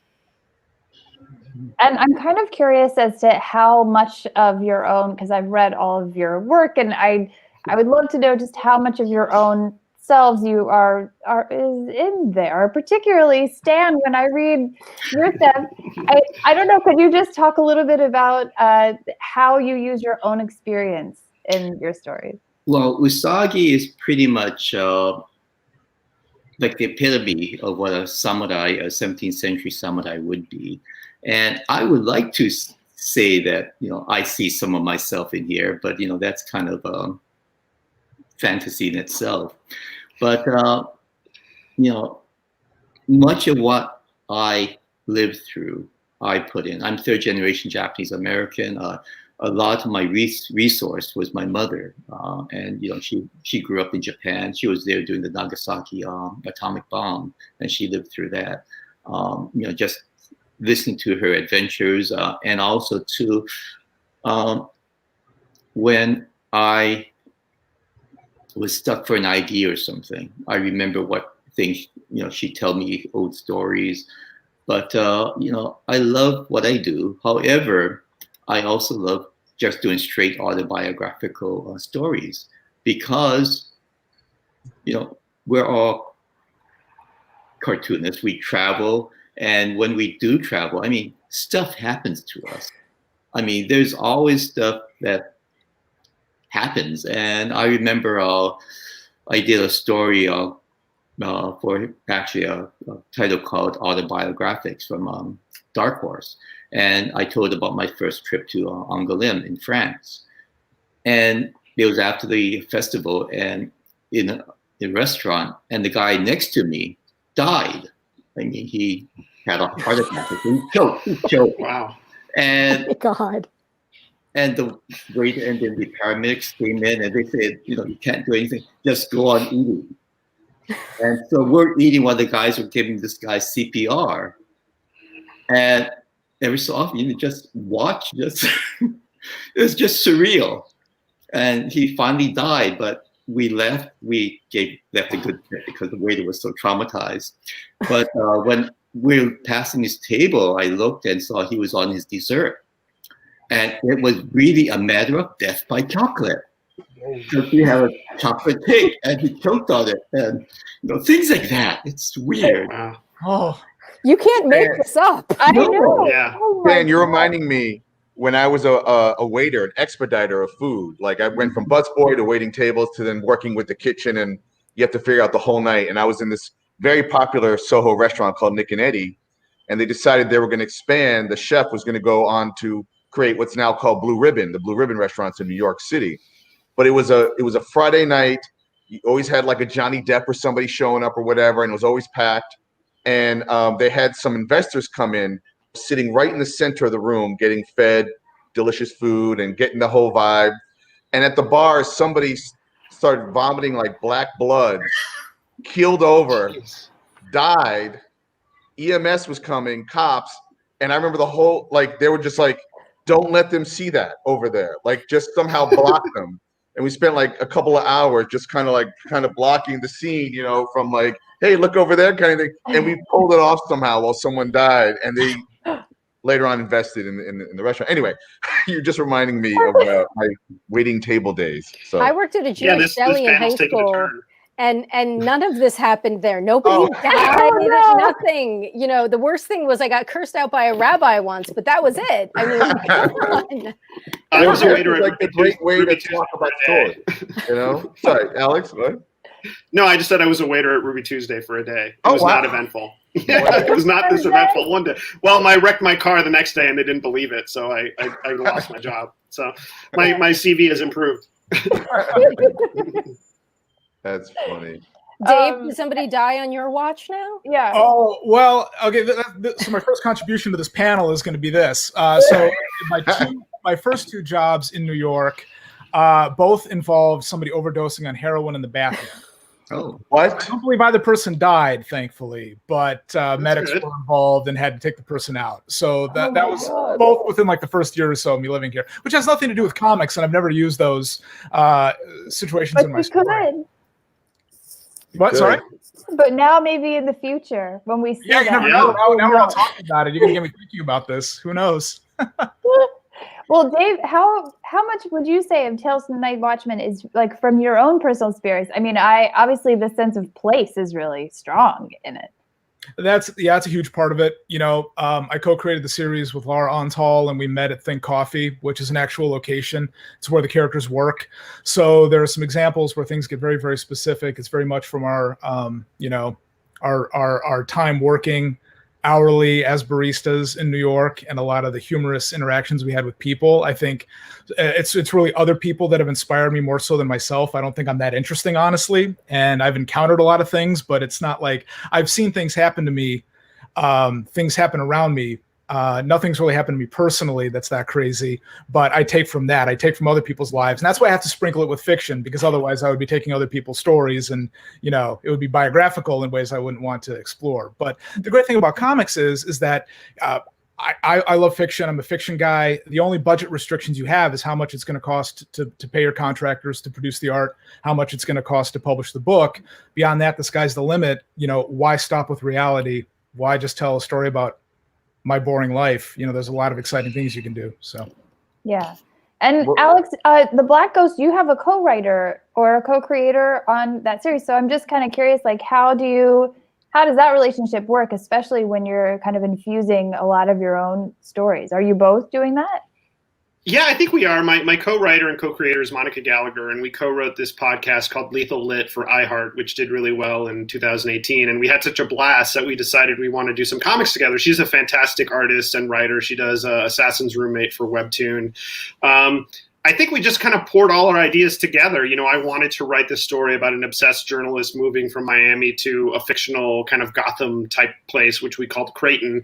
And we based it on Baltimore, where she's from. So we both put in different things. But to your earlier question, I think every character and every aspect of every story you do as a creator has a piece of you. You know, people always ask, you know, are you Pete Fernandez, my PI, or are you Laura Dominguez? And it's never a one-for-one thing. There's always elements of the creators in every character, I think, whether it's a bad trait or a good trait, or you're kind of trying to analyze yourself psychologically while you create. I think it's all a percentage, basically. But yeah, it's fun. What I love about comics versus novels is that you're basically jamming with somebody else and you're creating a greater whole, whether it's a co-writer or George, our artist, who's fantastic. Whereas with novels, you're kind of in your own silo, which is also good for your God complex, but it's definitely very different. So I do have to say, when 12 Devils Dancing came out, and that's a horror book about a serial killer stalking an FBI agent as the FBI agent has a terminal illness,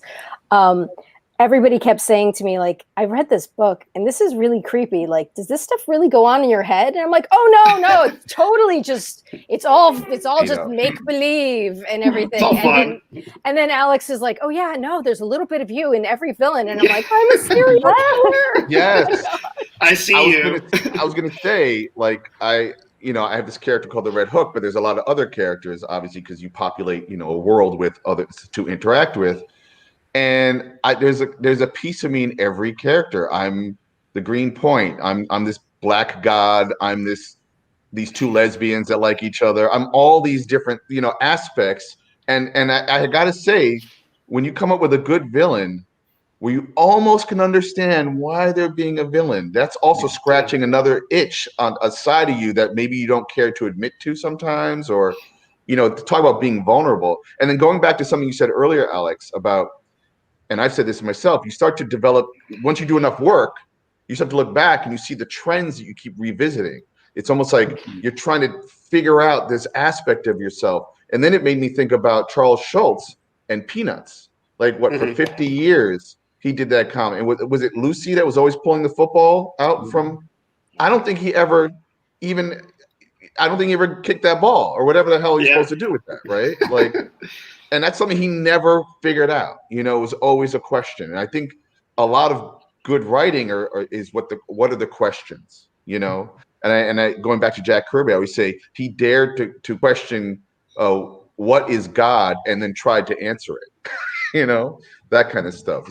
Heady stuff. Well, three of you are writers. You work with artists, and I just wonder, when you're doing something that does have a lot of personal meaning for you, like how does that collaboration work? Do you also kind of give the artist some leeway to put themselves into it, or are you offering a lot of reference material on certain things? I do give a lot of reference material. In particular, Brett Hobson, the guy that I'm working with now, lives here in Chicago.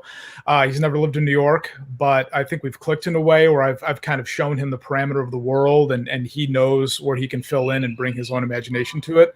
There are a couple little things. Every once in a while, I'll get super specific because I do like to use a lot of real locations, which I think kind of helps pepper the fiction and ground it a little bit. So, Think Coffee's one thing. The Port Authority bus terminal's another thing, which is a really scary place. So when things like that come up, you do want those elements to be authentic. But then after that, it's like the establishing shot you want to be authentic. Once you get inside the location, you can let the artist breathe a little bit. For me, I mean, it depends because I've worked as a background artist before and an animator. So depending on the artist, some artists will say to me, "Can you do thumbs?"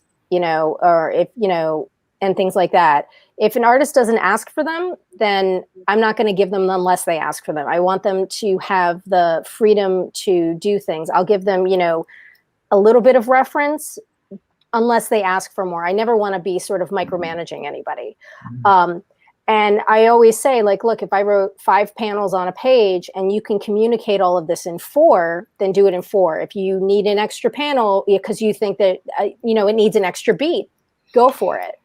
I try to let the artists do their thing because, that's why they're there, because I'm not a good enough artist to be able to do what they do. So. And to speak to Erica, well, to say briefly, one of the things we try to teach in teaching comics to the mainstream and public is that the artist is a co-author because image is tech. Yeah, exactly. A lot of what Erica said, I do as well. I preface every artistic relationship with a note to the artist saying, these are all suggestions. And, I usually work in page breakdown first, which, we'll have some dialogue, we'll have some panel breakdowns, but it's all, that person is the director, I'm the screenwriter, and we hopefully can meet in the middle and create something new. But I do put in reference, but it's always with the asterisk, like, if you don't want this, don't take it. You're probably much better at figuring out how to lay this out art-wise than I am. But, you want it to be that blend of the inspiration from the writer, but also the artist's visual eye too. So. Exactly. I've worked with artists just a few times, but whenever I turned in a script, I always do thumbnails because that's the way I work. And my instructions is always, these are just guidelines. Just, if you need to change things, be my guest. If you need more reference, I'm here to supply everything. For the Legacy of Mandrake story that's coming out this week, I had this very sort of complex, it was in like a retirement home and the characters doing sort of this performance for these retirees. And I had this like big reveal and I realized, I was like, oh my God, I just wrote 12 panels, but I know how to make it work. So I was like, look, do you want me to thumb this out? And they said, if you could, yeah. So, I have a big whiteboard in my studio and I went and I, drew it out and I said, okay, and I used different colored markers and everything. And I labeled everybody and I sent it. And I said, again, this is a suggestion. But when the page came back, they did it like same panel for panel. I was like, oh, phew, I did a good job. I still have my art chops. Only under extreme circumstances will I do any breakdowns. I'll give a full script and I'll kind of present the moments. I know that I want 5 or 6 panels on the page, but after that, I tell you what moments I want to see and you show me how it's going to look. And that's where I like to leave it. It's been interesting because I've either drawn someone else's script and sometimes I've worked with writers that didn't really know comics that well. So then I had to like work with an editor or add more of my expertise. But I have a few times collaborated with writing. And in fact, me and Dave have done a couple of scripts together. It's really interesting, the difference of approach and what I think should be there or not there and vice versa. And we can find this sweet middle spot, so it's been interesting. I think it's because I'm a DC lover and you're a Marvel lover and we're like finding the synthesis. I think so. Yeah. We make Image Comics happen. No, that's right. Yeah. Amalgam. Oh God, no. What if Night Watchman and the Red Hook merged? We haven't gone into that yet. That could be the next one. Right. Absolutely. Well, I'd love to hear from each of you about maybe a personal story or experience that you have put into your work, and and maybe the reader didn't even recognize it at the time. I mean, I say this because, Dave, I know you were telling me that that your comic, the Steam Banshee, which I had read, but I never would have guessed that there was like a personal story behind it, you know, like that there was some sort of connection that you had that isn't apparent really when you read it. No, you wouldn't know at all. But yeah. I co-wrote that story with a fellow cancer survivor, Katrina Lord. So I had Hodgkin's lymphoma in 2010, and she got sick a year after that, and we became friends through a mutual friend. And a few years after that, as sort of a form of catharsis and friendship, we wanted to write a story together. And I was kind of having trouble with a basic idea, and we were just talking about it one day, and she started to throw in some good pointers, and I said, light bulb. What if we co-wrote a story? Wouldn't that be fun? So it worked out pretty well, and lo and behold, here we are. So, it's just funny too when it resulted in this awesome Ringo nomination, which I'm very proud to have. So it makes it extra special. But the story itself is sort of about everlasting friendship in spite of very difficult odds, which is sort of metaphorical, which is where I like to sprinkle in the autobio stuff. Metaphor is a strong thing to use. So. Mm-hmm. And does anybody else have maybe a personal thing that they've put in? I mean, well, Alex, by the way, I kind of do have a connection to your story about a reporter who loses her job and then decides to go roam the streets as a masked vigilante. Yeah, you're most of that story. It's based on you. Exactly. It's all about me. Yeah.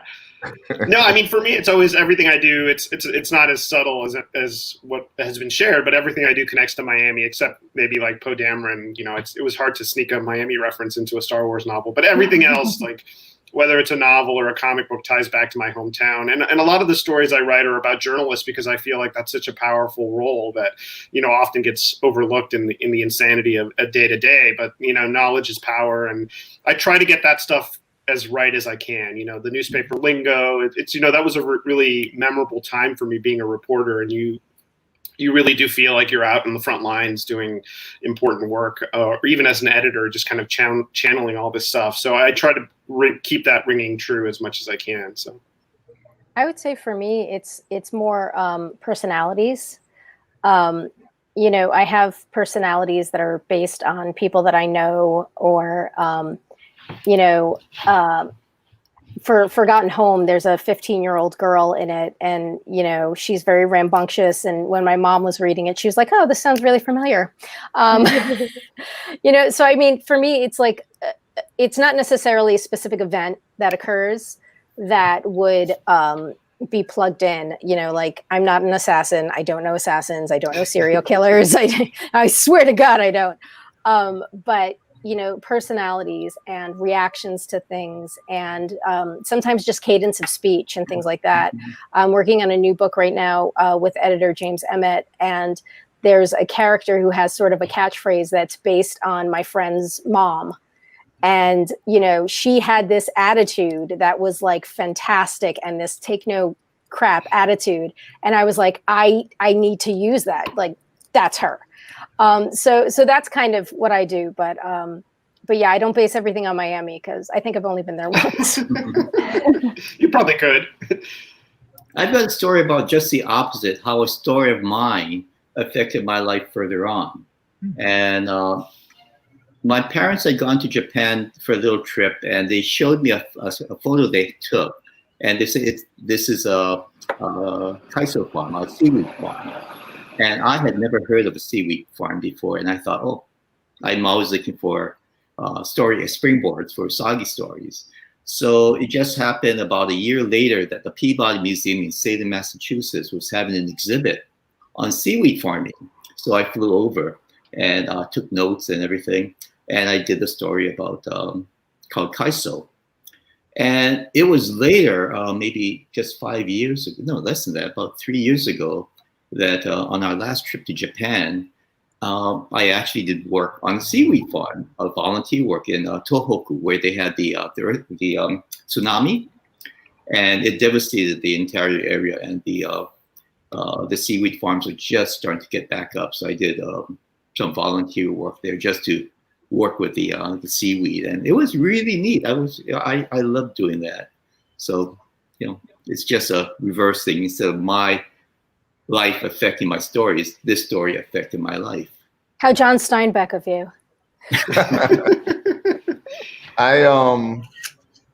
Because I've done autobio and then I've created avatars, I feel like I reserve actual stories that have happened to me for potential autobio, but then I try to comment on the world and society and maybe on myself and the people around me in my fiction. But I've also written plays the last 6 years. And now that I think about it, I feel like I've definitely shoehorned autobio aspects into the plays I've written. And there was this one scene in a play I wrote called The Last Bar at the End of the World that was a real commentary on an aspect about myself that I do not like. I can be a little bit of a control freak. I don't know if that's how y'all feel about yourself. We talk about it in the studio sometimes that like the reason why we're cartoonists is we can control that blank page, Anyway, but I wrote a scene that was pretty profound, and I felt like that was the first time I matured as a human being since I was 12 or something, like to be able to recognize something about me that I still haven't fixed, but at least I acknowledge it, And sometimes you have to do that through your work, Yeah, admitting you have a problem is your first step. There you go. That's half the battle. Yeah. That's right.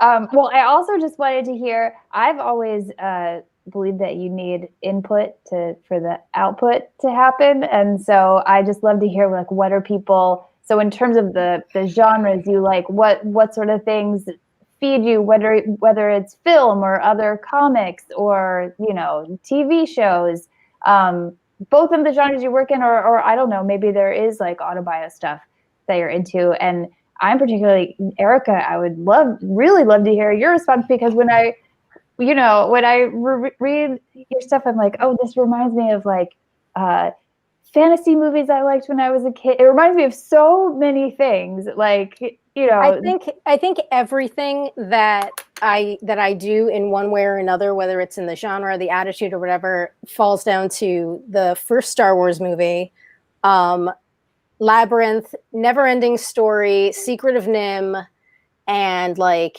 Indiana Jones. Like, take all of those things, throw them in a blender with 2 raw eggs and a packet of Carnation instant breakfast, a quart of milk, blend, and then that's a story. At least that was the recipe when my dad was putting in limestone steps as a kid. That was the recipe for breakfast. But I think it's a matter of, like, I mean, I do watch a lot of documentary stuff, and some of it is, serial killer disturbing stuff, and I probably shouldn't watch that, but I do. But my husband and I just finished Kipo and the Age of the Wonder Beasts on Netflix. On Netflix. Well. I highly, highly recommend that. Really, I had 3 seasons. It wrapped up. It was just really, really nice.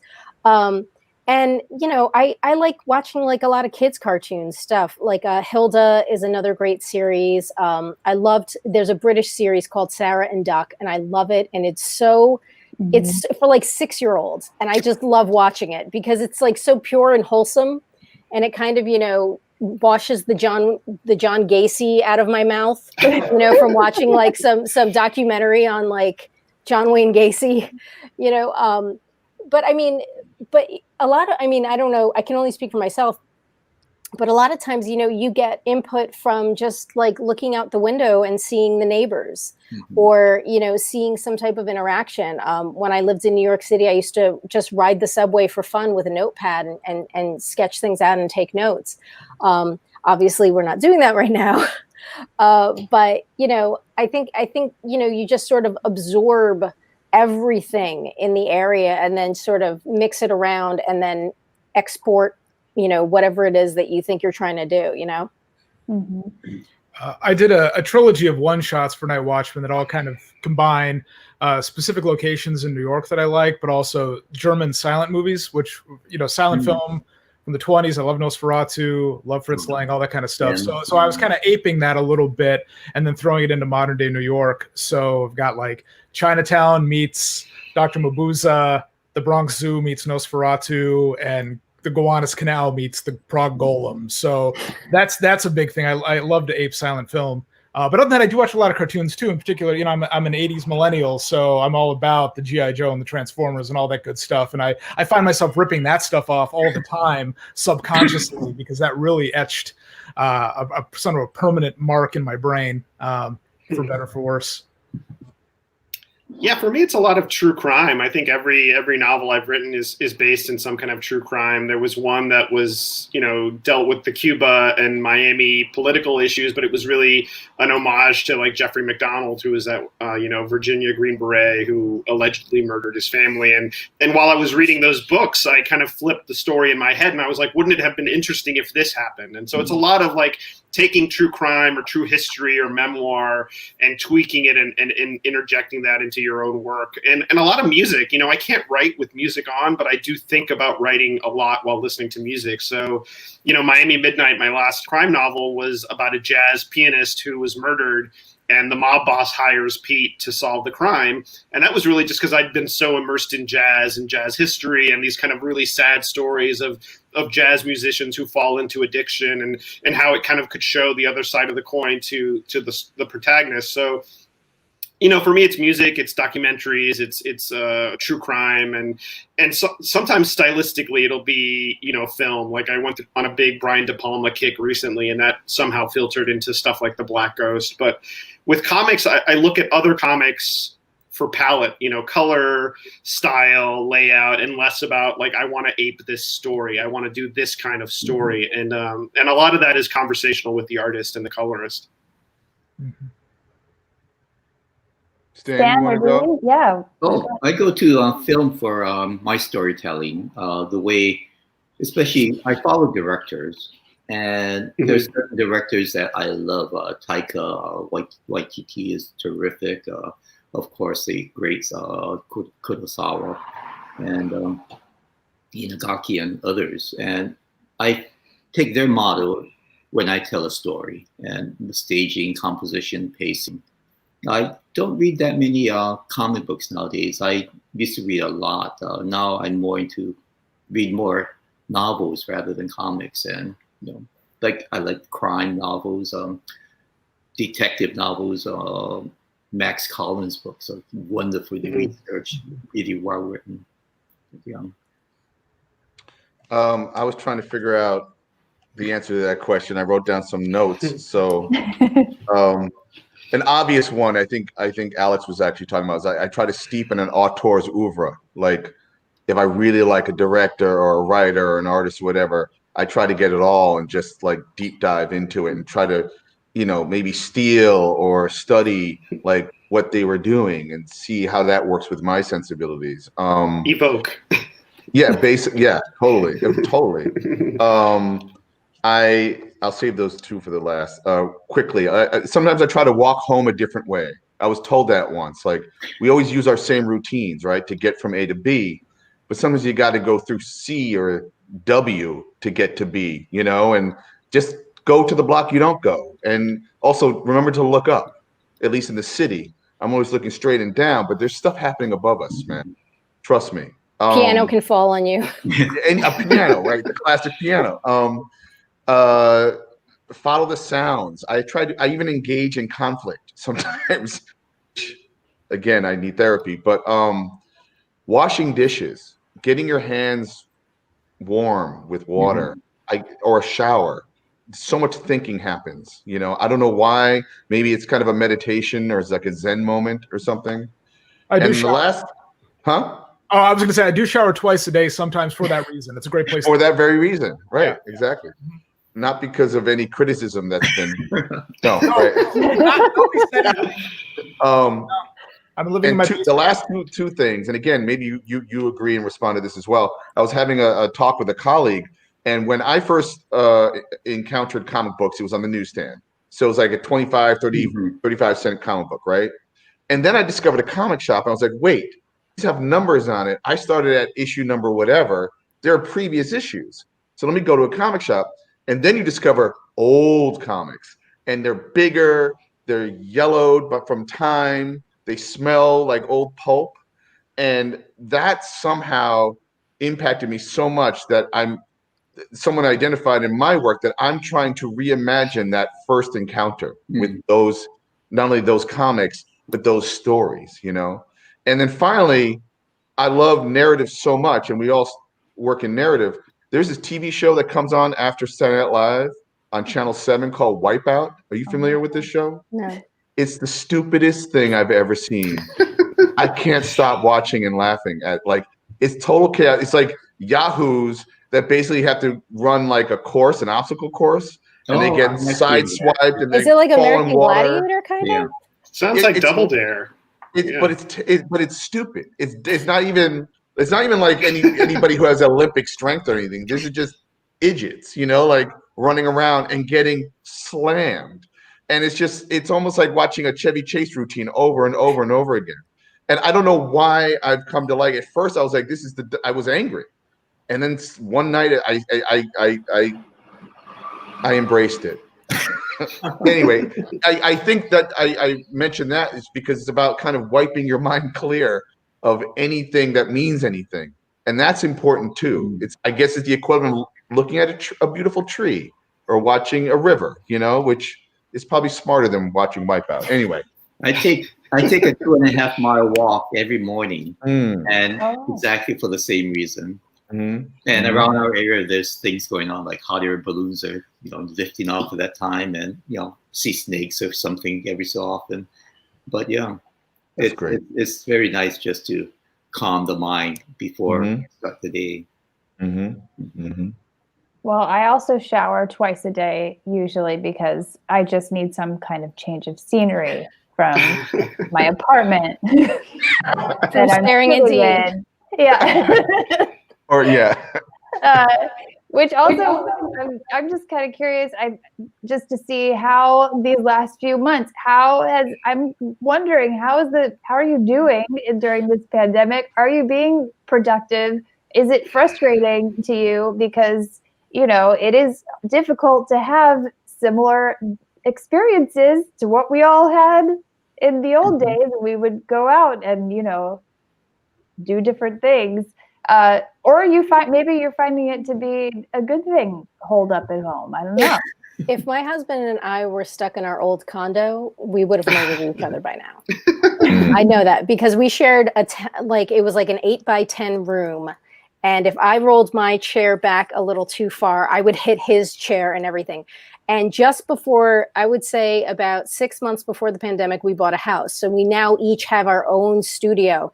And thank God for that. Because if we hadn't, we probably would have murdered each other. It would have been something that Alex would have written a novel about. A bloody opening scene. Exactly. Yeah, for me, it's, I've always tried to de-ceremonialize the process, which means if I have a moment of time, I can just crack open my laptop and start working. And that's really beneficial. I have 2 small children who have varying degrees of insanity at any given time. So, it was really, okay, they're napping, now let me work. And so the pandemic just meant I'm here all the time. We're all kind of on top of each other. And it was hard. It was definitely hard the first few months. New York was extra fraught, I feel like. And it was challenging to focus, but you kind of recalibrate. And so I feel like my productivity has kind of leveled out. I'm working on a new book. I'm working on some comic stuff. So it's just become a little bit harder to thread the needle, but you adapt and it's going okay. It was challenging at first, for sure. Dean and I have been working on something. We can't say exactly what it is, but I think we used this year to be pretty productive and we accomplished something with that. I think it's a lot of fun and it's probably the best thing I've written. And, you kind of have to turn that frown upside down because it's been incredibly difficult, but you're only your own worst enemy at the end. You could sit and do nothing, or you could try to find some way to channel creativity out of this. And I think most people have in some way. I do miss the traveling. I mean, I never used to do that many conventions, maybe 6 a year plus 2 international trips. But for the past year, yeah, I've been really productive. I'm on deadlines. My editor loves me. It's so for me, it's almost business as usual. And because of the like the Netflix show and everything. There's a lot more things coming in. So we've just been so busy. Has the pandemic or anything that's happened over the last 6 or however many months it's been made its way into, and I don't know what you're currently writing, but has it made its way into your work yet, or do you think it's maybe too soon for that to happen? I'm working on a project with 2 creators that I don't want to out just yet. And it has definitely made its way into the story that we're working on. I've been probably more creative this year than ever before.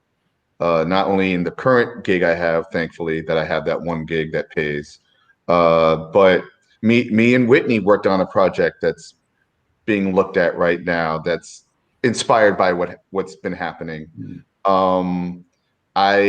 also co-edited and curated an anthology about what it was called Pandemics, Quarantine Comics in the Age of Rona, that helped benefit the Hero Initiative, that we might try to expand into other realms.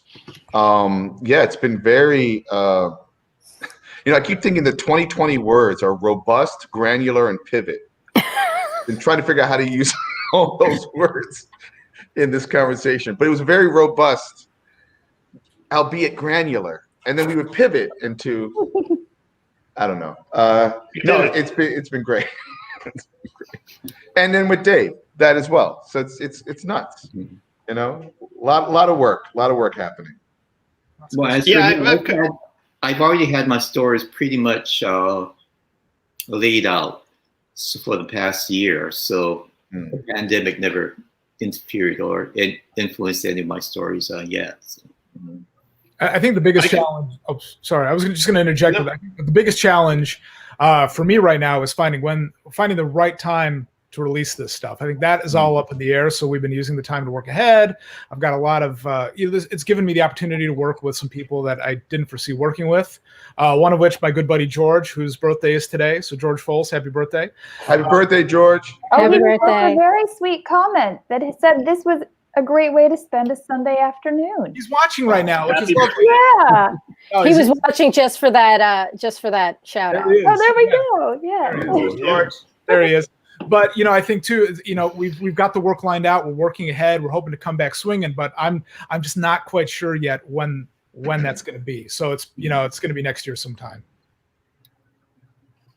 Yeah, I feel like I've been pretty productive. I've got a few comic book things in the pipeline at various stages. But in terms of the pandemic, I've contributed to a pandemic-themed anthology. And in my next book, there's a lot of isolation. A big emotional beat is the main character moving from Miami to New York, and she works in comics in the 70s. And that, I feel like the first year in New York, whether it's during the pandemic or when you just move there, is the loneliest year. You don't really know anyone. You're kind of overwhelmed by the city. And so I wanted to reflect that sense of being surrounded, but also being completely alone. And so those challenges that she faces kind of adapting to this new world.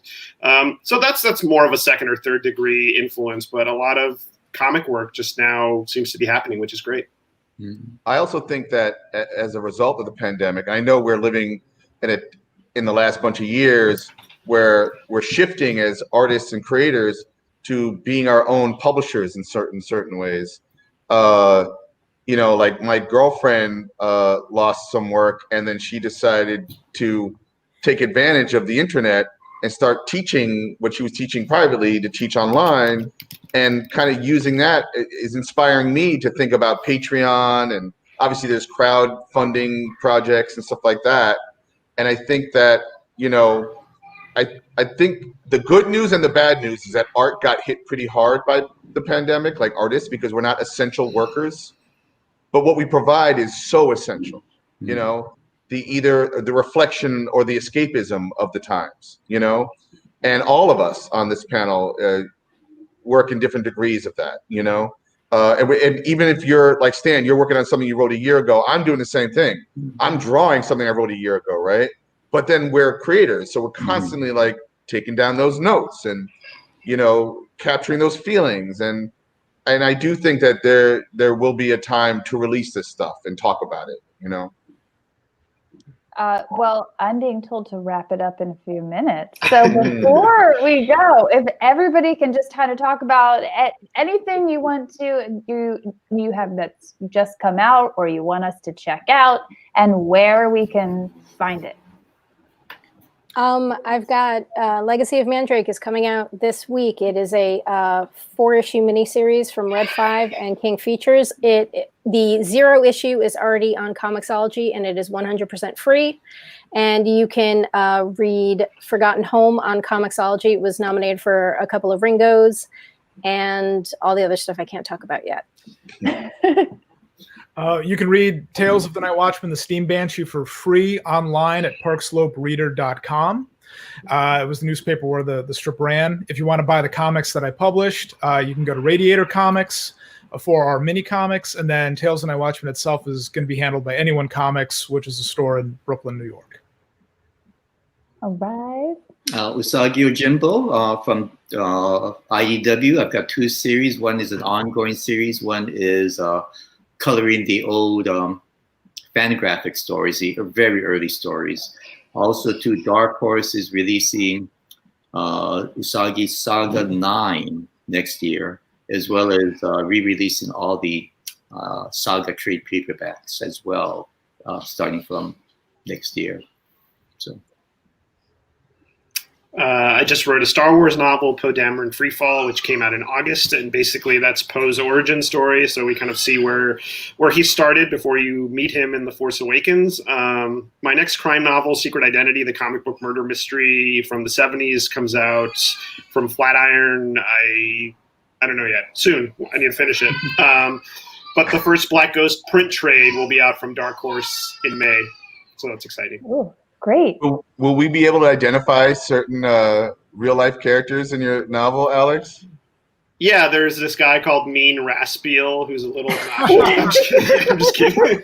A little obnoxious. A little. Yeah. No. I'm just a little. No, okay. I mean if you're insiders like all of us, we'll see some familiar tropes. I might use that. Mean Haspiel. That's pretty good.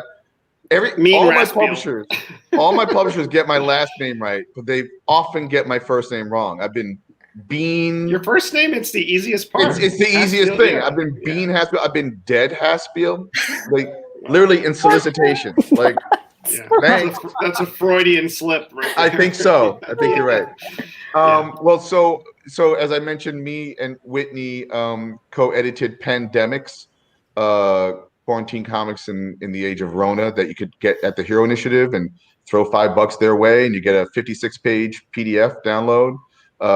And we are looking to expand that in some degree. I'm currently working on the Red Hook season 4 Blackout. It's a webtoon, and you can read all 4 seasons for free online at Webtoon. And unfortunately, my 4th play, The War of Wu, got shuttered. It was supposed to launch in March, right as Broadway was closing because of pandemic. So I'm hoping that will happen next year, once Phase 1000 happens, and we can get back into black box theaters. So. Well, this has been fantastic. We did it. Have a great Sunday. Thank you to everybody for watching. And I don't know. Thanks. You guys are great. Thank you. Thank you, Whitney. All You're right. awesome. Thank you, everybody. Thank you so much, Whitney. Bye. Thanks, Whitney. Bye, guys.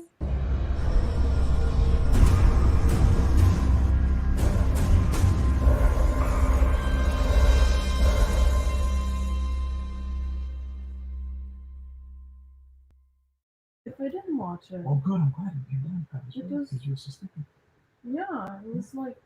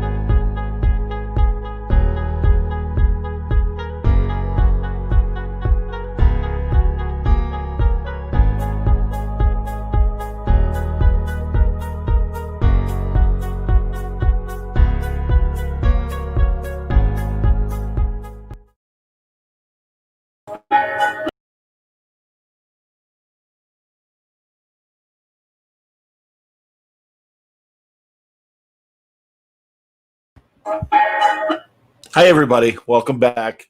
John Suntress here. I'm sorry if I'm echoing. I'm going to fix my headphones in just a second. And I'm really excited to present this amazing panel that it's about to.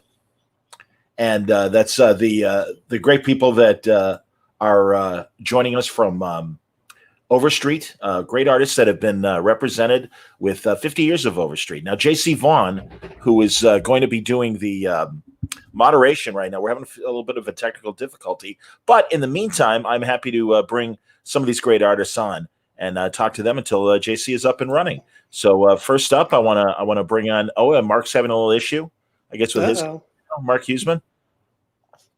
But while you're fixing that, Mark, I'm going to also talk to John Snyder right now. Good to see you, John. Absolutely. And the great Kevin Nolan. Welcome, Kevin. It's a pleasure to see you. Hi. Nice to meet you. Absolutely, man. Mark, I'm going to take you out right now, and then we'll have you work on your issues possibly with your camera and the like. But gentlemen, as a longtime comic reader and fan, thank you for the great work you've all done over the years with these incredible covers, recreations of classic moments. Truly, before we get into the price guide, we're already enjoying the book because of your fine art. Terrific. Thank you. So how did I'll ask you both. How did you? Sorry about that. That's my microphone dropping. How did you guys first get contacted? Was Jeff J.C. Vaughn? Was he the guy that commissioned you guys initially to do your Overstreet covers? John, why don't you start? Yeah, Jeff and I have had some previous experience working on the covers in the past. We've done a number of them for Overstreet, so I hadn't done one for a while, and he contacted me about getting involved with this 50th anniversary edition. So it's really a pleasure to be on board. That's awesome, and I mean, obviously, over your left shoulder, we see the classic Fantastic Four #1. And it was, I'm sorry, exactly. I guess depending on our positions, I was going to ask John. We talked about this off the air a couple days ago. Tell us about that particular cover to study, and then your recreation of it. Well, the Fantastic Four #1 cover, my recreation of that. I when I work on a cover recreation, I really take some time out to really look at the original work. And I try to keep as much of the essence of what went into the original cover and translate that into my recreation. And as I studied that initial Fantastic Four cover, I'm really taken with how it is. It's a very simple cover. It has a white background. I'm sure Kirby had such a fantastic output and probably produced it in record time. But there's an energy and force to it that is so classic, and I'm just kind of amazed at the simplicity of it, but how it's become this iconic beginning of a whole revolution in mainstream comic books, and it's really a neat thing to see that kind of energy that has lasted decades after decades after decades. And so when I'm working on a recreation, I try to capture some of that essence, that energy. Understood. Absolutely, man. And now, Kevin, I'm going to go to you for a second, and let's talk about some of your covers. It's okay if you don't have visual aids, but is there? How many have you done, Kevin? How many covers have you done? Oh God, I don't know. Hundreds, maybe even. No, I meant for Overstreet specifically. Oh, but no, this is my first one. Sure. Oh, really? That's fantastic. Yeah. And forgive me because I don't have it in front of me. But was the other image that John had over him? Was that the other cover, or no? You haven't. Here, I assume that was one of yours. Yeah, if you don't mind us showing. Great. This is if you can see it. Yeah. Wow. It's the Neil Adams Defenders. Cover. Outstanding. That's fantastic. Yeah. Oh, look at that. Yeah. That's great. Now we can compare them. That's wonderful. Yeah. That's beautiful. Now, did you choose that, or did Jeff say, "I want this cover"? I think it was Jim McLaughlin from the Hero Initiative. He's the only person really that I dealt with, and I think I assumed that he was the one who made the choice, but maybe not. He was he was my contact person and asked me to do it, and had this specific Neil Adams cover in mind, and that made it easy because that's one of my favorite old time covers for Marvel or DC. Just because I'm a big Neil Adams fan, and it's just such a great, kind of iconic superhero cover, and an unusual artist to be drawing those characters. And yeah, I was thrilled to be asked to do it. That's awesome. That's fantastic, man. I don't know why. Oh, here we go. I kicked John out for a second. I didn't mean to, John. I apologize. Well, I'm enjoying looking at Kevin's cover. It was amazing. Absolutely. Really nicely done. Oh, thanks. Thanks. Well, and again, seriously, guys, it is fantastic that they get truly, and I'm not blowing smoke up your butts here, but really, artists of your caliber to take such an iconic thing and then make something new of it. And again, it makes the books that much more attractive when they get quality guys like yourselves, and truly these recalls of these epic covers. I just think it's great. I mean, I know that's a statement, but I obviously do fans, again, Kevin, this is your first experience. John, I don't know how often you're on the con scene, but do you get great feedback from the fans about these things? Oh yeah. I mean, I've signed a number of the books over the years, and it's always interesting to talk with people about the Overstreet price guides because everybody's got a favorite edition, or they remember their first edition that they picked up, or that they first saw, and all that sort of thing. So it's I think the guide over the decades has always had it's had a big impact on the industry, and again, for fans, I think there's always they're always very special. They have their special year, their first one they saw, whether it was like for this year, they'll see Kevin's for the first time. That'll be a first time young buyer, perhaps, or collector. I actually pulled out when I was a kid the first Overstreet edition that I came across. If you want me to hold it up, I can. Please, that'd be great, man. Yeah, I love this. Guys, seriously, you're helping us out by doing that. Thank you. Well, I'm going to segue a little bit here since we're talking about 50 years of the price guide too. In addition to the covers, I was with my dad back it was about summer of '74, and had asked if we could find some comic shops to go to. And we looked at the yellow pages, and there was just a handful. And we went to a fellow's shop in Maryland, Mark Feldman, and we picked up. And this is a copy that my dad gave me a few years later. So this is the original one.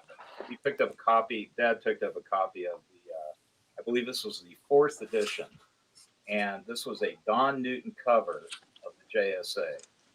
Wow. Justice Society. Wow. America, and that was by Don Newton, who was a wonderful artist. Yeah. Anyway, as a kid, I have a lifelong memory of when we first picked that up, and I think Dad spent the whole night looking through the whole thing. But it was it's always been a lot of fun, and actually there would be ads in the back of the book, and a lot of artists that I had never seen their work before, I saw in here for the first time in later editions. Brian Bolland did a Forbidden Planet ad. That was the first time I'd seen his work. Wow. William Stout was doing stuff for a company out in California. That was the first time I'd seen his work as well. So, it's really been a neat connection. And again, it's been an honor to actually, as I got older, to get involved with that. So anyway, a little bit of a tangent, but I thought fans might enjoy that. Absolutely. 50 years of Overstreet. I want to welcome Mark Huseman to our conversation. Good to see you, Mark. Yeah, I'm sorry, man. Everyone's got to put the tinfoil on the rabbit ears, man, to get things going. I understand. I had my problem. There's like a different service for each kind of video thing I've done. So it's another way to log on and get connected. So it's good to be here. But yeah, we're glad you're here, man. So, tell us, and forgive me, but yeah, tell me about your covers that you've done over the years. I am the creative director at Gemstone, so I do all the logo work. My apologies. That's cool. So I started with number 40, and according to my notes, I've done 33 logos for the tops of the guide, try to tailor it to each character or recreation that's being done. Well, as someone who's done title dress for covers and things, so as you say, you do these things to complement the art. You want, I mean, is it because really looking at everybody's pieces and everything, it's they evoke they're callbacks to the era, but also they are Right. modern in their own way. You don't want to copy it exactly, but make a nice homage. If I can find a font that matches, get the color scheme going, and people say, yeah, that does look like the original cover, but a nice update for it. And this would probably be a Jeff question or a JC Vaughn question, but I'll see if you can answer it, Mark. Has the collector market changed? Is it staying constant? I mean, certainly we had the big boom, and it's prior to your time with the company in the 90s. And I know that collecting is still a very important part of local comic shops with variant covers and the like. But how many? Really, I don't know if that number has gone down a bit in terms of collecting, or if it stayed constant, and that Overstreet is still, not to hurt anybody's business, but is it still selling the way that it would? I don't know about the numbers that we've had in the past, but this year's been very good. Our sales have been through the roof and close to sellouts on a lot of the various different covers. So it's been a good year, aside from everything else that's going on. How many different covers are being offered for this year against the 50th anniversary? 5? Yeah, I think we did 5. Okay, so the people that aren't here right now on the panel, can you tell us the other covers? We had a Winona Earp by Chris Evanhuse, and I know I put you on the spot. I apologize. The big book, I did that one. That was a recreation of the first Overstreet from way back when, but the company logos were updated. So you can still tell what I was going for, but it's nice and modern. I was telling John one of my favorites of recent years, and John told me who it was. It was Alex Ross when he did the classic Superboy and the Legion of Superheroes, when Superboy is testing to be in the Legion, and you see it like a game show. You see like an old-fashioned 50s game show. They're all in a panel, and everyone's blinking no. I know. I've been a Legion fan since my childhood, and I even got to write an article for that one. And I was looking through some stuff we had around the office, and there were some of the photographs that Alex Ross had taken as his reference photos. So I guess he had sent that way back when to say, hey, this is what I'm doing, this is how it's going, and now they're in my possession, so I'll hold on to those. That's awesome. And John, you were mentioning too that some of the cool stuff inside beyond the prices and things like that. The different illustrations and ads over the years. So Mark again, can you speak to what beyond this year, what is in this year's guide beyond the numbers? Well, we have a tribute to Bob Overstreet. People had taken a special page, kind of like a yearbook, where if you had like your favorite teacher and say, we're saluting this favorite teacher on his 25th year at the school. So we have that. Didn't really have many articles this year. Okay. Kind of, production was a little different towards the end because we were going to press in May, so our last 2 months were a bit different than usual. Yeah, while we're on the subject, sure. And I'm sure a lot of it is just in terms of obviously printers being closed, but certainly COVID has not helped you guys getting the book out. Well, I was able to work from home. I do a lot of the layouts, and we had gotten all our market reports from the advisors, and Bob Overstreet had done his pricing and sent that in to me. So I kind of had all the ingredients mostly. So it was just time to mix it together at home instead of at the office. So it worked out fine. Got done. I wouldn't say on time. We had to delay a little bit, I guess, because of the printers, but that allowed me to get started on number 51 already. Oh, good. So I had like 2 months under my belt for that, and then finished up a number 50, and so got it to the stores on time, so that's good. That's cool. Kevin, were you given any sort of direction for the cover in any way, other than obviously getting the Neil stuff? But No, they gave me, I think, a lot of freedom to just. I mean, obviously, it wanted to look enough like Neil's original that it would be recognizable. Sure. But no, I think Marvel had to approve it, and there weren't any problems there. Yeah, I don't know. Can I hold this up? You were talking about matching. Yes, please. The style. Here, I'll solo you here. Go right ahead. Okay. You did such a great job of creating a very similar font, or not creating a font, Yes. finding a font, and that's my deal. Even the perspective going back is the same. So it's really nicely done. I appreciate that attention to detail. You're welcome. Yeah, it was a great cover. I especially love that glow that the Hulk has. That green is just so very vibrant. Oh, yes. Yeah. Jumps off the page.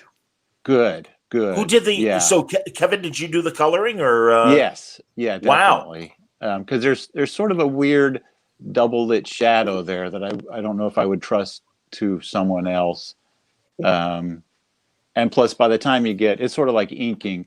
By the time you get to that stage of a job, that's the fun part. So I hate to turn that over to someone else, because all the hard work is done, and the inking and the coloring is just the fun part. So.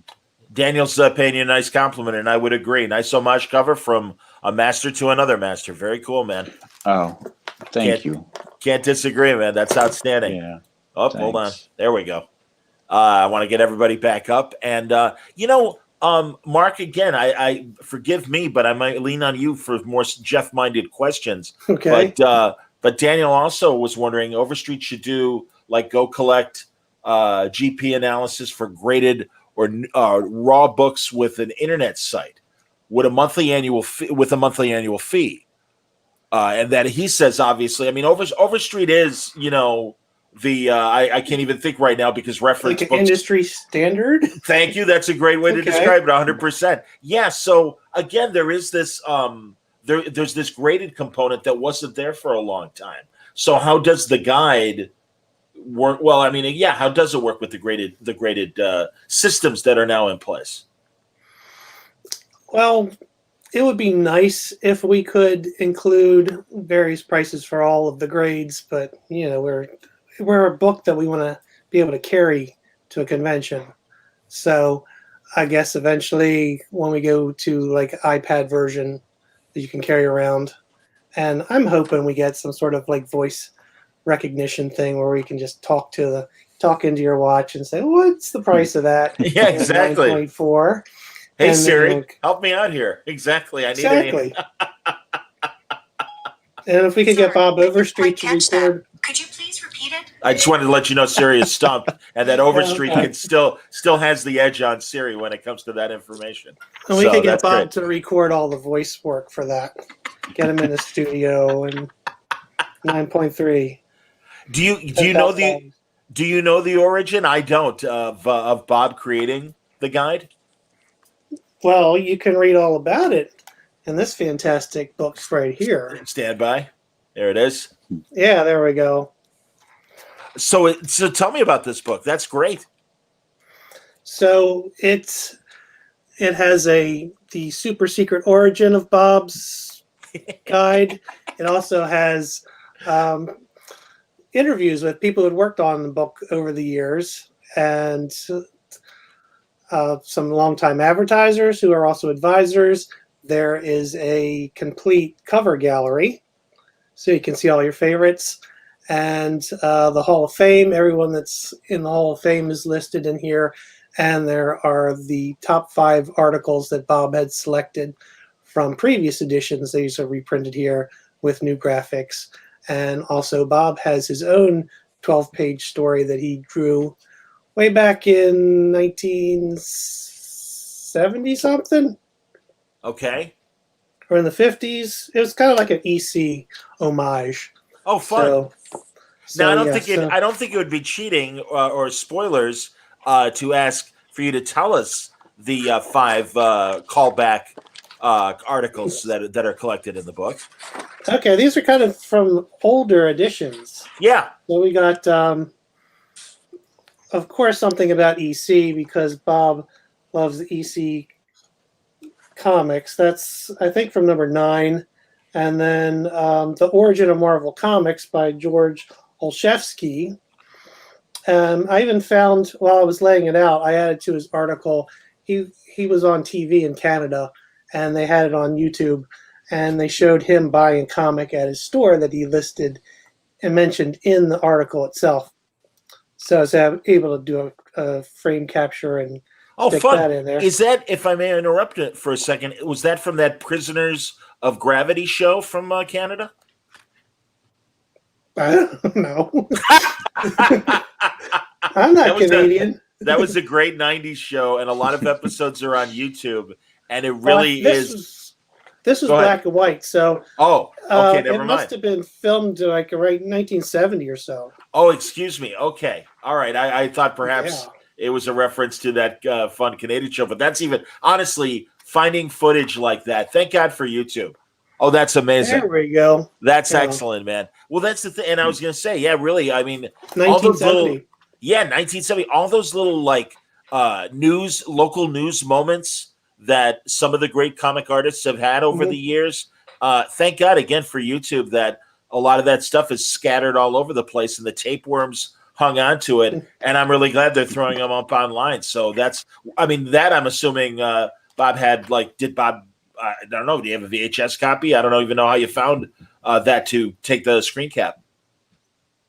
The guy mentioned the store in the article, and I just Googled it for, if I could get a picture of the store, and there was a video, and then there was the guy in the video.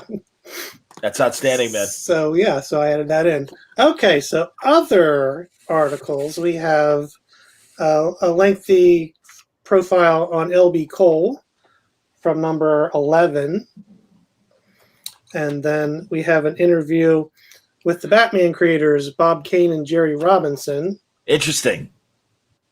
And they kind of, their stories they don't exactly match up. These are separate interviews. So you can figure out. That doesn't surprise me at all. Go on, excuse me. Right. Yeah, so you can kind of based on the body of work, I think we all know we would probably lean more on one than the other. And Bill Finger is in there somewhere. Oh, that's cool. Like literally a Bill Finger interview? Not in the book, but anecdotally between the gentlemen. Anecdotally, you wish he was in the room so he could kind of referee and say who was being truthful and who was bringing showmanship to his speaking. What an incredibly polite way of pointing out one of the more notorious names in comics, if not full on. Well, I guess he did create Batman, at least the basics. But we'd have him blonde and with red and gold wings, no mask, and God only knows. Has anyone ever asked you guys to that's honestly, I love seeing that that original design that Kane had for Batman and stuff, and it's like, wow, thank God whoever decided instead. Oh, we lost Kevin for a second. And John, hold on. Is John still with us? I don't know why John popped out there. Let me do that. There we go. Man, the video gods are not kind to us today, everybody. We'll tell you.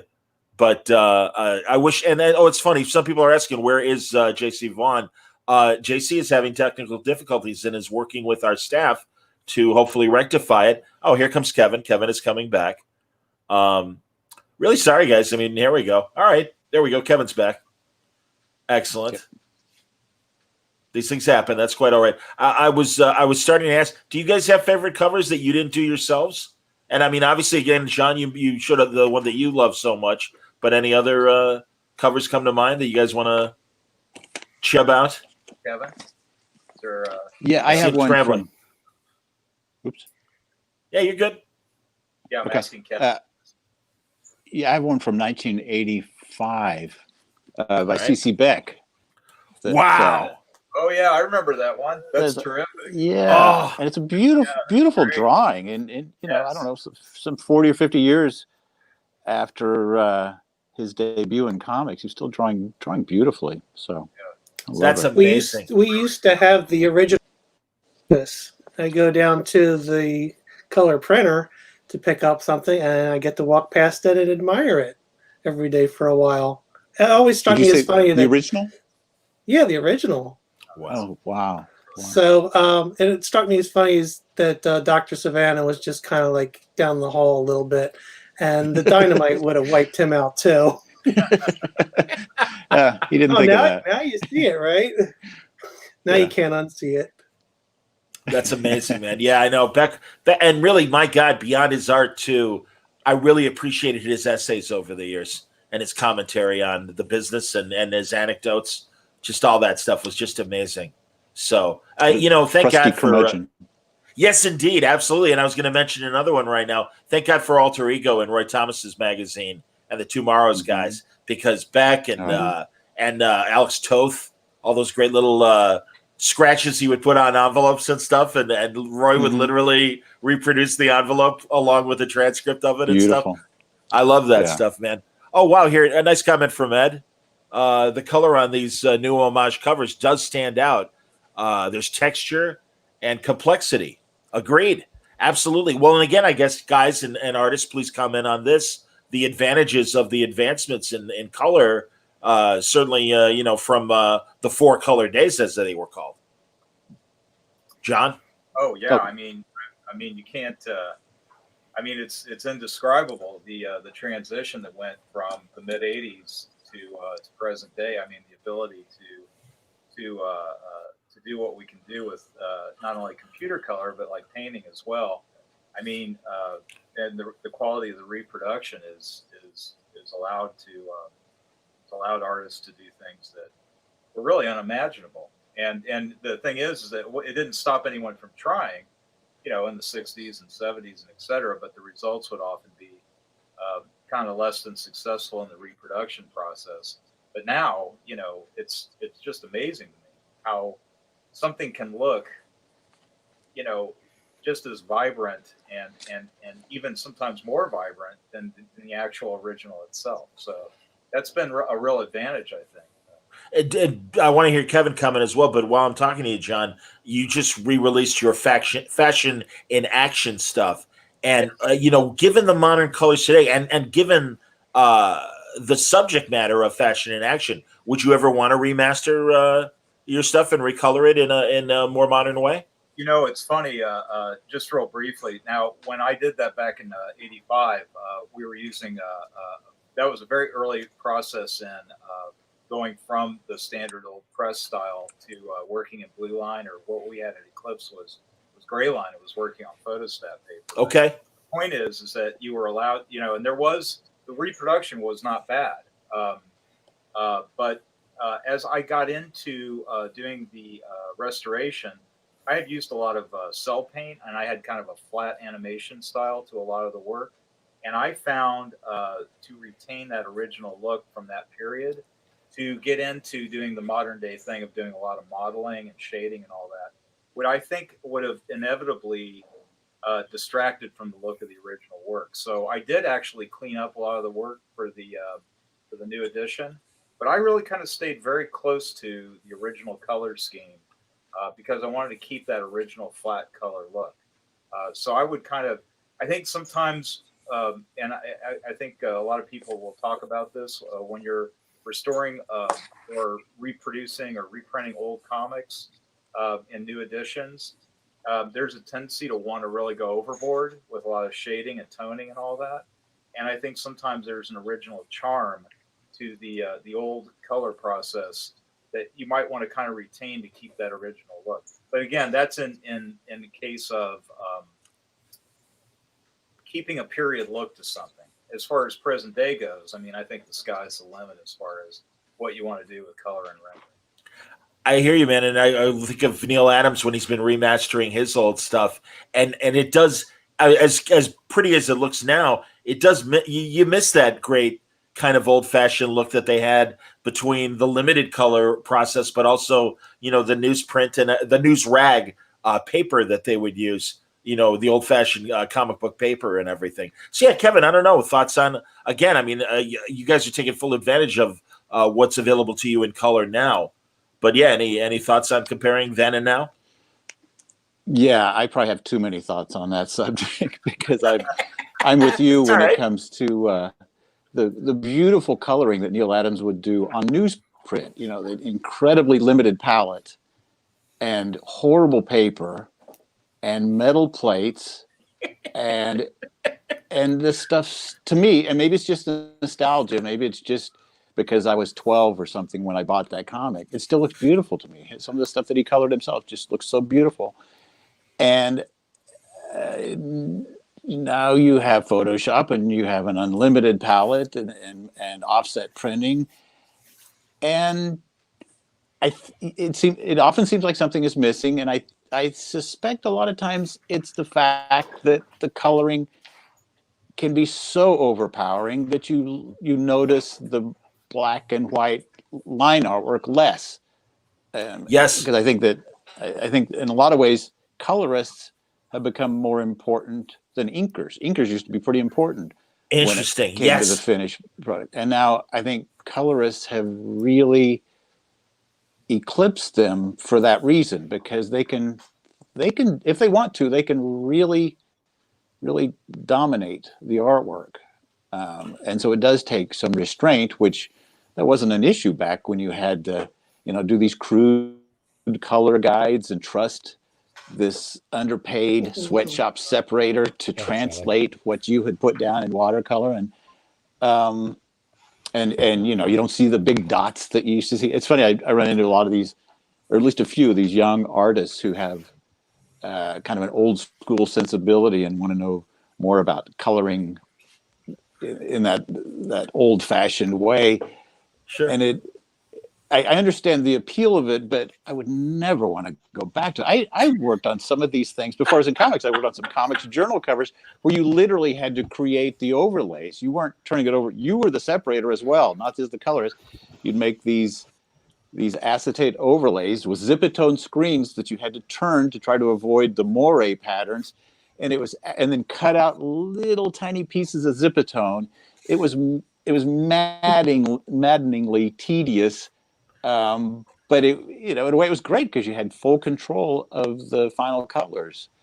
But yeah, I get it. Photoshop just takes away so much of so many of the man hours that are involved in creating those effects that there's just no comparison.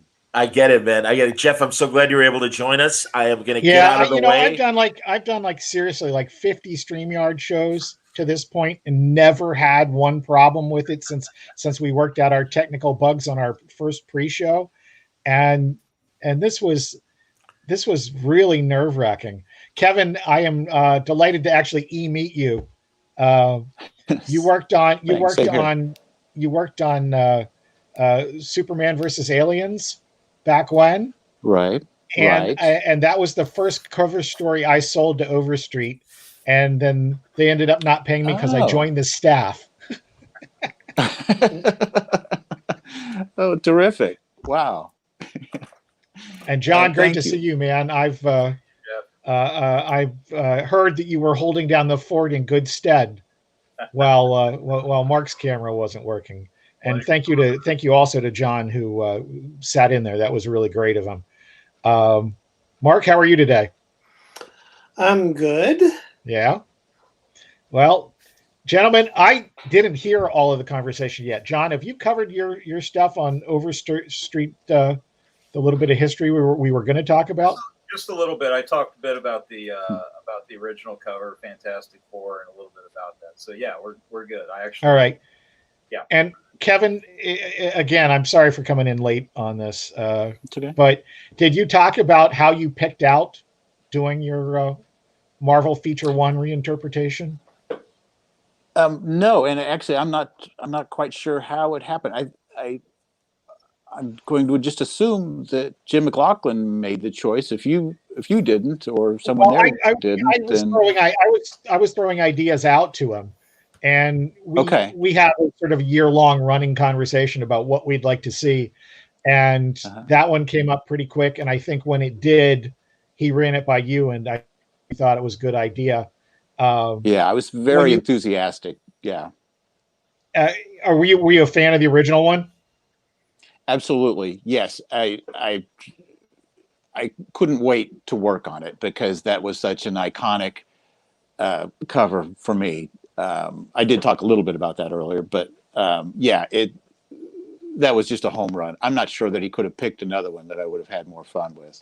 Really? Oh, that's great. Yeah, yeah, and not terribly well known, but the people who've seen it, and especially if they were a kid and bought it off the spinner rack or something, it's going to mean a lot to them because it's such a terrific cover. And what were you thinking when you came up with your approach to it? You know, your Hulk is a little more dynamic and a little more in your face than the Hulk on the original. Yeah, and if I could tiptoe into some dangerous ground here, when I look at Neil's original, I see a few things that I think might have come from art director Stan Lee. I'm not sure. I should probably check with Neil before I make assumptions like that. But the people in the background that I eliminated, I didn't think they were really necessary. They're kind of melodramatically reacting to the chaos created by the Hulk, I guess. That would sort of back up your thing that it was Stan. You know, yeah, the drama of those characters, sure. Even the fact that the Hulk is leaping, I put him on the ground just because, like with the Thing and other big, massive comic characters like that, you want to kind of emphasize the fact that they weigh like 3 tons. You know, that's what I love about the way Kirby drew the Thing. Is he always looked like he weighed as much as a pile of bricks, and other artists he kind of looked bouncy and which never made any sense for a guy that was made of rock, right? Right. So yeah, there were a few changes like that. It's like most of these things, you start out thinking, oh, this is great. You know, the original's so perfect, I won't have to change anything. I'll just do a new drawing. And then the more you get into it, you go, well, I would kind of like to mess with this little thing here and this over there. And before you know it, John made had a lot that. of changes. John, do you remember with it's right behind you there, the Fantastic Four #1 recreation? There's a lot of stuff in yours that's very faithful, but in the original, and you know, if it's bad to address Neil, what are we going to do here? I'm going to talk about a really bad mistake by Jack Kirby, but like they've got this monster, and the Human Torch is doing this, and the Invisible Girl's doing that, and the Thing is doing this, and Reed's like, oh, rope. That's right. I did actually. I don't have a copy of the original cover there, but Reed is kind of like busy untying himself while everyone else is. Yeah, I mean, like literally, he's startled like it's a rope, you know. And who tied him up? I did actually change it to where Reed is turning around and actually reaching up, and he's actually kind of. My idea was he's trying to reach up to start to help Sue, you know. Yeah. So he's like going in that direction. So I did character-wise makes a lot of sense. That was a minor change, but you know, it again, you know, when you think about what the production was like at that time, I mean, my gosh, Kirby was probably turning out so many covers and so many pages, and you know, it was something new that they were doing, but who knows? I mean, he probably had an X amount of time to work with, and didn't really have it's analyze it over decades like we have. Yeah, of course, and it's unfair to look at it in any other context other than that. But at the same time, it was a deficiency that you corrected in your interpretation of it. So much correct as modified, I guess, would be the best way to put it. I mean, just a neat little way to kind of put a little extra spin on it, but keep faithful to the original tone of the original cover from 1961. So. Yeah, I agree. Kevin, I've wanted to have you on a Overstreet cover for a while, so this was a big thrill for me. Like I said, I got familiar with your work fairly early on, and then right before I started at Overstreet, I was, interviewing at Marvel and doing other places like that, and I knew somebody there, and she introduced me to Jimmy Palmiotti, who was a big fan of your stuff. and really just your line is just gorgeous, and I've always wanted to have you. So this was a big thrill for us to do that. But specifically, I wanted to ask, have you been involved previously with the Hero Initiative? Because it is the Hero Initiative limited edition cover that you did for us. Yes. Maybe for the last year and a half, 2 years or so. Yeah, became friends with Jim McLaughlin, and he got me involved in a lot of activities. And last year, before the pandemic, I finally did a whole bunch of conventions, and that became routine as well. Just have a tip jar there, because there's another Neil Adams reference. I got the lecture from Neil about why we should be charging for signatures. And I won't go into all the details there, but he convinced me that he was right. I just couldn't quite bring myself to charge someone a few bucks for just writing my name.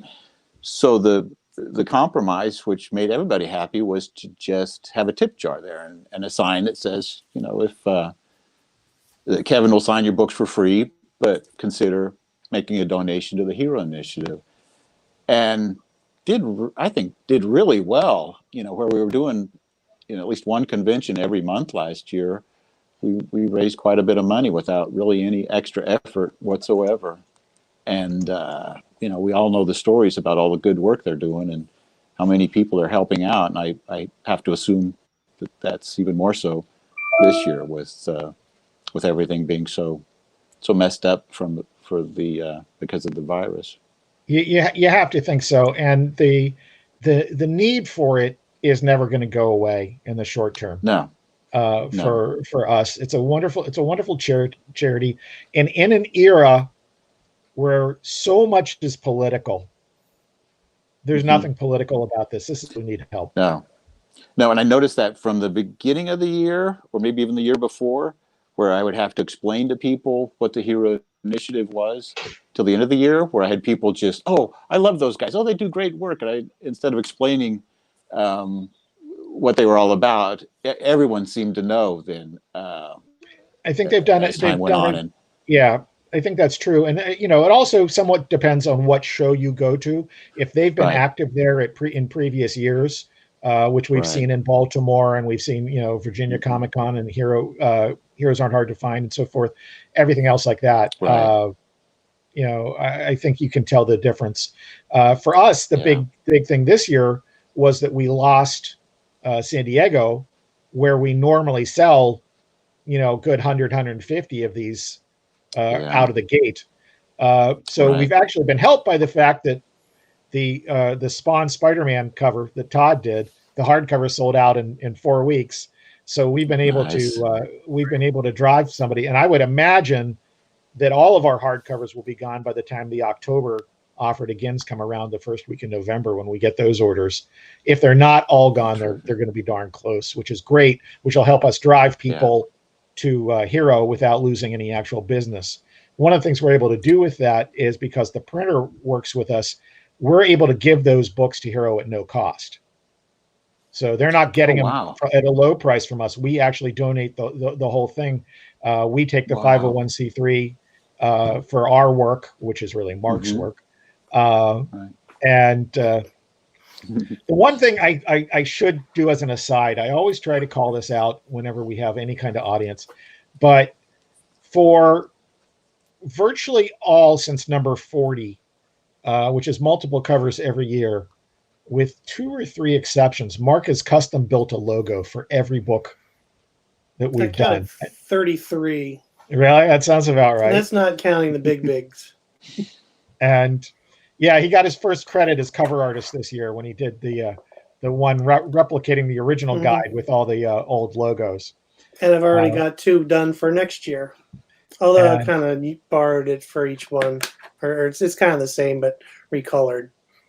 But John, your cover this year with the Valiant Heroes, you had asked us to use Darwin's logo from number 40, which I thought was a great tip since it had been 10 years since that. And that's one of the few that Mark didn't do. And matter of fact, he didn't do the original either, because we got that one in about the if I could say the 11th hour. The 11th hour doesn't even do it justice. But when it came in, it was the logo was in place. I think, Mark, you had to add what? The little script Overstreet to it, right? Yeah, or the 40th anniversary. Yeah, something like that. Yeah, tops. That was all I had to do. that's it. So, gentlemen, what are you guys? We've got the 10-minute warning, so I do want to make sure I cover whatever you guys are working on right now. John? I just finished up a short story for Z2 Comics. It's going to be a anthology called Orson Hotel after the Doors album, and it's a Doors theme. It's the anthology. All the stories are written by Len Moore, and there's a host of great artists involved. And I was working with Rance Hosley, the editor on that. So I just wrapped up that short story, and that'll be out before the end of the year. I'm currently working on a graphic novel based on the work of writer J.D. Faulkson. It's called the Ouroboros Cycle. This particular section of the book is called The Hunt, and it's a kind of a gothic werewolf vampire story set in the Russian mountains of the 1800s. And I'm very excited about that. I'm really looking forward to everybody seeing more of that in 2021. And I'm just finishing up a cover this week for Subterranean Press. I'm really excited about that because it's the first time I've worked with them. Well, I got two things I want to make sure that I call out. One is that even though it wasn't this year, if anybody missed your adaptation of Lawrence Block's 8 Million Ways to Die, it may be your magnum opus, my friend. Well, it is just stunning. Yeah. It was an honor to work with. It was an honor to adapt Lawrence's work, and I'm really proud of how it came out. And that's out there and available as well. And the other thing is about your Overstreet cover with the Valiant heroes. We, of course, were trying to take some advantage of Bloodshot having a great run at the box office. Well, we saw how that worked out with Pandemic.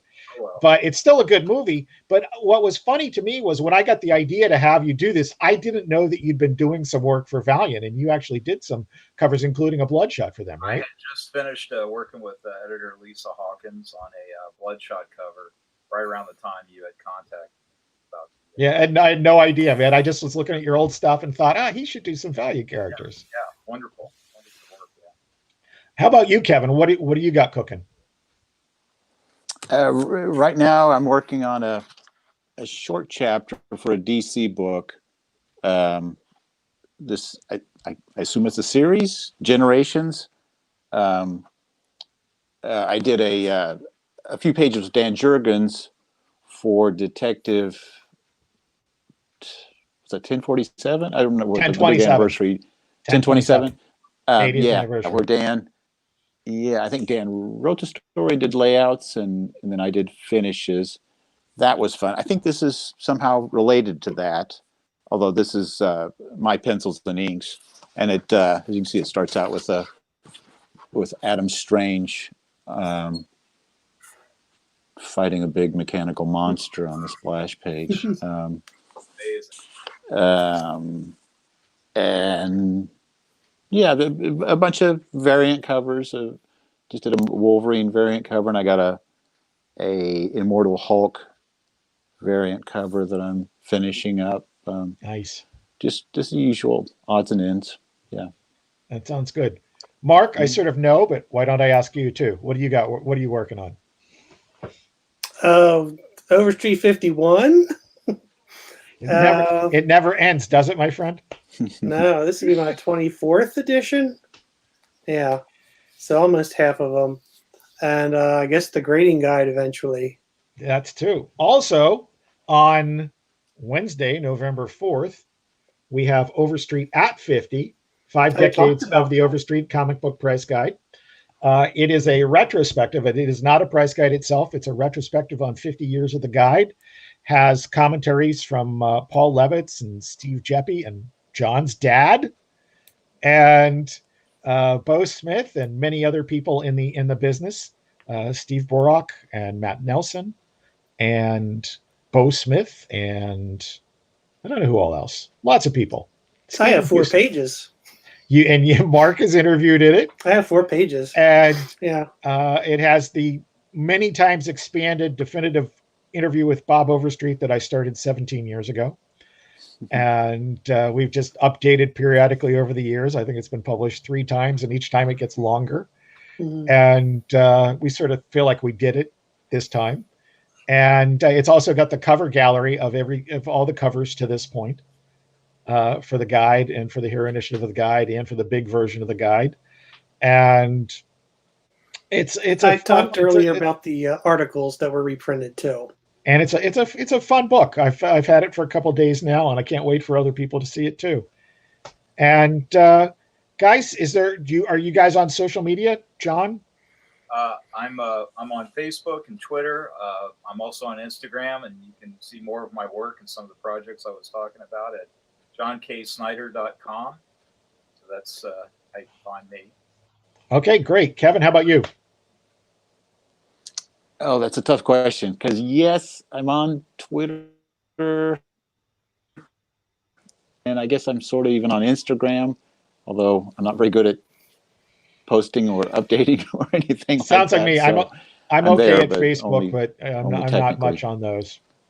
Well, yeah, and I should say I'm not on Facebook. There is a Kevin Nolan Facebook account, but it's not me. So I occasionally see that people write to that guy thinking it's me, and it's not me. So okay, beware. All right. Well, gentlemen, I'm sorry about the hiccups, but I'm very glad to get to talk to you guys. And Mark, thank you for being here. My pleasure. And I think this is a good way to participate in a convention in a conventionless year. Mark, thanks by the way, for doing such a nice job on the trade dress on the cover. Oh, you're welcome. I used to do design work, and I know that that's an underappreciated part of the job. But if it's not done right, it shows. And when it's done well like this, I had to add like a 1/16 of an inch on the left side. Just extended your little fire thing just a little bit. Oh, you did? So it fit properly. Oh, good for you. Yeah. So you I didn't didn't even notice, so that's notice. good. No. Well, that I think is the best compliment right there, Mark. Terrific. And Kevin and John, both thank you for the nice things you said about Mark's work, because he doesn't get enough credit for this, because it is the hidden part of our business. People notice that the logos and stuff are wrong, but that's not the first thing. If you do it perfectly, great no one logo. notices. Right. Yeah, it's like sound. exactly. It's like sound in movies. Right. Exactly. So at any rate, guys, thank you very much for participating. And now we need to turn it back over to these guys. So thanks and good night. Thanks, everyone. Okay. Thanks a bunch. Nice to meet you all. Thanks.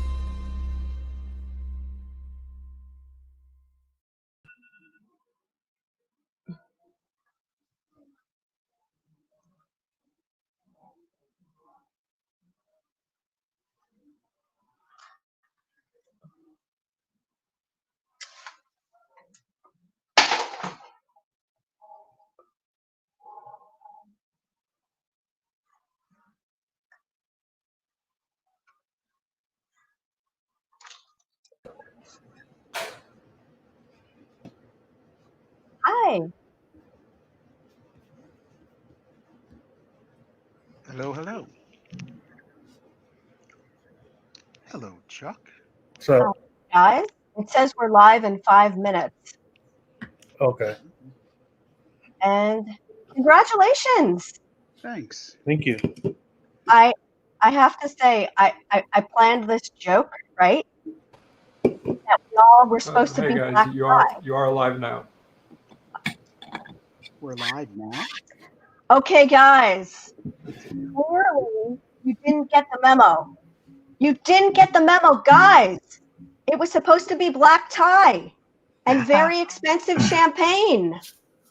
Congratulations, you guys. Thank you. Welcome, everybody, to the live Bitterroot panel. And I just got to say, bravo let's all toast to my favorite team, David F. Walker, Chuck Brown, and Sanford Green. Congratulations for taking home the Ringo last night for Best Series, and an extra special bravo to Sanford for winning the Best Artist Ringo Award. Guys, cheers. L'chaim and Mazel Tov. You said, I thought you said black shirt. We do have that. You know what? Okay, fair We got enough. that covered. I'm Black so shirt. happy. I'm so happy about that. For those of you just joining, I'm Shelley Bond, and I have the honor of being the current editor of Bitterroot. And working with this team is absolutely incredible, except when they disregard the memo. We did talk about sequins. We talked about everybody wearing some kind of hair accessory. David, I thought you were going to bring the tiara. Chuck, there was something mentioned about satin bows. Sanford, come on, you guys. Oh, wait, there we go. Well, anyway, thank you for joining us today. For everybody out there at Virtual Baltimore Comic-Con, welcome. And I hope within the next 50 minutes, we can share a little bit about the inner workings of the incredible series Bitterroot by my wonderful team. Wanted to actually get started just by explaining to people who might not be familiar with Bitterroot what the series is about. And I'm going to toss it right to David F. Walker because he summarizes this series like nobody's business. Over to you, David. Oh, it's Sunday. Sunday is not summarizing day for me, so I'm not used to it.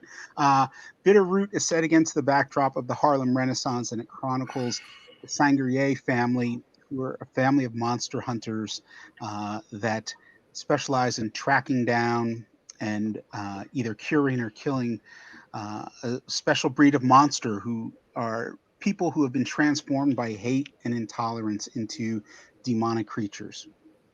How's that? Is that close? That was pretty good. I could edit it a little bit, but we'll talk after this live panel. I'm going to Always talk, working. right? Always I working. knew this was going to happen. I knew this was everybody watching this. This is what it's like. She corrects your grammar and everything. It's just so. I always have a red pen nearby. Not going to lie. That's So not let even a me red. take- That's not even a red pen. That's a red Sharpie. That's when you get bad grades. Like I'm traumatized when I see those red Sharpies. One of each. I've got one of each. Sanford, I want to ask you this question. Who is your favorite character in Bitterroot? Who do you really connect with and why? Which one is my favorite child, I guess. I honestly, this is gonna be a little off the cuff, I think. I think Uncle Enoch, after designing him and getting the story from Chuck and David, as we see how he's honestly is the most important character in terms of how the family deals with this fight. He's the linchpin of it. I mean, Ma Etta obviously is the matriarch, but I think he understands, or he has an understanding of things that most of the family aren't really in tune to. And he's the gateway into them getting to the place to where they are able to have this fight to some degree on equal footing, because the fight is beyond just the physical, right? Now, I have to interject by holding up a page. It's a spoiler, but Uncle Enoch also has some secret weapons. Can you tell everybody a little bit about his, I want to say pets, but they're much more than that. Yeah, well, without being too much of a spoiler, we thought it would be a cool idea to the story has a backdrop that has a lot of heavy content, and we thought we needed to have some sense of some element that allows the viewers to feel like, you know, not everything that these guys come across is just evil or dark. And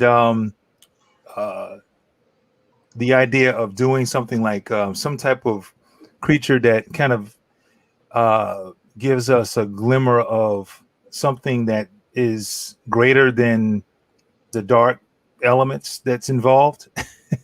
I don't know what that is, but that's not one of them. It's I don't know what that is actually, but yeah, that, you know, so we thought it would be really cool. And just truth be told, we knew that we wanted to also reach a broader audience. We thought cute critters would be something that would be great to introduce, so that female readers can connect with it. I think they connect in broad strokes anyway, but I think something specific like that just gives, you know, a unique element to the story that we're telling. Actually, we just got a message from someone who asked if they should stop viewing if they haven't read volume 2. The answer Yes. is absolutely not. Oh God, no, do not leave. No. We are going to have so much fun in this hour. Please. We will give away semi-spoilers. And I promise you that I'll tell you to go la la la la la if there's something big that's going to be revealed. Actually, which makes me want to go right over to Chuck, because Chuck is the shy one of the group. As you can see, it's certainly not David. I don't know what I am with the group. But I'm you trying. are I'm the trying. shy I'm trying to one. figure out what David has in his hands. It's disturbing, and at the same It's time, bloody. it's intriguing. This is underwear. It's bloody. Oh, God, bloody sock.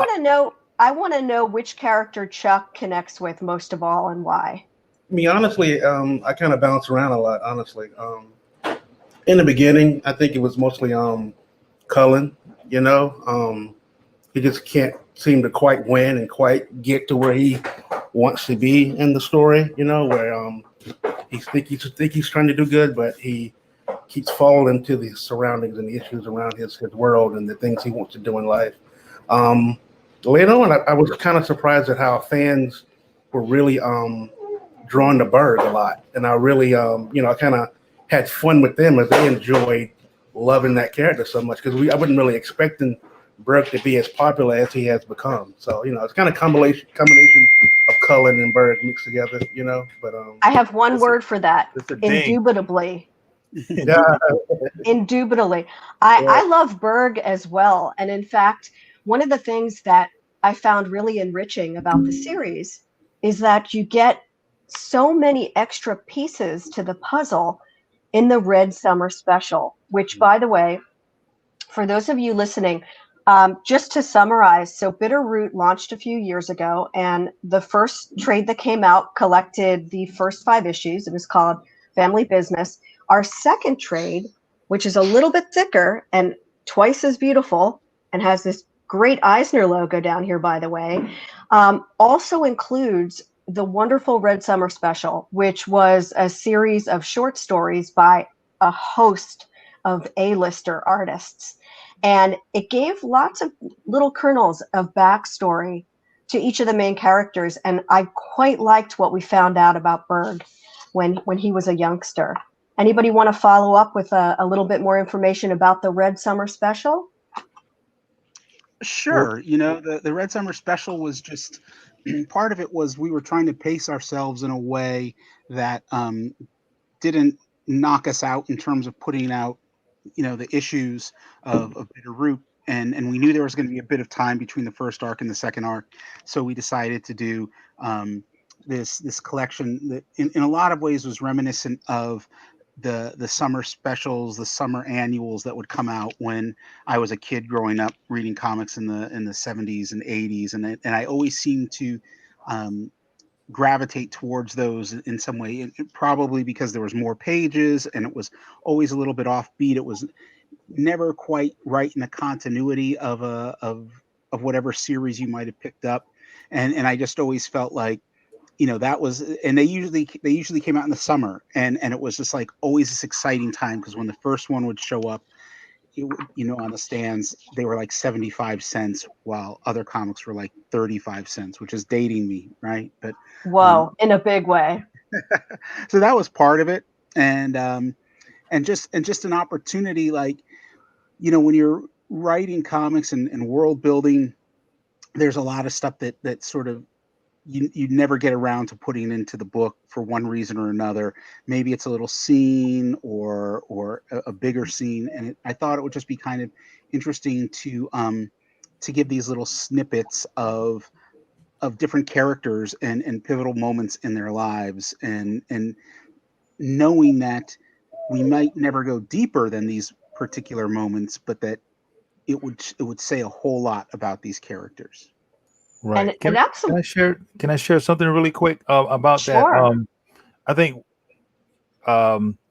annuals that was my introduction into comics. Actually, I mean, the three packs. I guess I'm dating my age too. When you saw the spinner rack and it had the 3 comics in a pack.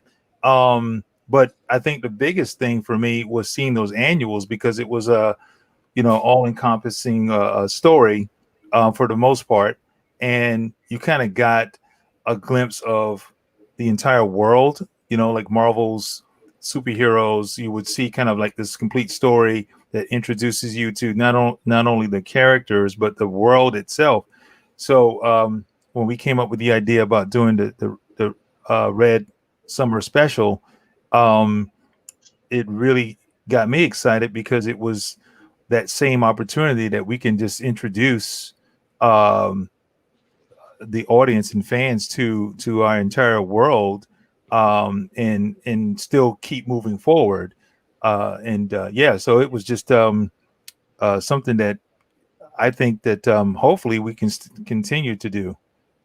And it's written and laid out in a way where you can jump in on the Red Summer Special even before you read Bitterroot or after you read Bitterroot, because characters like Berg and Blink and Dr. Sylvester, they have a lot of aha moments about why they are the way they are in the books. So that's a nice little, like David said, like added to the whole universe of what's going on in Bitterroot behind the scenes. So definitely pick up that if you haven't read the book before, or if you've already read the books. It's definitely something you can enjoy, before or after you read the books. And it's also included in Volume 2, right, Shelley? Red Summer It Special. is. Right. And in fact, it's also worth noting that it's available digitally. And that's another great way. It's often 99 cents on Comixology. So definitely check it out. It's a great entryway in. And I can guarantee you, once you get even just a glimpse of these characters, you're hooked. You're hooked for life. I mean, this is a family drama unlike any other. And for me, at least, what it does so beautifully, it entertains, it shocks you a little bit, but it really educates you while you're not looking. It's so rich with information, not just in the story and art. And Sanford, I gotta say, the fact that you won Best Artist last night, I was dancing around my house in this dress and in combat boots. And I wasn't drinking champagne all night, but I can't wait to open this in your honor. I It's actually about have time. I have a package for you if you're interested in Is bourbon. it artwork or is it Well, no, champagne? it's bourbon. Oh, It's not artwork. I guess okay. it can be considered art if you think about Bourbon. it in a certain way. Make it 2. Bourbon. Take it 2. It's yeah, and it comes with a bloody bunny. What is going on? Oh David? no, What's going that on? I don't think I want in my house. Thank you. I mean, I can appreciate it from a distance, Bloody David. bunny. Bloody bunny. I tell you what. Yeah, thank you, Shelley, for that. Yeah, it was definitely a humbling and and an honor to have received that award. In the category, and the artists that were in the category were legends. Colleen Doran. We chatted for a quick moment in the green room, quote unquote green Oh room. yeah. Yeah, and it was just cool just to be able to know that I admired her work when I was in high school. Wow, you're really aging her now. Yeah, Just to kidding. some degree. Just kidding. No, she's incredible, and just the other creators that were in the category, and this is one of those things where I'll share this story. I was up here, and Leslie, my wife, was downstairs trying to film it on TV, and she yells. I think downstairs, it's like a few seconds ahead of what I got up here. So she was yelling downstairs before I knew, before they announced it up here, right? So it was kind of like she's yelling it, and I'm like, oh, I guess that meant something Good good. news. Good news. Yeah, so it was pretty cool. It's pretty awesome. And guys, to get the Ringo for the best series also, I mean, how fantastic, especially now, right? I mean, we don't want to spend too much time talking about the political climate and the vitriol, but what's so wonderful about Bitterroot is it really holds up the mirror. I mean, comment a little bit on that, David. Yeah, I mean, it's really funny because when we were first starting out, before the first issue would come out, we were, talking about stuff like, oh man, I how are people going to respond to this? What if they don't like it? What if this is too much, right? Mm-hmm. And I was the one who kind of kept saying, well, who cares? I don't care if it's too much. Yeah, he got super militant with it, and we were like, yep. How shocking. But I always come back to the fact that with all the stuff that I've enjoyed, even since I was a kid, the things that I seem to enjoy the most were, whether it was music or film or comics, was something where I sensed there was a little bit more going on. And growing up when I did before the internet, it wasn't always that easy to do research, but you would hear an album or a song by someone, and it'd be kind of like, oh, I think there's something political going on here, or you'd watch a horror movie and there's some sort of underlying theme. And so I just really love that. And I've always wanted to do as much of that as possible in the work that I do. And I feel like when you're making comics, it should be layered, and there should be stuff that's just, the most important layer is the entertainment layer. And you want to engage people and entertain them and affect them emotionally. But right after that, you want that intellectual engagement. And it's not to say that you can't have stuff that is just a little bit more lighthearted, because that's great too. It's just, I just personally don't have that much interest in creating that. And I'm sort of at a point now where it's like, if I want something dumbed down, I'll just watch the news, So. Exactly.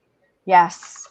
Agree with you there. I have to say that we're getting great comments. Thank you so much for everybody who's been chiming in. We have a special guest here. Our colorist, Sophie Dodgson, wants to know, is that the Monty Python bunny? Sophie's joined us, right? Yes. How hilarious is Sophie? Sophie, it's got to be midnight for you. Close to it. It's something like that. Sanford, we've got to talk about some of the unsung heroes in Bitterroot. And Sophie has been not only a tremendous addition to the Bitterroot team, which also consists of Clayton Cowles, who's our letterer, but I want you to tell everybody a little bit about how you found Sophie and just what she's brought to the series. It was a cold winter's night, and I was. Wait, I need to turn up the music. Let me turn up the music better. Pull out my little violin. Go ahead. Continue. We were in flux, trying to figure out where we were going to go next with colorist duties, and I put the word out because I think what we were trying to do, in all seriousness, we were trying to be a little intentional to bring some opportunities to diverse creators, artists of color, female artists, and the like. And I put the word out, I think on Twitter or something like that, looking for female colorists, a little specific, and the response was tremendous. Um, and for some reason, I think Sophie may have reached out to, as we have visual aid in the background here. It's pretty awesome stuff. A But woman of many talents, editing. You have to wear many hats, many including like display person. yes. Oh, beautiful stuff. And yeah, Sophie, um, interesting enough, she reached out to me on Instagram. I think that's the first time we actually had contact. And when she reached out, she said, "Hey, fan of what you guys do. Um, I saw that you had interest in finding female colorists. I thought I would just throw my name in the hat." And I'm like, "Okay, cool." And this was, literally, I was about to make a decision to show these guys a few other colorists, and she chimed in and she showed me her work. And I think what the biggest thing was, we actually had a quick conversation, I think a few days afterwards, and there was just her presence about her that really made the difference for me, because I mean, all the colorists were great, they were all talented, but she was talented, and she just had this personality that I thought would be great. She'd be a tremendous part of the team. And long story short, she joined, and she's gonna have to. There's no way we're letting this one go. She's pretty awesome. So Actually, I thought just the other day you said, "How can we get rid of her? That she's getting on your nerves." let's not do that. Let's not do that. Let's not put Just out that kidding. false fake I news. know. Fake news. I know. I'm such a troublemaker. I'm sorry. I know will what you're say, trying to do. I know what you're trying to do, Shelley. You're trying to find a way to give her more time to work on your other projects. oh, perhaps yes. I think you're correct there. I have to say that I think Sophie should win an award for best newcomer to comics, because she's really only been in comics for the past year. Mhm. I believe she's a costume designer, Yeah. and that's where she's had most of her skills on display. Yeah. And I think with the pandemic, theaters have gone dark, and I think she was looking for more comics work. And we are so lucky that she's a part of our team. She's just incredible. Yep. I want to give a shout out for some of the back matter, and I had Shonda Suk. Thank you so much for writing into us. She says props to everybody, and also she said that the back matter in the trade is great, and a big part of that is because of John Jennings. John actually not only edits and curates the Bitter Truths essays, but he's also an artist and writer in his own right. And David, why don't you share with everybody how John came to contribute and be such an important part of the Bitterroot team? Well, a lot of it goes back to the comic Bitch Planet that Kelly Sue DeConnick and Valentine Delando do, and their back matter is tremendous, and that's curated by Lauren McCubbin, if I remember correctly. And so I just felt like we should try to do that, because I knew that we were tackling something really heavy in terms of the story that we were doing, but there was also just an opportunity to teach people about stuff, whether it was the Harlem Renaissance or other aspects of history. And so I just said to Chuck and Sanford, I was like, let's do some essays in the back, and and we'll sucker John Jennings into doing it. So all the hard work is on him. And it's just sort of been great, because amongst other things, a lot of the essays that we've had are from people that I know, either through comics or through my work in teaching. And we just got an essay that will be in issue number 11. So we got it, in a reasonable time, because we're still working on 11. But it was one of the best that we've had. And it was, that's by Sean Taylor. But we've had just some amazing contributors to that. And I think, Chuck, Sanford, and I, all three of us have either worked or continue to work in education as well. So there's I think there's a little bit of that. It's I like I said, I like to be educated. You know what else I like to do though? I like to hug Chuck. and I'm sending Uh-oh. He looks hugs. nervous. You see the look of Never gonna- the Chuck. look of It's unsafe to hug. disdain. Run for cover, Socially, Chuck. so it's still Right. it's still socially distant. No, not gonna work. Virtual hug. Well, I'll share something Bunny's really coming quick for you, Chuck. too. That's what Chuck really wants to hug. He wants to hug that frightening A bloody mess. a bloody bunny. But I think one of the things that that makes our book unique in that sense is, like what David said, is that we have the back matter. We have a unique, I guess it won't be a secret. I call it a secret weapon. It's not really a secret now if I say it, but I think having that back matter and having these educators from all over the country, the world, do these essays, it allows us to have a whole new audience. And we've had our book in classrooms in high schools and universities all over the country. Just recently, we had an educator that teaches at I forgot which Morgan State in Baltimore. Brother by the name of Jason Johnson, who's a MSNBC news contributor. As a matter of fact, he had our book on display one evening while he was giving commentary, and that was pretty awesome. And he reached out and said, "Yeah, we're using your book as curriculum for his class," which I thought was pretty awesome. So yeah, we get those kind of messages and emails from all the time, all over the country. So it's pretty awesome to know that we have that avenue as well. I mean, in everything I think David and I and Sanford do, there's always that element of education in our work. And in the beginning, when David and John mentioned they wanted to do the back matter in the back of the book, I was really kind of taken aback, because I'm such a huge admirer of John Jennings and what he does, and the fact that he wanted to he was so excited about doing this for us and working for us. It really validated what we're doing really matters. That someone that really saw our work and really wants to put it out to the world, and one that wants to care about educating people and saw the value in our work.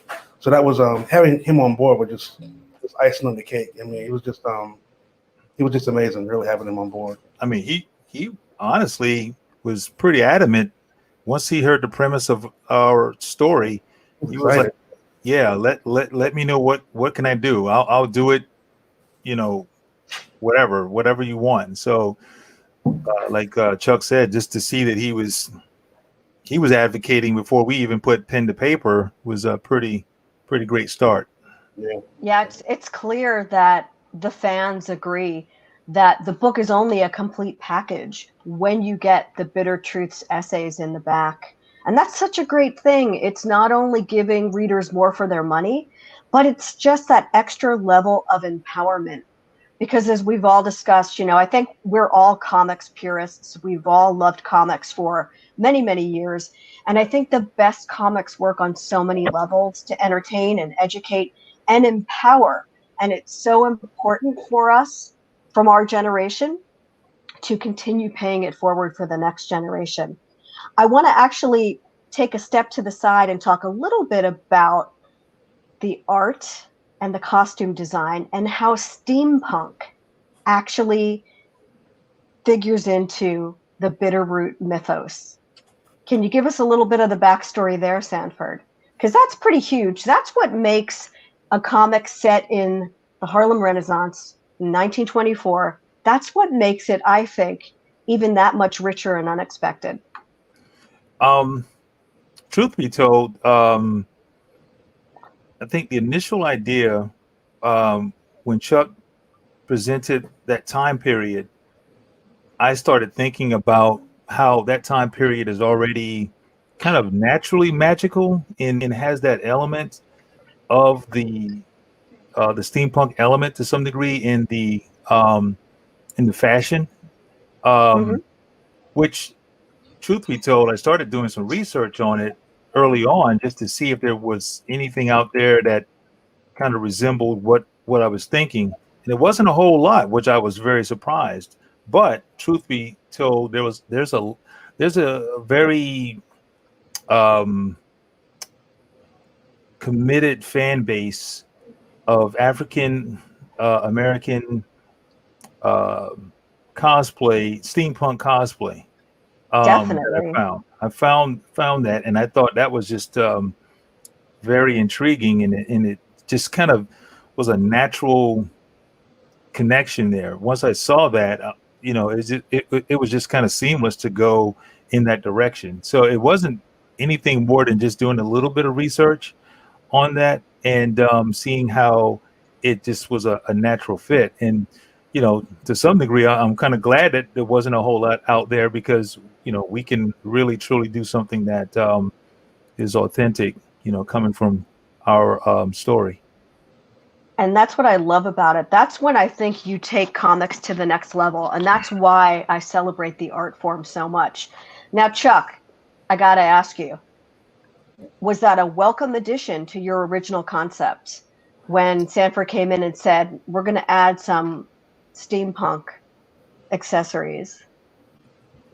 I mean, absolutely. I mean, when I sent him a bunch of character designs and ideas for the book, and he came back with all this real sleek steampunk, concept for 1920s. I mean, it was really amazing. I mean, it was exactly what we've been kind of bouncing the ideas around about what we wanted, and when he showed me the designs, it just really blew me away. I mean, it was really amazing. Now I'm admiring some of the martial arts weapons you have behind you. You're a big fan of martial arts, am I right? Yeah, Kung Fu, Bruce Lee, a lot of anime stuff. Yeah, huge fan. Yeah. And does that factor into the direction you like to take the characters and the stories in Bitterroot?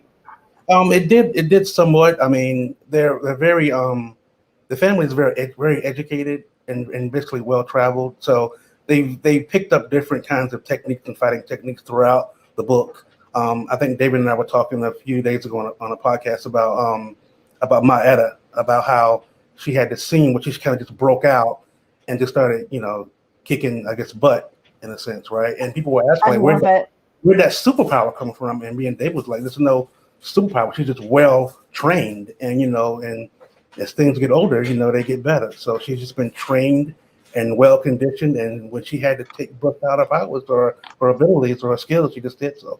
A lot of pent up frustration. She just let them have it after that. Absolutely. Well, listen, she's my favorite character, and not just because she's about 5'2". She is one tough woman, and I think Sanford told me that she sort of resembles, is it your grandmother, who you said was diminutive but scared the heck out of you growing up? I think on some level she's everyone's grandmother in many communities. Short but still big in personality and conviction. Yes, agency. Yeah, and spirit. In spirit. So yeah, she she definitely reminds me of my grandmother, but I think there's some connections to all of us who have the matriarchs in our families. I had an aunt Angela, that was her name. That was the kind of where Miss Etta came from in my mind. And Sanford had someone too, like he mentioned, but mine was Aunt Angenora. That small old lady that kind of demanded respect in a sense in the house. I look at Ruth Bader Ginsburg like that as well. There's something about women that are strong and they take prisoners and they take no shit. I'm not sure if I'm allowed to swear, but that's just the way it is. One of the things I really do love about the series, so it's about a family, and it centers on the two cousins, mostly Blink and Cullen, but you've brought in some other families around Harlem. So we don't just have the Sangaré family, but we have other families. David, can you talk a little bit about that? How we brought in some other sparring partners that actually have similar problems right now Yeah, in the series. I think a lot of it was just this idea that if there was monsters that were people, human beings were transformed into monsters by way of their prejudices and their intolerance. It just seemed like there'd have to be more than one family that would sort of be in on this, right? And um, and that, but then to take it one step further, it was like, well, um, every ethnicity, every culture has their mythology, and I think even Chuck and I were talking about that early on, and it was like, you know, um, everybody has their creation myths, and everybody has their their version of the devil, and so we just sort of thought, well, at some point we should hint at the fact that there's other families that do this, and when the Red Summer Special came up, it was an opportunity to make at least a minor introduction. And then we sort of talked about it, and we were like, well, what if the families don't get along? You know, what if there's this sort of not even a rivalry, but there's like even prejudices or whatever within these different cultures and these different families, and maybe that's part of the reason why no one has ever been that effective in fighting these creatures. And I think we see that a lot in present day, where it's like, you'll have three or four different uh, groups with similar ideologies, but they're not the same, so they can't Mhm. even agree how to go after the problem. It's And sometimes and make it worse.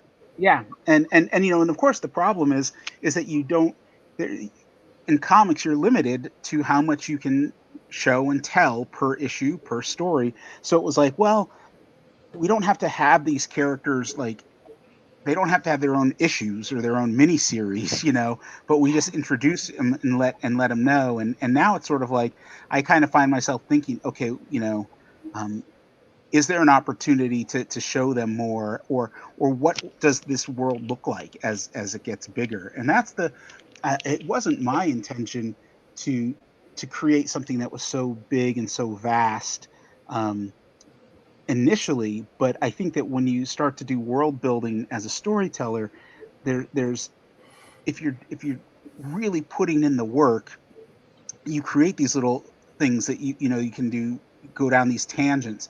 And it's funny, like, on a nerd level, I've been watching the original Star Trek series on Netflix I recently. would have never guessed that you were a nerd, by the way. But please continue. He just said So nerd level. He's not a nerd per se. He just knows to. Oh, he's a nerd. Oh, but make no I, mistake, he's a nerd. Okay. um the you know the Wrath of Khan is arguably the best of the Star Trek movies, and it came from an episode of the original series. But as I'm watching the original series again for the first time in ages, it seems like almost every other episode, it's like, oh yeah, they could have done a movie about this. Oh yeah, how come they didn't do a movie about that? Oh, I would have rather, and it was like, and there's just this long list, and I realized, oh, that's because whether or not I don't think they were intentionally doing it per se, but there's some incredible world building that went on in Star Trek. And now we see it through not just the spin-off shows like Next Generation or Deep Space Nine, but there's always these spin-offs. Now there's the new animated show, which is a comedy, and it's like, you know, every character in every world that creators build, the world you've built should be so good that you can Yes. just take even a minor supporting character and tell their story. And I know she's definitely fallen out of favor with a lot of people, for some of the statements she's made recently. But in the Harry Potter books, there's I can't think of a single character who I wouldn't want to read an entire book about them. I'd love to read a Right. Neville Longbottom book. I'd love to read And sort of a solo adventure thing. and I think it's just about connection. I think that great characters, um, come about when you have very talented writers and artists, and you have a story that needs to be told right now, a story that's urgent. And I do think that's what why Bitterroot is successful in the 21st century, especially in 2020, because let's face it, what's going on outside of our doors in the world is pretty heinous. And the parallels that you guys can make are quite telling. Well, I think, truth be told, that's a lot of why. Well, that is why Bitterroot was conceived. 2016, the elections. After the elections, there was a lot of soul searching, um, especially in Black and Brown community and all over, really. And but I think even more specifically in the creative community, just there was a lot of uh, Vitriol. strife, vitriol, strife, levels of just again Fear just and trying to, uncertainty. And yeah. uncertainty. You just didn't understand. We were trying to figure out how can we express this in a way that's going to truly bring about some type of not necessarily sea change, but something that will bring awareness on a level that hadn't really been addressed in our field, right? And in a long time, I should say, because comics has always been, I would say, in the forefront of social and political issues. You know, Superman was conceived because of that, right? Captain America. We can keep going, but we hadn't had anything recently that I can tell, and it definitely didn't have a lot coming from the Black and Brown creators. I think, and we just saw a need. Just being very candid, um, our book is probably the first book over at Image with all Black creators, in over 20 years. That's a problem, and we didn't necessarily wanted to address that, but we wanted to still make that statement without having to make it right. And we had bigger ambitions in a sense of just talking about the overall struggle, the overall fight, if you will, that we have to endure on a day in and day out basis.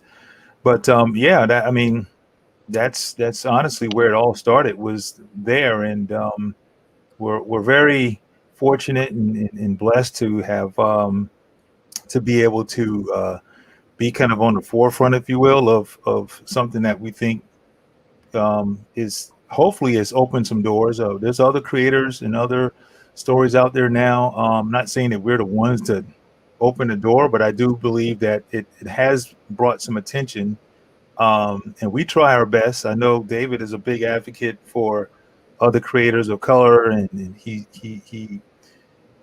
speaks about a lot of projects out there. I try to. I know Chuck has done other projects with other creators as well, of color, to try to just create this narrative that there's some unique voices out here and some unique talents that really need to be seen on a bigger level than just small independent level, if you will. Now, can this dovetail into any news about the film? Because as many people know, Bitterroot has been in development with Ryan Coogler and Legendary Films. So is there anything you guys can share about the development? Let's see. What can we share? Well, it's in development at Legendary. Oops, it was going so well, and then I blew it. No, I'm so sorry. It's still moving forward, and our understanding is they have a screenwriter, and the pandemic has slowed so much stuff down, and the film industry especially has, for the better part of this entire time, has come to a halt. But there's still regular check-ins. I do know that they've been talking to directors. They haven't, to the best of my knowledge, they haven't signed a director yet, because Ryan is attached just to produce, not to direct. And but Legendary is really committed to this, and I think that the success of the book now with the Eisner win and the Ringo win, and just it's kind of blows my mind, honestly, because it seems like every day there's something new and positive. As the world is spinning in a negative way, there's a lot of positive stuff surrounding Bitterroot. And then I think even like Jordan Peele's films like Get Out, and Us, and now there's Lovecraft Country on HBO. There's this great documentary on Shudder called Black Noir, or was it Black or Horror Noir? And there's I think we're starting to see the beginning of a true renaissance of horror tales and monster tales within the Black community, that's set against the backdrop of the Black experience, of the diaspora here in the U.S. And we're just really fortunate that we are we're kind of at the right place at the right time. And I think you guys started this wave. I really do. I'm so proud of what you've achieved. Even before I joined the team last year, I think you guys started this great new wave, and I'm thrilled to help it usher in more people. I wanted to actually mention a couple of quick messages that we got. Fortune Wesson says, as a Black Asian, it was sick to see both cultures in the story. So props to you guys about that. And we got another question from John Dasuk. David and Chuck, what's the co-writing process like? Now, we only have 4 minutes, guys. So you want to take it? Can you sum it up real quickly? Chuck, why don't we start with you? First, you get a big hug. You get a big hug from David. First, we hug first. No, an hour. Frontal hugs. They do full frontal hugs. Full frontal hugs. There's a lot of phone calls back and forth. Sometimes I write a first draft, David will write a first draft, and David will wrap up with a final draft. And we FaceTime or Skype a lot and just bounce ideas off one another. And, that's kind of what we do. We kind of flow with it. We try not to get too bogged down, but we try to stay as structured as possible, where we do our outline first and then make the outline as detailed as possible and then kind of flesh out the script from there and bounce off ideas and dialogue from back and forth. David, Chuck is being so polite and nice because the reality is I'm just a bully.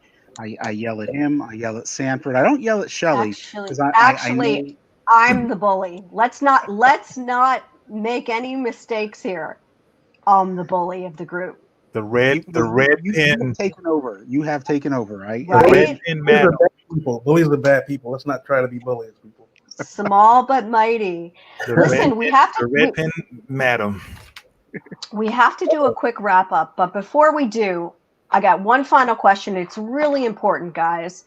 What is the one album you put on that gets you away from the negativity, that makes you feel great, that makes you happy to be in comics, that lifts your spirits? Sanford. Fight the Power by Public Enemy. So the exact opposite. Okay. Hey, it works for you. I'm joking. That's the last thing I would listen to mellow out. That does the opposite for me. No, I listen to a lot of podcasts, a lot of comic podcasts, creator podcasts, things of that nature. So all right, Chuck. I put classical on low and shuffle, basically. I just shuffle. Wow, I'm shocked, guys. I was not expecting this. David, the one go-to album that just lifts you up to new heights and keeps you moving forward. That would be Fishbone's Truth and Soul. But I've been listening to a lot of John Coltrane lately. So. All right. So, by the way, you guys, you're fired because the only answer to that question is what? Does anyone know? London Calling. Thank you. Yeah. Well, it could be. I was going to say The Who. No. Right now, I have to say, for me, it's the Clash Sandinista. Mhm. But we can talk about that some other time at a much longer podcast. I'm I wanted to upset 'cause we thank. didn't talk about football. Well, that we'll never Promise, talk you about. promised you was going to give us a football question, but never mind. I made no promise of the type, but I in case anybody was wondering, I wasn't drinking champagne. I was drinking lemonade, but I am definitely sugared up. Hard And lemon. I wanted to ask everybody to go around, give our viewers your social media handles so that they know where to find you, and then I'll give a little bit of a wrap up of where people can find the next couple of Bitterroot books. David. I'll start. I have a website, davidfwalker, all one word.com. And from there, you can find all the links to all my different social media handles. So just go to davidfwalker.com. All right, Chuck. For me, go to shortcomplex.com. All of my links, my Facebook, Twitter are on there. And Sanford. Twitter, Instagram, Facebook at Sanford Green. And I'm Shelly Bond on Twitter at SXBond, Instagram SXBond Imprimatur, also on Facebook. I want to remind everybody that Bitterroot Volume 2, Rage and Redemption, which also includes the Red Summer Special, is available now. It's an absolutely stunning package. So thank you to the fine folks at Image, Deanna in particular, for doing such terrific production work. So it's available now. It's been on sale for 2 weeks. We would love for you to check it out. Volume 1 is going back to press, third printing. It is in stores on November 13th. And also, the books are available on Comixology. And I just wanted to thank everybody, particularly this wonderful team. Thank you so much for joining us today. Thank you to Baltimore Comic-Con for the big win, Bitterroot, Best Series. Sanford Green, cheers, Best Artist, long overdue. He's my favorite artist that I'm not married to. So bravo, everybody. And keep reading comics. Cheers. We may need this Bitterroot in November 13th is when it's out. Yeah, That's when the volume 1 reprint is out. reprint is out. Yeah, we might need that book more than ever. I think you're right. I do. Oh, I think you're right. Actually, I thought they were going to be cutting us off, so we have a couple more seconds. If Chuck wants to add a little bit more, Chuck, I know you have a terrific book out now called On the Stump. Right. Tell the viewers a little bit about it. On the Stump is basically about a world where politicians don't debate on the stump. They fight in these brutal, bloody matches on the stump. And the trade is out on November 3rd. Oh, wow. Man, Talk about the timing. day of. Yeah, right? November 4th, I think. I think the day after the election. After the election. Yeah. Please, by all means, everyone go pick their book up. November 4th, yeah. November. Right, there are essays in the back that kind of talk about, politics and race and religion. So it's a fun book. It's really good. I yeah. highly recommend it. Highly recommended. While we have a minute, Fortune Wesson also asked, is there a script for the comic anywhere available? And you know what, guys? I think there should be. Your scripts are terrific. Is there anywhere you could find the script? Perhaps maybe on your websites you could actually post the script. Yeah, I haven't never really thought about that, but yeah, we could probably do that. We may try to do something in the next edition, some kind of script to compare, script to layouts or something. That's a great idea. That's a great idea. Also, since I have a moment, I just wanted to show off some of the beautiful design work in the back of Volume 2. We've got Sophie Dodgson giving a little bit of commentary along with showing her thumbnails, which is designed by someone who I believe is going to be a famous designer one day. I don't believe she gave herself any credit, but the person who designed the back matter, Sanford. I think her name might be Shelly Bond. I think. I'll look into that. I can't.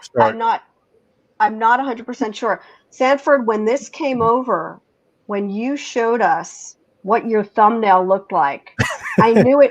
I couldn't believe my eyes. It's The magnificent. Scrabble that turned into, yeah. It's very. I've talked to 3 people already, and they have like been blown away at just how much movement and what flow is in that original sketch to go from that to the ink.